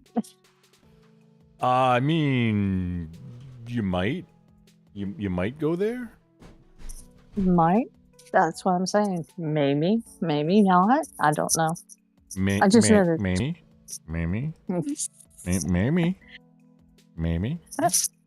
I think in this case I'll be the monkey. Excuse me, you can't take that from me. No, I can take that from you in regard to all that. No, that's not how that works. So I would like to. This is the thing. This is the one downside. Well, there's maybe a couple, but the one really downside in my particular situation about Linux is Discord. Even using different clients, I can't. If I share a video or a screen or something, there's no sound. Super weird because I'm pretty sure like 2-3 years ago that when I was sharing video it had sound, but apparently looking it up now, that's never been a thing. So there are workarounds, fairly complicated, which I've been trying to set a loop back so I can use my Go XLR fully effectively. I've been trying to set just a loop back for like the line out from the Go XLR to the line in on the computer, and then the line in getting a loop back into the audio device of the headset, and that'd be the only thing, because then the Go XLR would be perfect. It's all working. Seems complicated, like you said. It is. There's a couple of ways to skin the cat, but I mean, it's a complicated cat, and the knife is also a Rubik's Cube at the time. So I haven't dug into that one as much yet. So that's why I got StreamYard. You know what? I should have that running right now, because then I'll be able to share video. StreamYard it's what all the YouTuber streamers use. And they stream from it. Like, I don't, like, none of the ones that I interact with use OBS even at all. They just use StreamYard. And what it lets them do is just, hey, as many people as I want to have on it, and then I can share a video, sometimes with sound. And that's golden. But those are just straight out YouTube, right? Not on Twitch. Well, that's the thing, is it can send if you use them to stream from which to stream, you can send to YouTube, Twitch. I think I'm pretty sure Kick. Not sure of Rumble. Okay. But like a lot of platforms you can output to, and it also reads the super chats. Like, you can bring them up on screen, and it's super convenient because I have not figured out how to. I mean, fortunately, I only ever have. I mean, unless somebody raids me, which it has been a few times because I've been interacting with people on YouTube. So Right. I've got a few raids on YouTube, but fortunately I haven't had any super chats that I need to like put on Right. screen to do something because I don't have the capability to do it right now. I need to figure out how to do an OBS. But StreamYard, I don't know how to do it in StreamYard either. Everybody does it. I use StreamYard just instead of like the Discord call as part of my OBS scene to I say I use. I have it to where I have an account and I'm still kind of figuring out some of the details, but I can have people on it and share video. I was trying to get it done before the election day to have some other politics streamers on and have the the content and the like the video and then the maps and all the things. I just didn't get it done in time because I feel like a total failure at a lot of things a lot of times. But that's part of like exacerbated imposter syndrome. So yes, I know that very well. Yeah, but also it's a symptom of not getting shit done. Yeah, I know that one too. Which is also a symptom of like massive ADHD and like all that nonsense. But shit just didn't get done, and so my content missed the Super Bowl of politics streamer things. There's still some bonus time, but yeah. Well, no, in 4 years because it doesn't matter for midterms. It doesn't matter. Nobody gets a bump on that. I don't know. I think now the 2 years actually does make a difference. A long time ago, it didn't. Nobody cared about what happened in 2 years. They just, went to the polls and they voted. While I agree with you, the presidential election is like, that's what I was talking about. The Super Bowl of for politics streamers. Yeah. And I've been through 2 now since I've been doing content. Streaming. Yeah. I was barely in the last one. They're still. I'm still barely. You're right. As tired as everybody is with the politics, the thing that I can't get over is the amount of vitriol that's still being spewed today. And it's like the guy's not even in office yet, and you guys are still upset over it. God, he's not going to be able to do anything. Am I way out there in that the hate and vitriol? It's all from one side. Like, there wasn't. It feels like, or from what I'm recalling, is because it's what I was thinking the entire time is, hey, objectively, yeah, these people want to do some things like, shall not be infringed. Well, that's just a suggestion to them. That's like, hey, print trillions of dollars. Well, I mean, that's been everybody for the past 20 years, so it's not changing anytime soon. Which also, it almost, I'm not an economic expert. It feels from people like that I've heard from, and just applying a little bit of pragmatism and common sense, it feels like printing a boatload of money is the only way to get out of the current financial crisis. And see, my opinion on that is, why are you printing money when you probably don't have enough to back it? Well, that's the thing, is it all just becomes worth less. So the funny thing is that anybody who has notes, anybody who has loans out, those become winning positions when inflation is out of control. If you're borrowing money and you're on a fixed interest loan,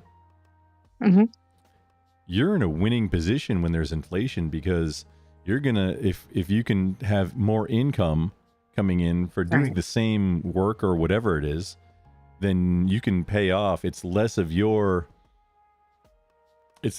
out than it. You get the same relative value of in, but you're outputting a lot less of your relative value in real dollars to service your note on the loan. That's like how the federal government's been working for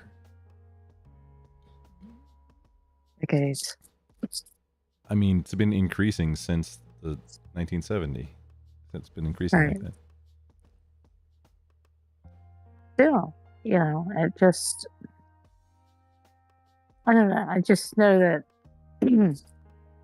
financially it was bad for me while Biden was in office, and things are starting to things are looking a little better. I mean, it was very shaky all around. Yeah.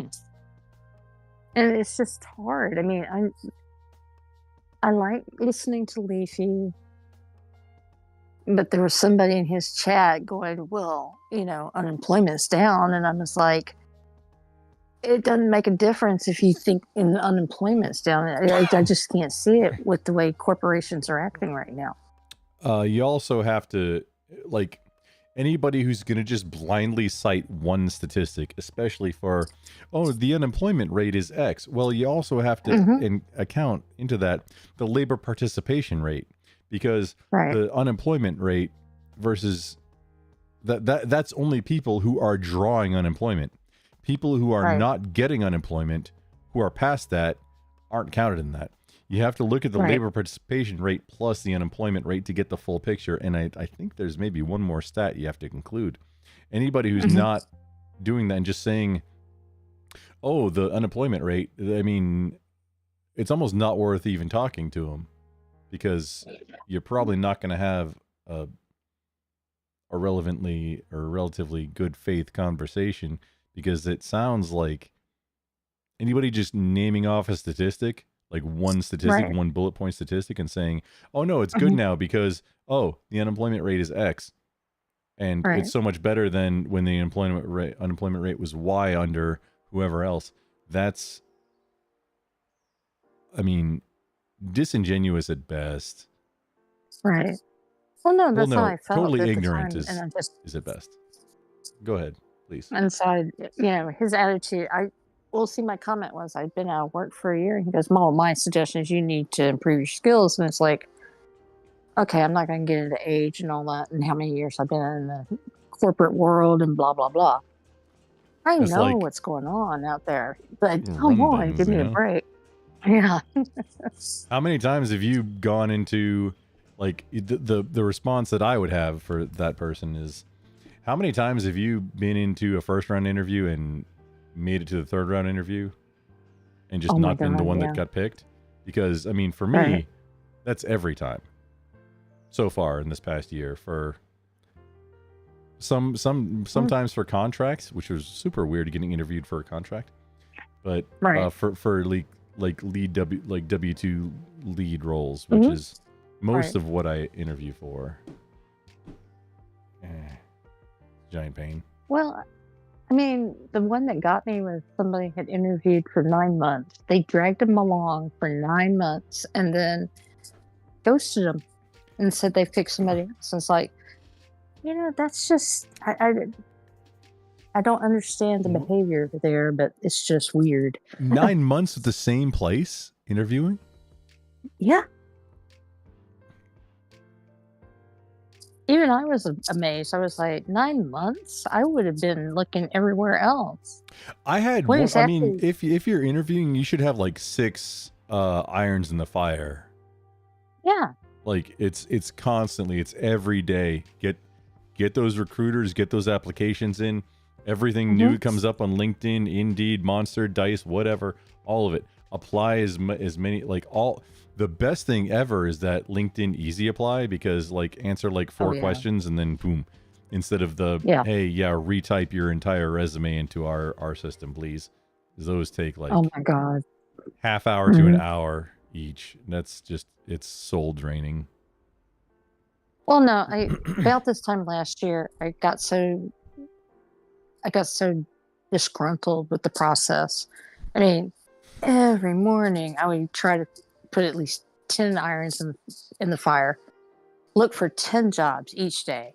And then after a while, it just got to the point they're scams. Some are. Yeah. I got to the point where, I mean, not being without, I mean, I don't want to say not being racist, but anytime I get a call from somebody with a Hindi accent or like a LinkedIn message or an email. Mm-hmm.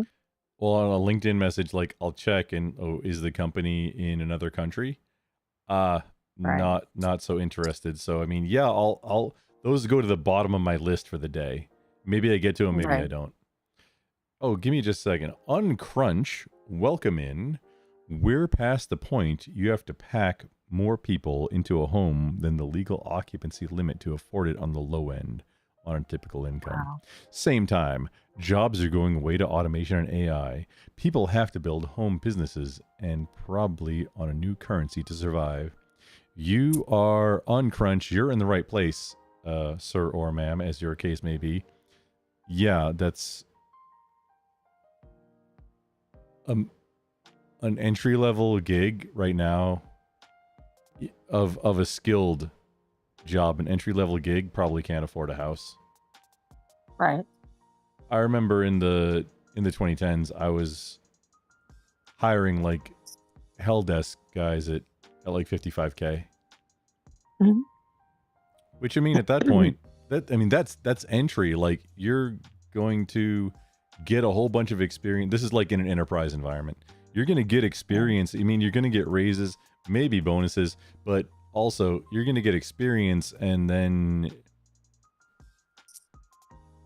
probably if you really want to go and hang out with the engineers or the admins, you're going to get more experience and maybe get like, hey, yeah, you want to do this? Cool.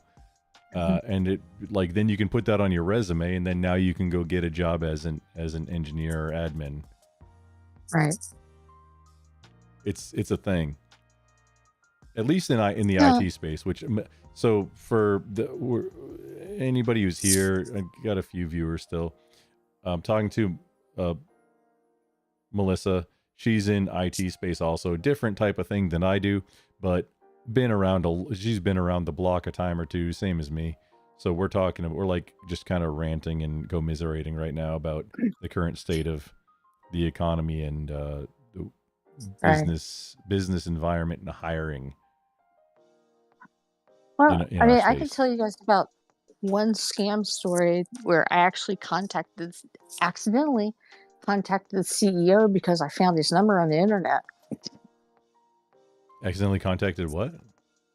The CEO of this healthcare company. Oh, interesting. It was like VistaCare or something like that. And what they had done was they tell your story. I can job... hear your entertaining chat. I'll be right back. Hang on, I have to check. I still have to check. I've been having to step away way too many times, but please continue. No, it's fine. I was just saying that they were promoting on Career Builder a job that you could do from home and supposedly send you the equipment and all that good stuff. The interview was not like a Zoom call or anything like that. They wanted to just type chat. So you had to get on Zoom or something like that. And they just type chat all the information to you. That's a red sign right there. You want to see somebody's face or what have you. But I thought there was something funky about it because I'd read something about the same thing. And plus, the email for this company was at gmail.com. And I kept thinking to myself, no business is going to have gmail.net or whatever accounts. None at all. And so I went and started looking up information about the business itself. The website seemed legit, but a little hanky, if you will. And so I called this number. I knew it was a cell number because floated on over to this guy's cell number, and I just left a message and said, "Hey, I've got some questions regarding this, ABC company. It just seems like there's something wrong." And I just kind of left it alone. I wasn't going to try any further because this person was pushing really hard, and I thought it's something. I just didn't feel good about it. Well, in the end, the guy calls me back, goes, "Why you keep calling my phone number?" And I said, "Well, I was trying to get hold of the HR department to find out if this job was legit or not." And so he said, "Well, I'm the CEO of the company." And I was like, it was, American accent, all that good stuff. And I told the gentleman about the job and how it showed up on Career Builder. And I sent him the link. He gave me the email address. And of course, it was not gmail.net. It had a different address on it. And so I sent him all the information. And I was just like, oh, even with LinkedIn, and you're paying you're paying for a premium service. The least they can do is vet these people before you get in contact with them. They just leave it up to you. And I'm like, if I'm paying 40 to 60 bucks a month for premium service, so-called, Yeah, I'm I doing the shouldn't LinkedIn have to Premium deal right with now that. also. I'm just thinking, I shouldn't. They should vet these people before they allow them on there, especially if they're a recruiter or a representative of a business. I really do think that. I don't know what they need What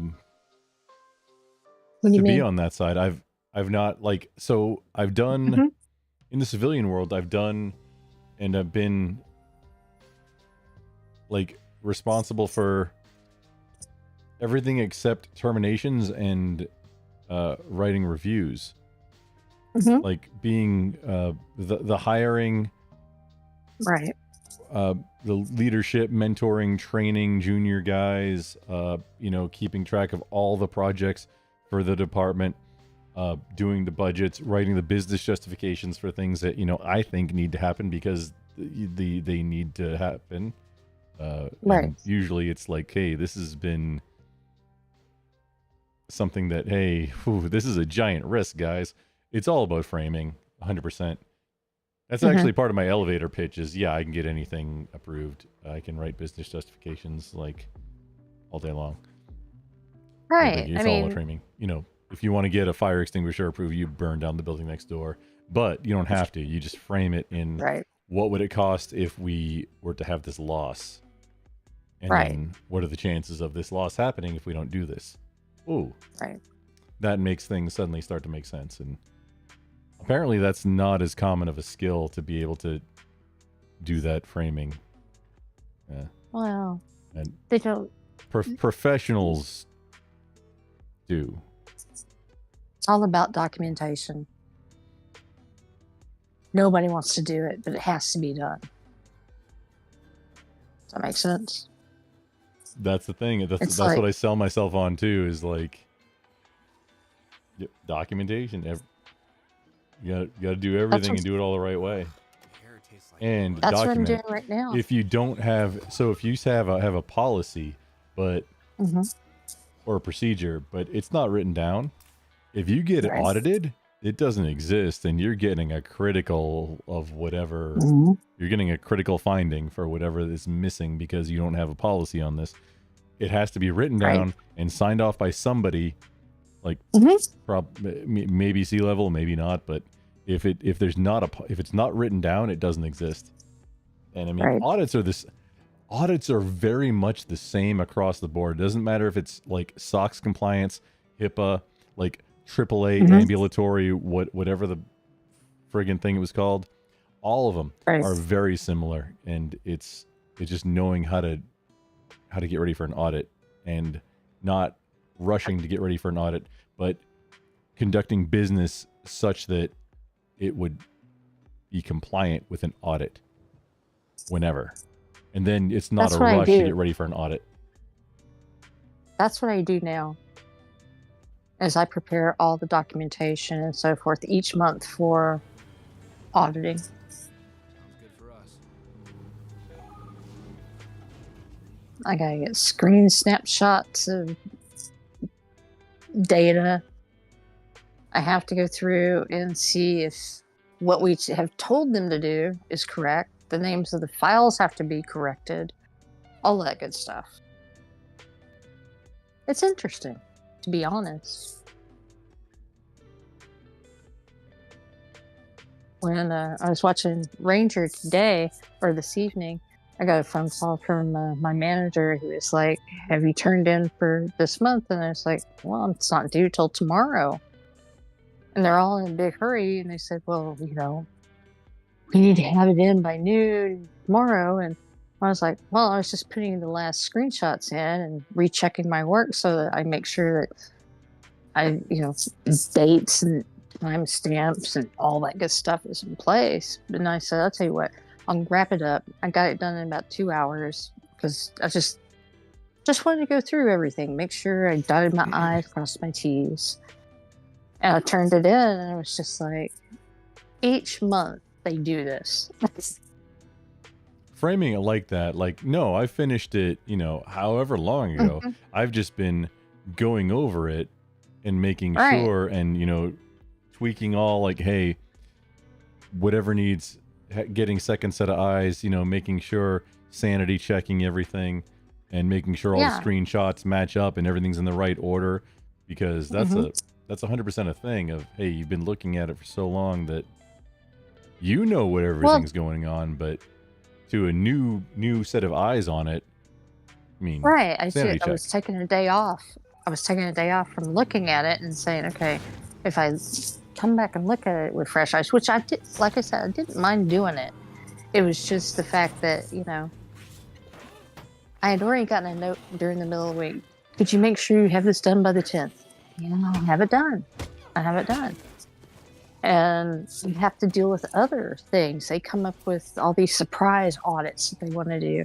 And so I think the latest one was they have like a list of controls. And I got confused with what they wanted in particular. And I was trying to give them as much information as I could. And then somebody just said, can you take this control and map it to the code that changes? I'm like, I haven't got, you know, a Can month you to do do that. They're asking Yeah. you if you could do that. Oh, Yeah. that's a big ask. That is. And there were 40 controls. So I had to go through and find out, okay, do we own this? Do they own that? And then. Oh, wait, you said yes? Oh. Yep. Well, I was trying to do the job, and then what happened was they finally had a meeting and said, "Oh, no, we don't want that." And I said, "Well, why did this person tell me that in this meeting?" No, that's too big of an ask. And I said, "All right, 100% what is it that you really want?" It really is, but they're talking about doing that, which would be, because in my mind's eye, I had been away from the company, and I basically said, if you guys came up with this and you gave them a list of controls, you should have already mapped the control to the code. I think it's a great idea, no doubt, to But map it. not for you to do last minute before like it's due. No, exactly. That was my point. It should be for the code monkeys to do. Right. And so we were, you know, like I said, when I got into the meeting with the people that were trying to set it up, "Oh, no, that's not what we want. That's not what we want. We just need you to say that this is covering all of this over here." And I went, "Oh, yeah, of course it is." "Well, can you prove it?" And I said, "Of course I can. It's not that difficult." So I didn't have to map the control to the code. I just had to say, you know, we owned it, and I know that it is covered under the scripts that generate the auditing. That was the easy part. And I said, "Well, if you had a meeting to discuss this, I wouldn't have been confused by all this." Well, like we said, we don't have time. People come up with things. So I'm just like, That's one of my Yeah. biggest things is like, especially when I'm in either a semi-leadership role or whatever, is Mhm. hey, every department, whenever you're thinking about any kind of project that involves any kind of IT, even if it has nothing to do, even if you think it has nothing to do with network or Right. infrastructure or anything, give me a Mhm. call. Just let me in on that, you know, initial Oh, meeting, yeah. and Mhm. because just having somebody on hand can save Right. a lot of time and in some cases like a lot of money fixing Oh, yeah. or massaging and like, oh man, and the time of how many people, which, I mean, salaries is the, not in all cases, but it's the biggest expense for any business. And wasting time of multiple employees to fix something that could have been handled just by choosing a different path at the very outset. Oh, easily avoidable. Oh yeah. Easily avoidable expenses. There's a lot of things I had to learn through the years, through the almost 3 years I've been in the industry. Like, you have to understand geographically how that affects code. We're talking about milliseconds. If it's taking a second, that's not quick enough. And so you have to figure out, okay, am I trying to call, say like you've got... Oh, Pew Professor, Twitch, good morning. It is morning. I need to finish up at some point and get ready for church in the morning. But I'm not there yet, Pew Professor.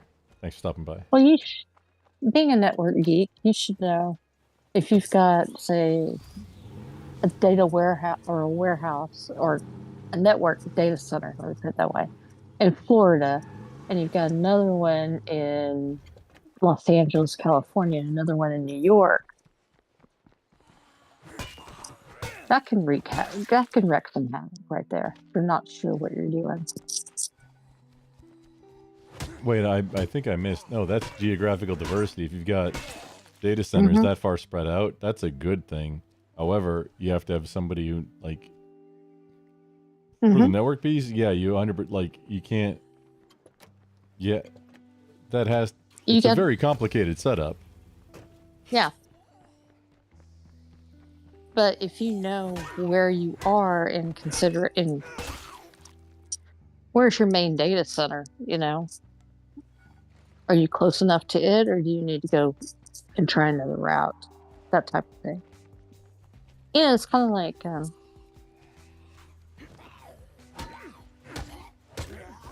your net speed.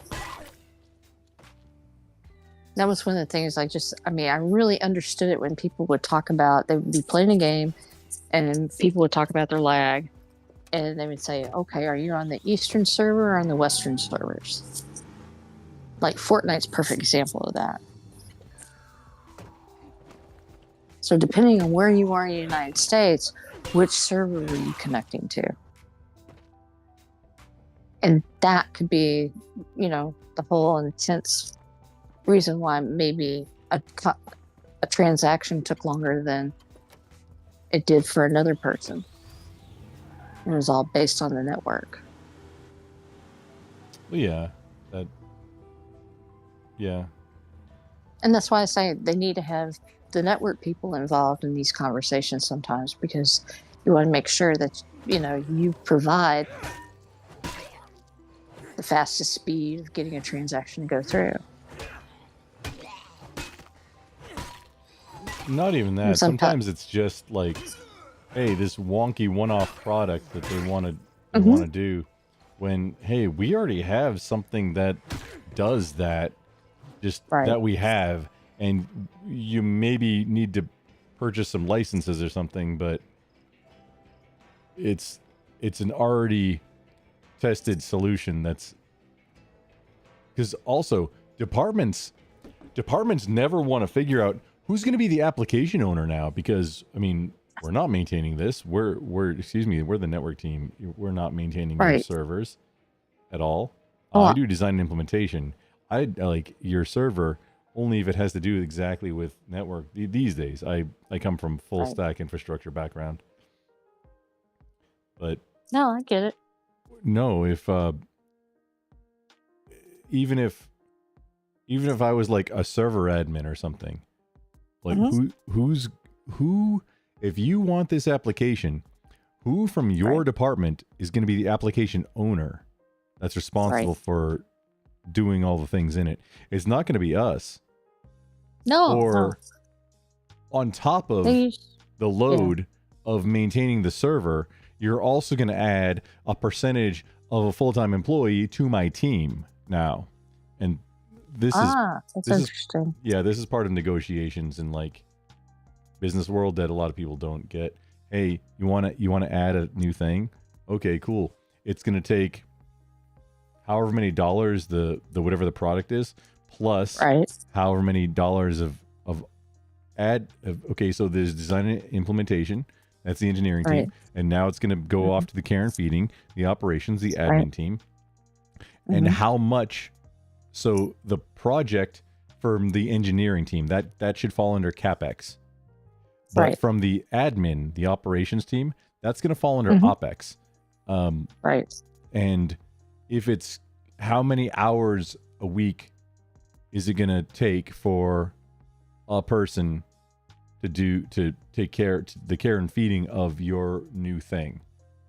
Oh, well, that's justification for after you get X amount of those, however many it is. Oh, 10 hours a week. Oh, that's a quarter of a whole new employee for my team. Outstanding. Cool. Yeah. Cool. We're in there. And then once you get to like 50 or 60 hours, that you can 100% adjust it. Like it becomes an easy ask to justify hiring another team member. Oh, yeah. Well, I got my job. That's how we all get work. You know that. Because they look at it and they say, okay, it's going to cost this much. Now I'm going to need this many people to develop it. I'm going to need X amount of people to support it.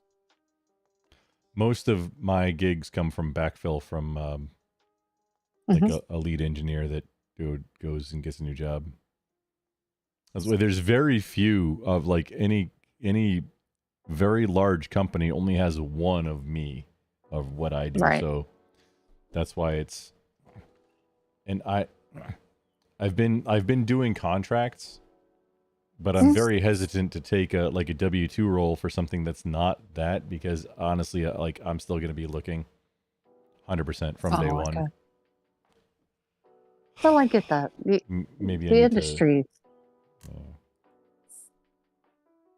Well, you don't like, okay, this is how I put it. If you want stability, W-2 is the way to go. If you want to do different things, contract work's probably the best route. I'm starting to care less. The thing that I walked away from, so the job that I had for 10 years after I got out of the Marine Corps, I was the full stack infrastructure guy. Like, I was the entire infrastructure team. But then after a Fortune 100 company purchased my employer, I went to, I just became a senior network engineer, who senior is like mid-level in this organization, because they have got so many levels of everything. And then like outside of engineers is architects too, like network architects. And that's just on the network engineering side. Like seriously, just for design and implementation is all of these different teams across all of these different verticals.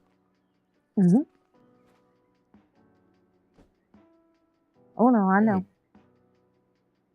If I could now, at my asking price,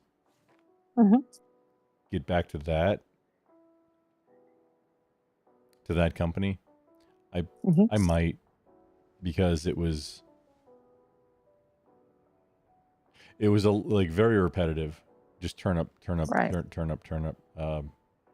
And I'm just trying to make as much money as fast as possible right now to get investments going to retire at 55 and get off the grid, 100% off the grid, like with the family off the grid, and like everything. So I was more interested in, I guess, career fulfillment. I stopped caring. I was mentioning it to Creamy Ranch a little bit ago. I want to have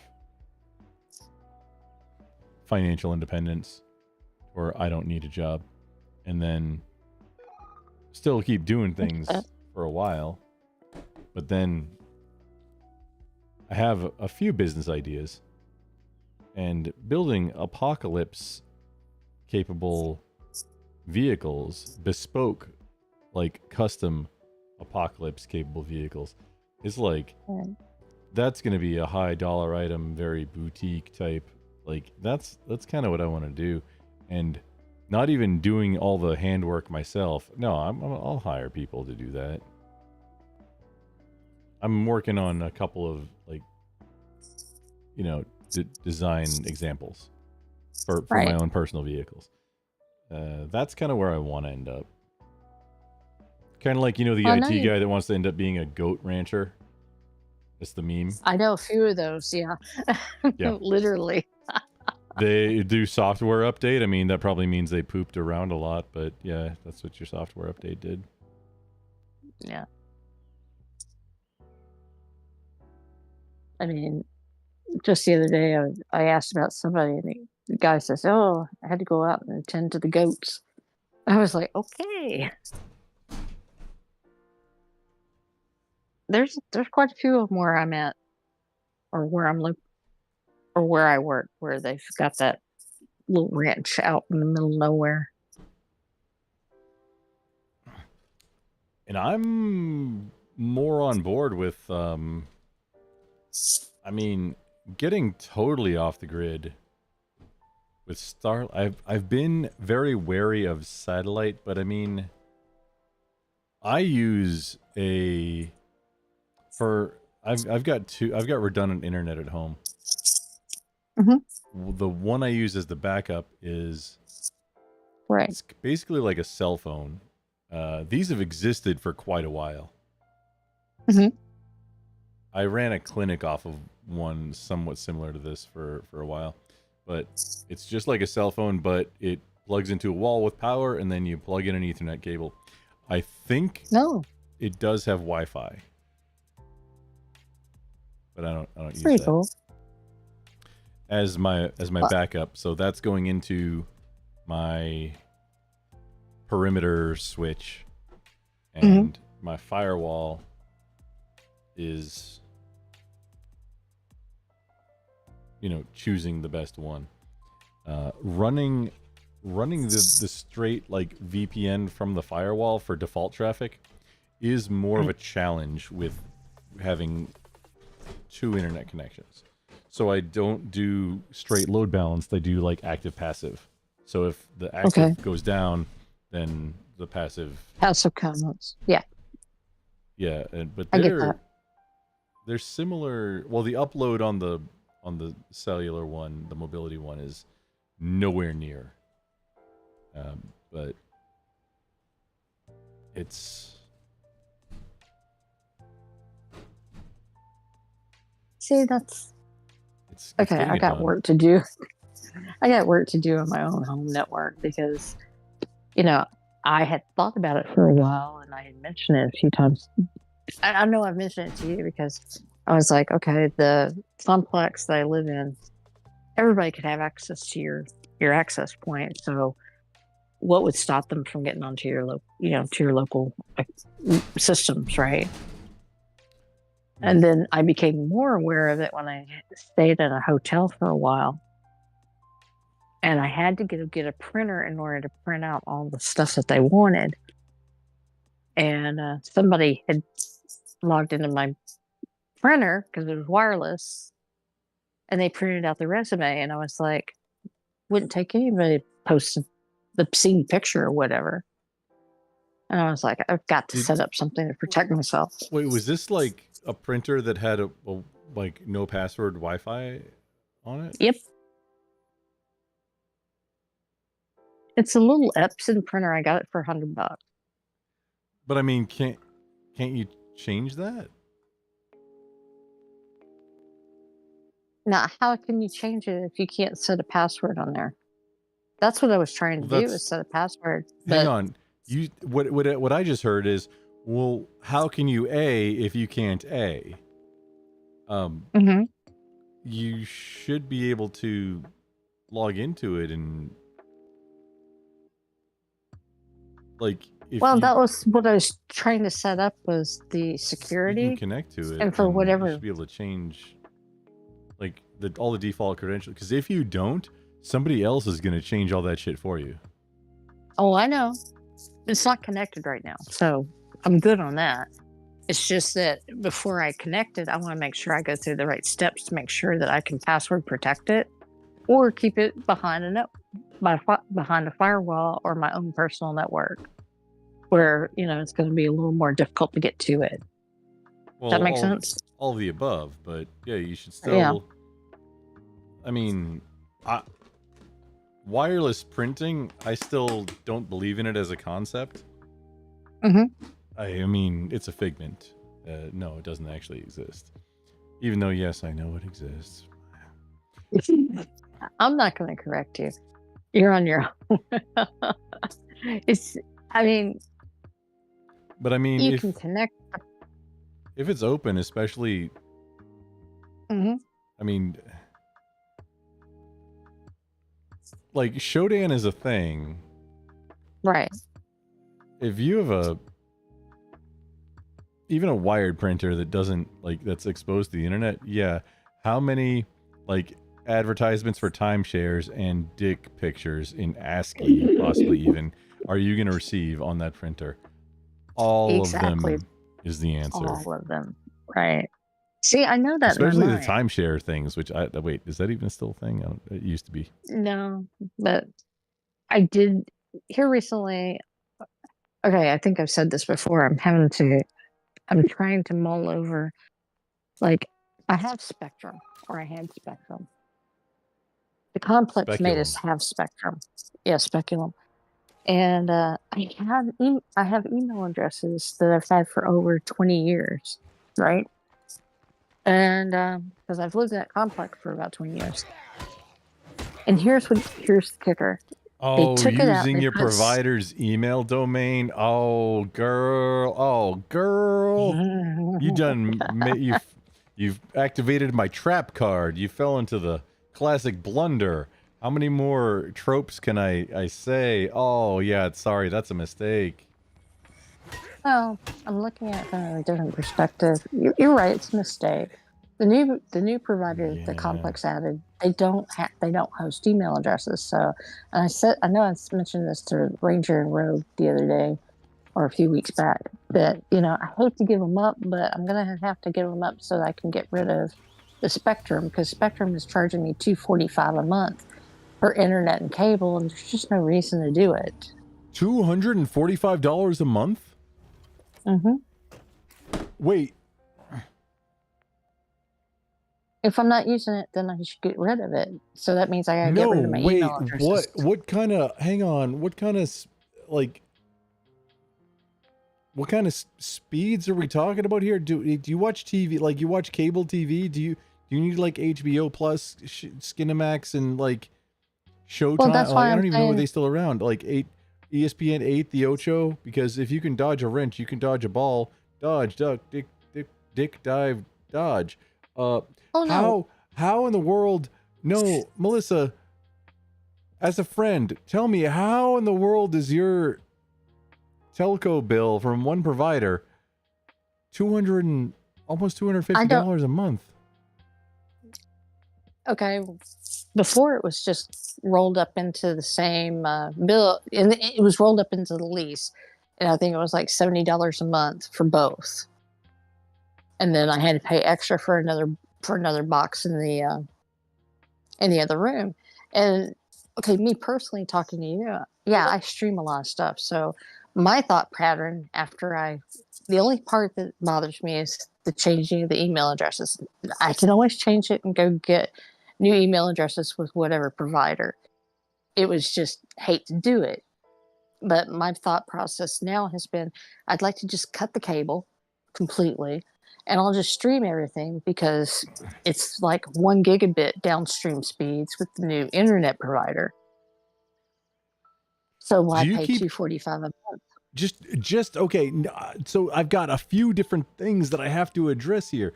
One is obviously the price that you're paying per month for internet and cable TV, which I guess that can get up there.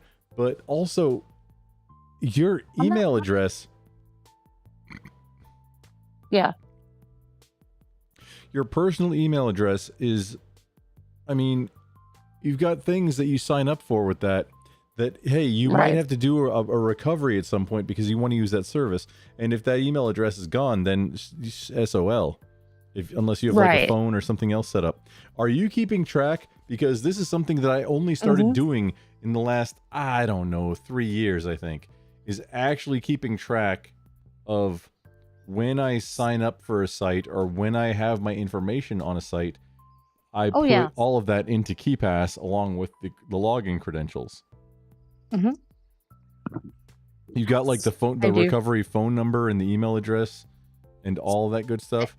Okay, well then you know, because if you're changing, if you're using your like telco provided email address, which why for all that, and you've got to go and update.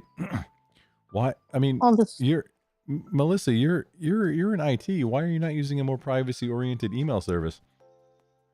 I pay for mine. Mine's hosted in Switzerland. Look, I'd be more than happy to take it. I'd even ask Spectrum. I would be willing to pay to keep him. But here's the key, you know, if I drop everything from Spectrum, then I lose my email address. And so I'm like, okay, well, I need to find a substitute. Maybe you can provide me with some information. Proton Mail, Neo Mailbox. Although Neo Mailbox,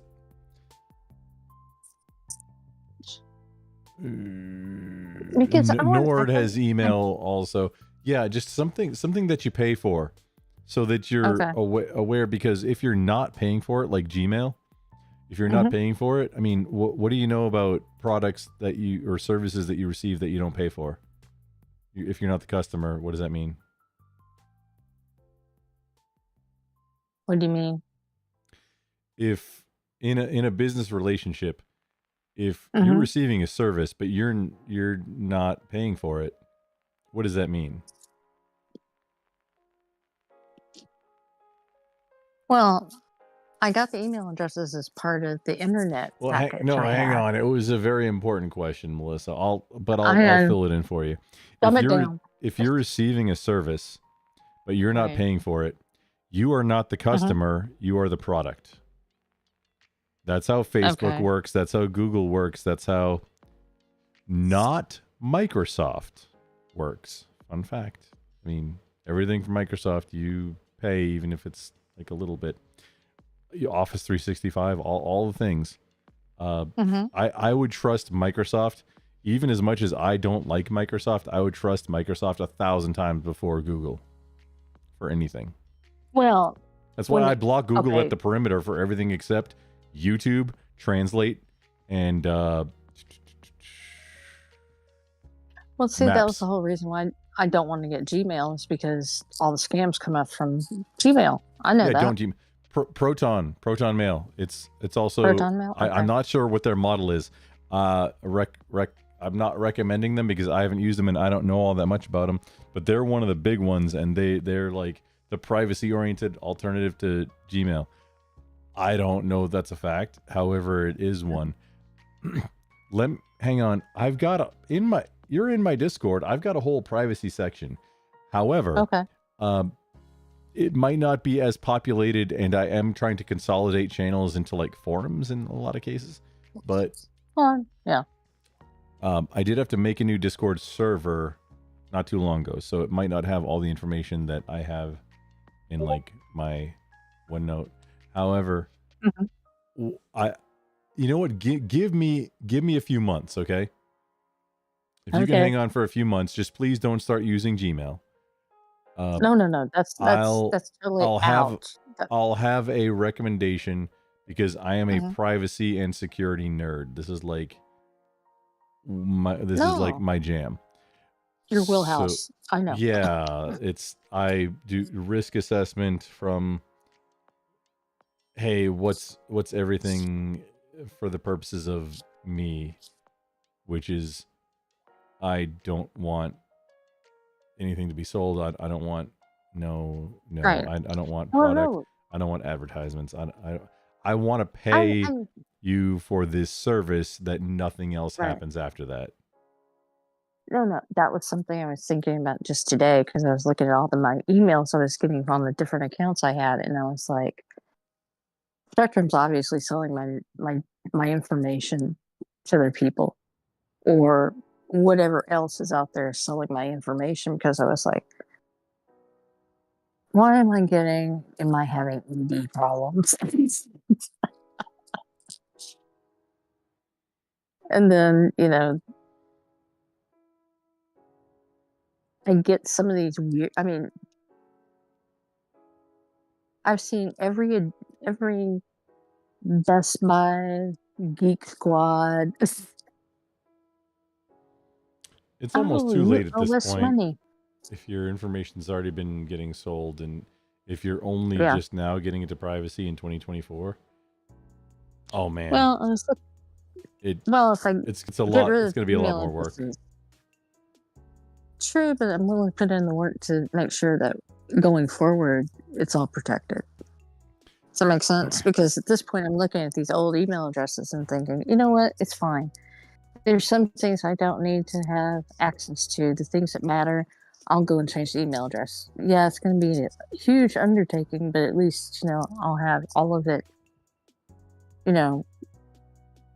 updated and what have you. And hopefully cut down on some of the crap. See, the funny thing is, I'm not even sure about the best way to handle it because I still keep track. All right, I was keeping track with a spreadsheet for the longest time, which the spreadsheet, honestly, as far as management, is 100% the best. Right. I moved over to KeyPass 2, I think. I forget if it's KeyPass 1 or 2. But so each entry, I have the individual information about, like, hey, here's this site, here's all the information that I've given them. However, I don't know that I can search by stuff that's in the description field, essentially. Whereas with a spreadsheet, even though it's less secure, a spreadsheet lets you search all fields for something that you're looking for. So you can search for, hey, if I'm getting a new phone number, hey, where do I need to go and update the recovery phone number for these sites and services that I use? And you just search that phone number, and then now you've got all the places that you need to do. And yeah, it's going to be some work, but you've got them all. I don't know. That's the downside about doing what I'm doing now. That I'm realizing that maybe the spreadsheet is the best way. Well, you can put a password on a spreadsheet, a document, on those are OneNote. Pretty easily breakable. What about OneNote? Well, you just now triggered my trap card. No, I live in OneNote. I know you do. That's why I was thinking, you can OneNote is search all notebooks. Yes, you can. And you can create tables, you know that. You can create tables. However, I mean, I would assume you have maybe not quite as many accounts in as many places as I do, but I have a lot of accounts in a lot of places just over the years. Since I started keeping track of them. I would imagine that not many people. I have hundreds. Okay. Possibly thousands. Okay. Now, this is also including like telco services and right. Sometimes you do things with extra identities that you've created. I understand.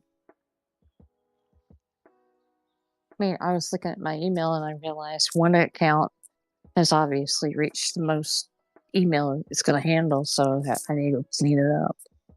But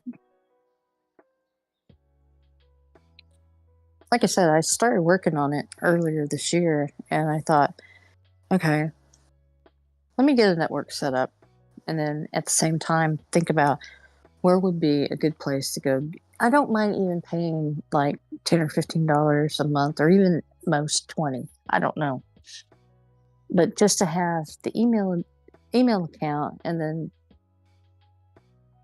at some point, you do that transition. It's going to take work. not a problem. I do that work and then turn around and just get rid of a bunch of them, and then maybe have a trash account that I set up for trashy stuff. You know what I mean? Like if you go wanting to buy something, not Amazon, but somebody else. And I'm sure Amazon takes our information and sells it to somebody. Hell, Elon Musk has probably sold my information off of X.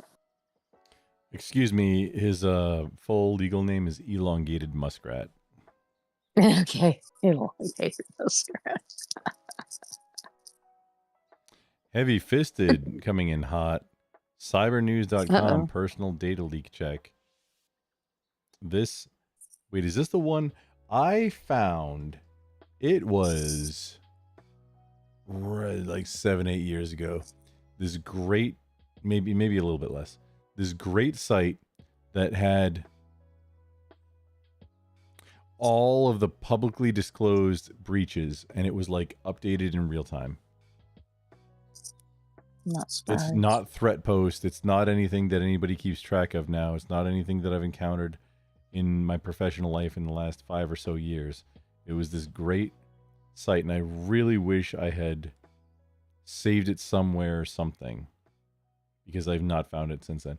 Also, very similar, there was a site kind of like Shodan, but it was different, and it was just, wait, was it straight just 4433, like straight what's up on RDP these days? I don't remember. It's something like sites that I wish I had kept track of from just going to once, like, oh man, I wish I had this in a repository. Right. My laptop that I like, my key light right now is a Snap-on shop light. It fell onto my previous machine and the screen is cracked, so I can't, well, I won't say I can't, I've not been able to yet log into it unless I replace the screen. I might be, if I pull it out from behind everything and like put it on the bench and really try, I can probably get an external monitor working. Just my vague attempts have not been working so far. And that's got everything I was working on and doing prior to when I switched over to this desktop. It's a giant pain in the ass when you lose some kind of piece of technology that had stuff that you were using and working on, because you might not remember all the things, and they sure would help. Oh, I know. I've lost things because I let people blow stuff away, and then it's like, well,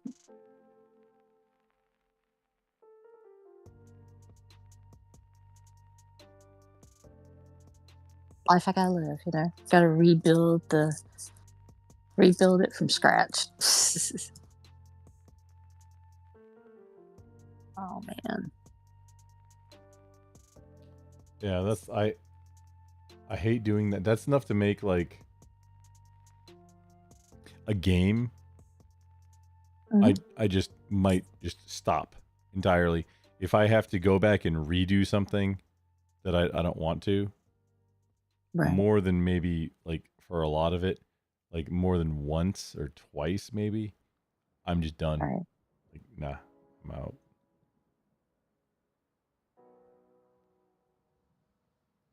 If you're not like farming intentionally because you want to, trying to do that, because that's a whole different thing.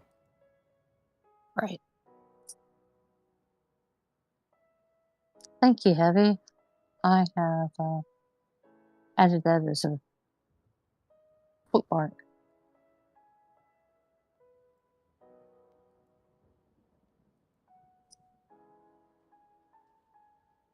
Wait, did I already pull this up?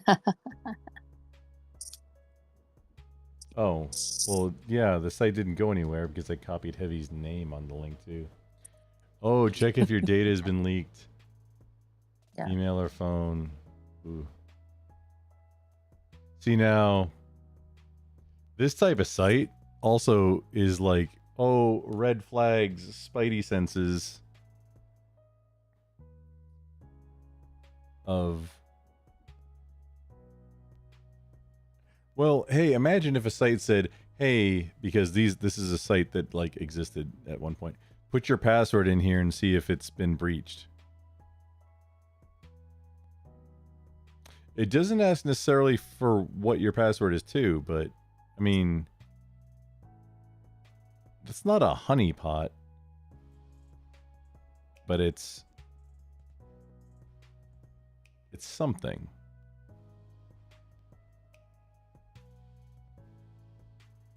These guys have been around forever.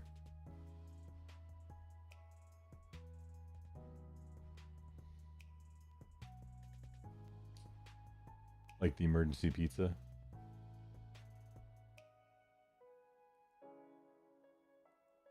Oh man, I'm loving the wrong show. Those guys crack me up. I just recently learned about them, and I sometimes I stop in, and I mean, yeah, I enjoy. Don't you know if you type your password in Twitch chat, they censor it? Oh, if you type your social security number in chat, they censor it also.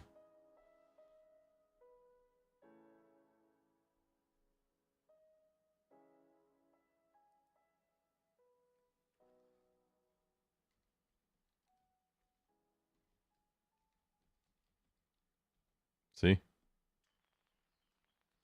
Look at there. Shh. Done.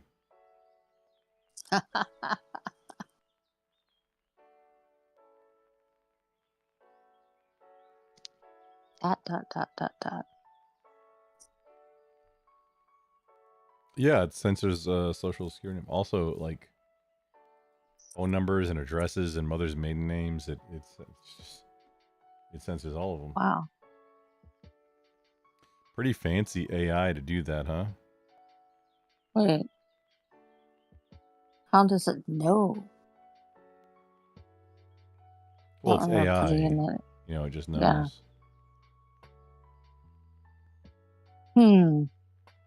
Heavy, it probably figured out that that's fake.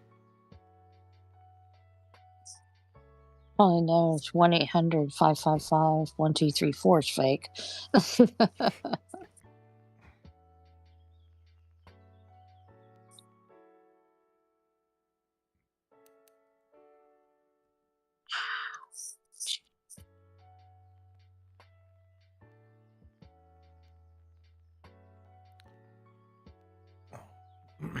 Oh, God, I hate getting up in the morning. But...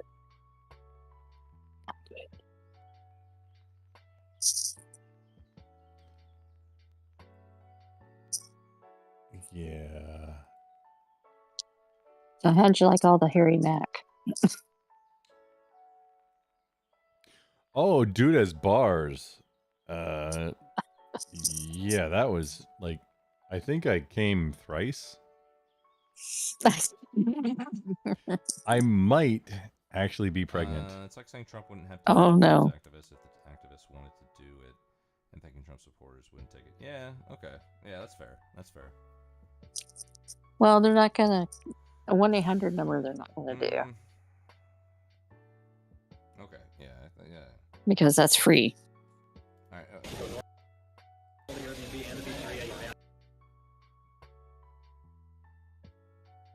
Oh no.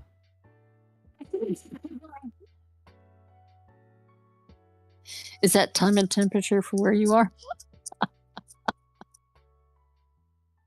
Oh no. Oh my God. Time and oh.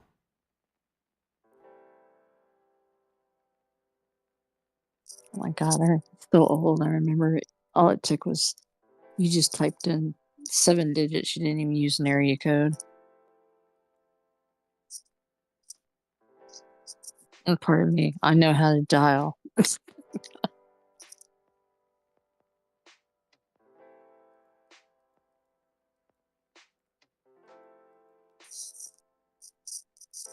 Well, that's what I was saying. I mean, you mentioned AI, but then again, AI probably doesn't know everything. Oh, heavy.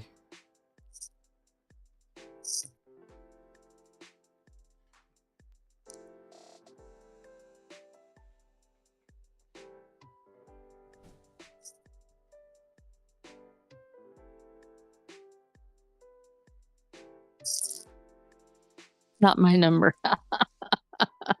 Yeah, I figured it's not your number, but just in case, just for yeah, whoever's number that is, I don't want it in my chat. You jerk! You ruined the game. I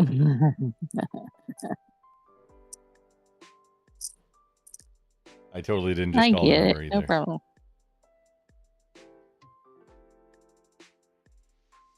You're a good guy. Not a thing. I mean, it's not that big thing. What was it? Yeah, I just don't want whoever somebody that is else to get, you know, spammed or whatever because of my nonsense. Okay, this will crack you up. Shenanigans. There's a guy. He does Walmart door, kind of like DoorDash, but he does the Walmart version of it. And you know how like you go park, say like you're gonna go get a pickup from Walmart. You've done it online and you go get a pickup. And they got those little signs up there, 1, 2, 3, 4, and it all says, call this number, and then you type in whatever, or put in whatever number it is that you're parked at, right? Okay, the sign's visibly there, 1-800, blah, blah, blah. And I made a joke on the stream and said, for a good time, call blah, blah, blah. And this chick, she deleted it, and I was like, no, wait a second. You're going to delete it, yet he's got his camera looking right at that sign. Why is my typing that number in there such a bad thing? If you're going to display it on screen. It'd been different if you tilted the camera because, you don't want to have... 7RB Gaming over on Kick. Thank you for the follow. I appreciate it. Doing a little bit of gaming, talking a little bit about privacy and stuff, right? Meow. Don't get trolled too hard. You might get trolled here. You must bring your own weapons. I've only done this once.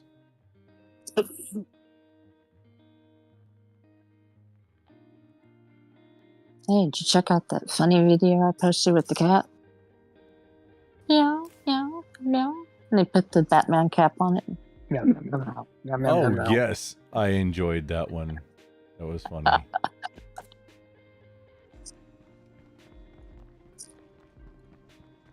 100,000%. I do enjoy what was it? A good Batman meme. It was kind of funny hearing Zach do the nippler the other day. The nippler? What? I mean... He was doing something with the baby, and then actually he was talking about politics, and he just slipped right into the nippler. While he was holding... I am having the hardest time remembering his child's name. It begins with A, and The Anslin?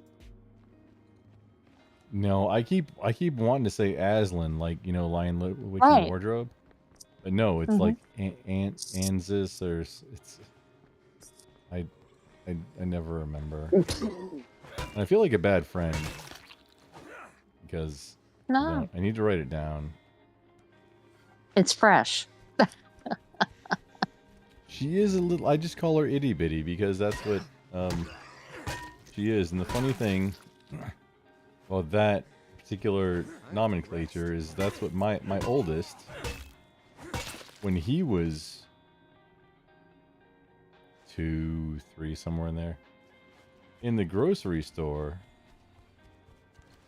taking him shopping for groceries, somebody in the grocery store had like a Bichon Frise or something, like one of those little, like, maybe maybe a little over a foot long dogs, Right. like very white, long, fluffy fur. So little itty. Maltese? No, a Bichon Frise. Okay. So he says my child stands up in the. Wait, did he stand up? No, he was just in the cart, like in the seat, points at it. Itty bitty sheep. Just That's naming cute. it. Itty bitty sheep. So now, since then, it's funny how like parent things happen. Since then, itty bitty is a thing. To where the point now I'm calling his child itty bitty. Oh my. Yeah, super weird and like.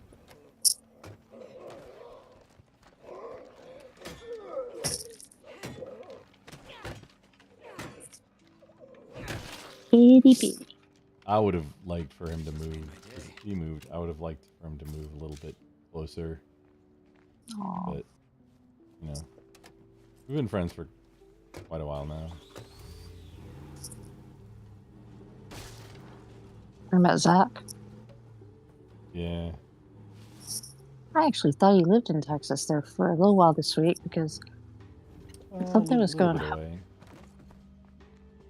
Well, he told me where he lived, but and I said, "Oh, well, then you don't know about the storms are coming." No. Ranger 2, like, we're me. So Zach and I, and then Ranger and I are like each very close friends. They're not as much with each other, but each one of them and me are. I think they're maybe kind of getting there. They just don't talk as much as I do to each one of them. So like where.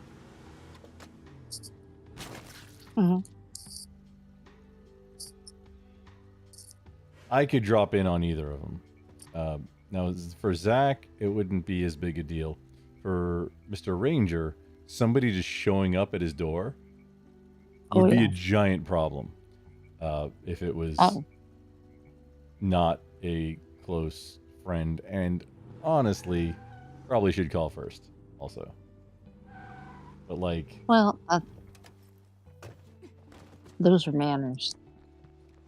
Yeah, we've talked about like we've talked about a couple times, like hey, hey, maybe we get some land and make a compound or something. No, not anything weird, just No, I get it. To do stuff. Go out and shoot cans and stuff. Yeah, we just shoot cans. Not anything else. Maybe some deer, depending on where you are. Oh no, that's racist. See, you're a certified racist now, Melissa. How does it feel? How am I racist? I said deer. Oh, my bad. Yeah, you're bad because I said deer, as in you go out into Graham, Texas, where there's just absolutely nothing out there but tumbleweeds and trees and deer. The only reason why I know about that is because I've got friends that go out there. This is the time of year for them. Every weekend, they head out to the deer stand.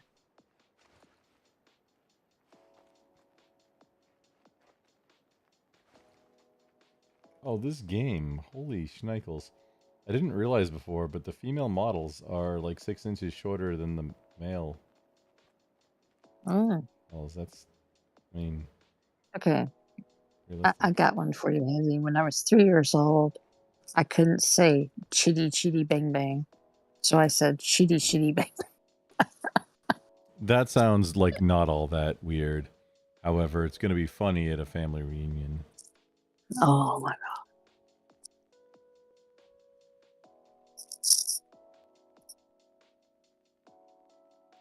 I've said things but I was like 3 years old.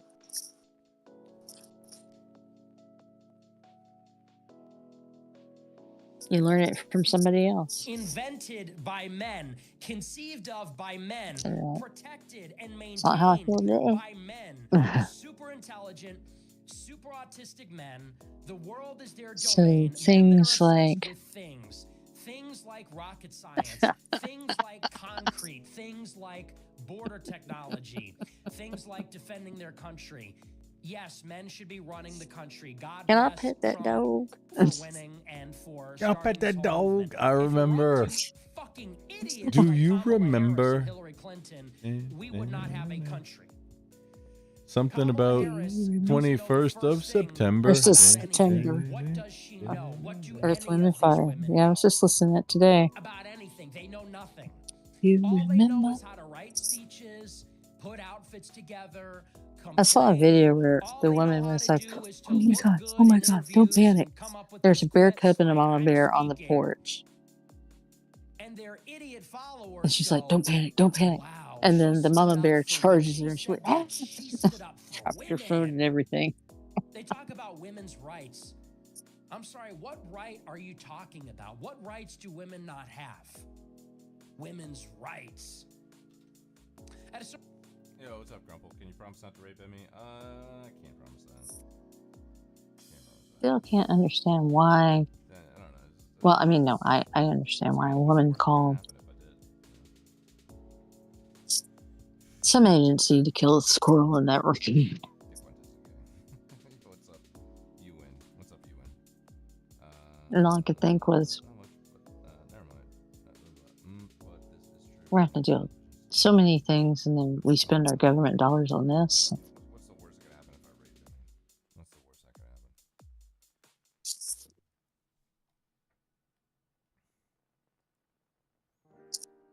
Need just a moment.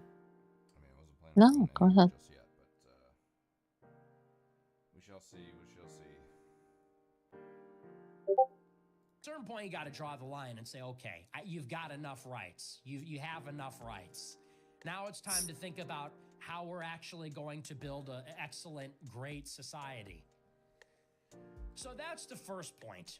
I don't apologize for what I said. You know, it was said in a jokey context, but these women that are making a big deal out of it, they're ruining I have to go ahead and probably drop off. I don't want to fall asleep on you. Yeah, I'm actually looking. So I asked Legate if he can promise not to raid Bimmy, and he said like, yeah, I can't promise, so I can't raid him. I'm trying to wrap up also. Everything that the left, which is maternal, I have everything that these women hate. Searching one. Yeah, a 1045 service, which I'm not performing this one. I'm playing bass in the next one. And I haven't got when the next time I'm reading for the lectern, but I haven't received anything, so I have no obligation to that yet. This is a problem. Figured you had to be a bass player.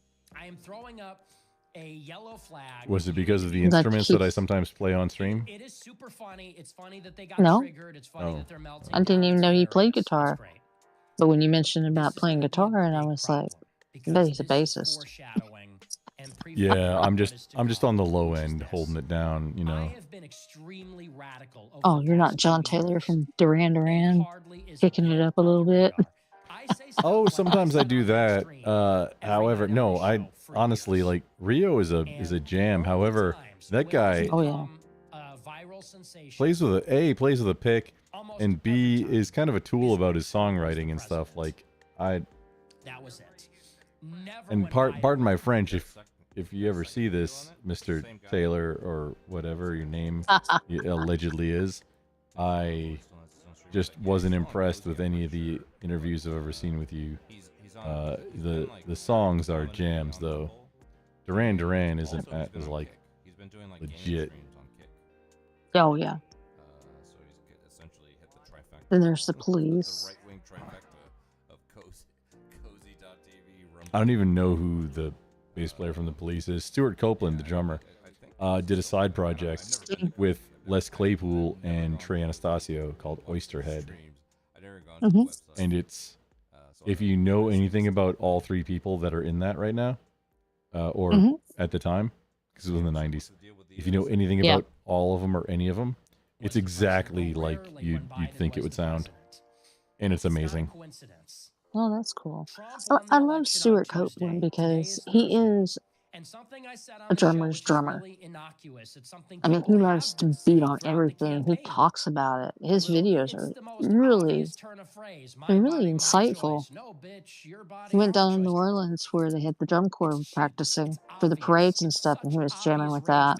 And it's so lowbrow, low-hanging fruit. But they have taken it, they have elevated it, and they have turned it into activism. Melissa, can you help me find a not lefty This is what Trump being politics lefty? streamer? Yeah, this is the goal. Legate said, "Nah, I can't promise I won't raid Bimmy." So, oh, sorry. Let's see what I do. Not raiding. But can you help me find? This is the same thing. Hold on. Let's see if I can find a streamer. Remember a couple of years ago when Andrew Tate It might not be literally politics. the most famous human being in the world by far? Or yeah, just give me a suggestion. Anybody that would maybe be cool for, bullied in grade schools and middle schools because of Andrew Tate, and the you know, axe fell our and got banned friends. from everything. Right. And it's like that now again because Trump is the president. Now, I don't know if you guys would be interested in this, but I do watch cinematic theater where they play a lot of old movies and stuff. From like back in the 50s, 60s, 70s. Let's see. I'm interested in that, but Look at some other stuff here.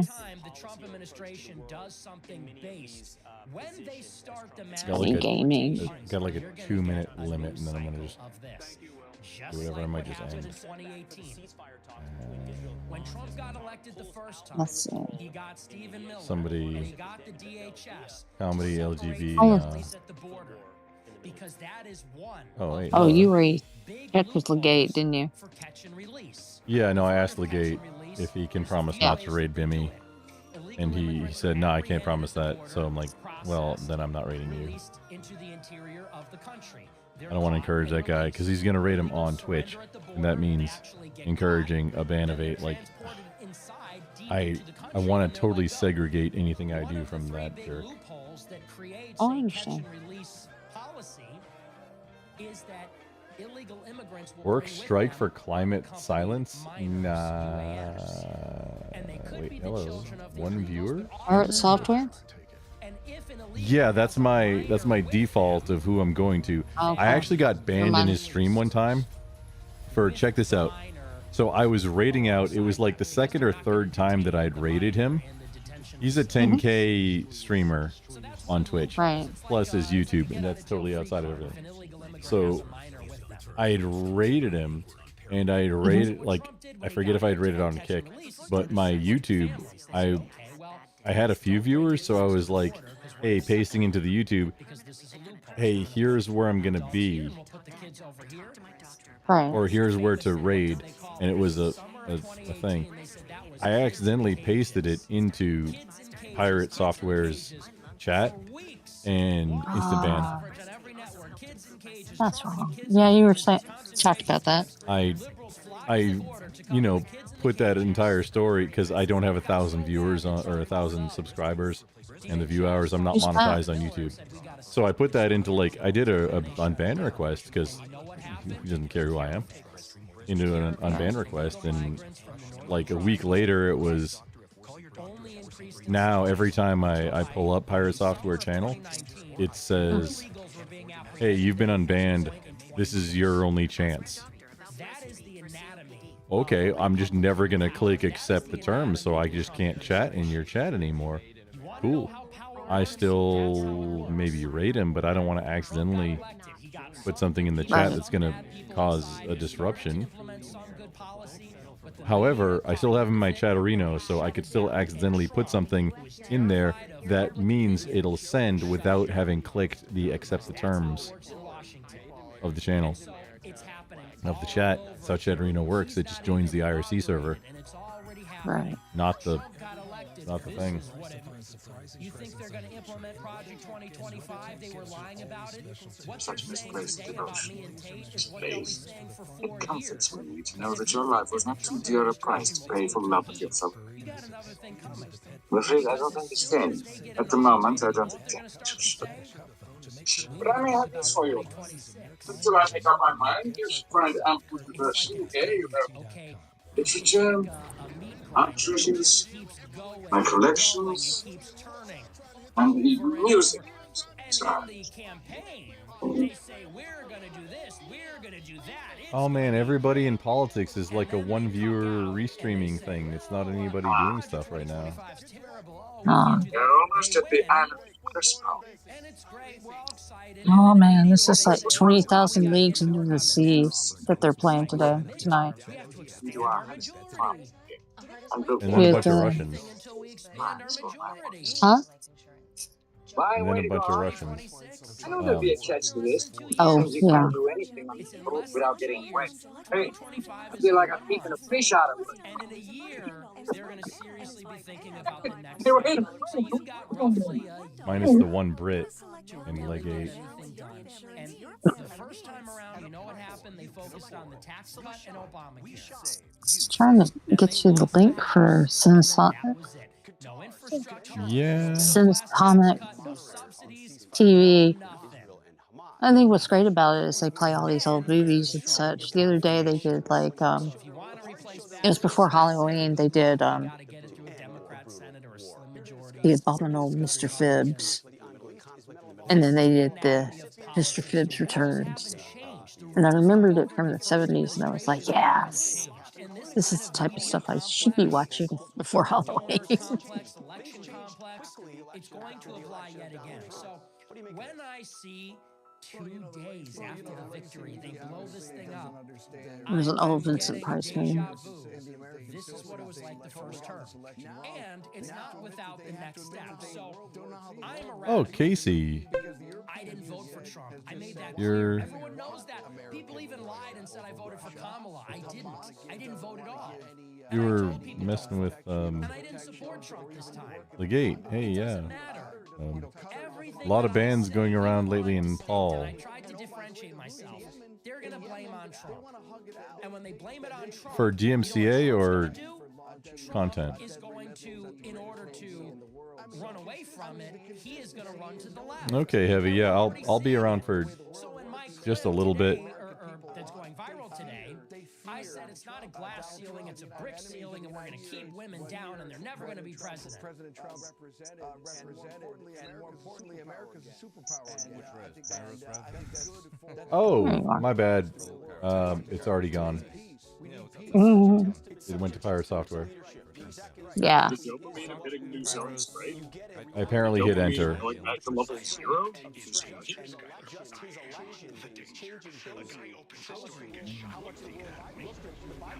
I don't understand that shit. I found this the other day. Airlines Live, where you get to watch planes take off and come in. Yeah, you lose your skills. I'm not a fan of that. If I wanted to do that, I'd just play a seasonal character in a video game. Like, if I want to have an experience that's, like, in any way, like old school RuneScape, why would I ever want to lose my skills? Not. It's not even a fresh start. You unlock new abilities for that zone that I just overwrite watch it any- so I can go to sleep. That's all. I don't want to There's no rate him reason for that. anymore. Like, one of the new abilities in the second zone is exactly like Forage, but it's called something else. Oh, wait. Exactly the same Yeah, I thing. can't read anywhere else.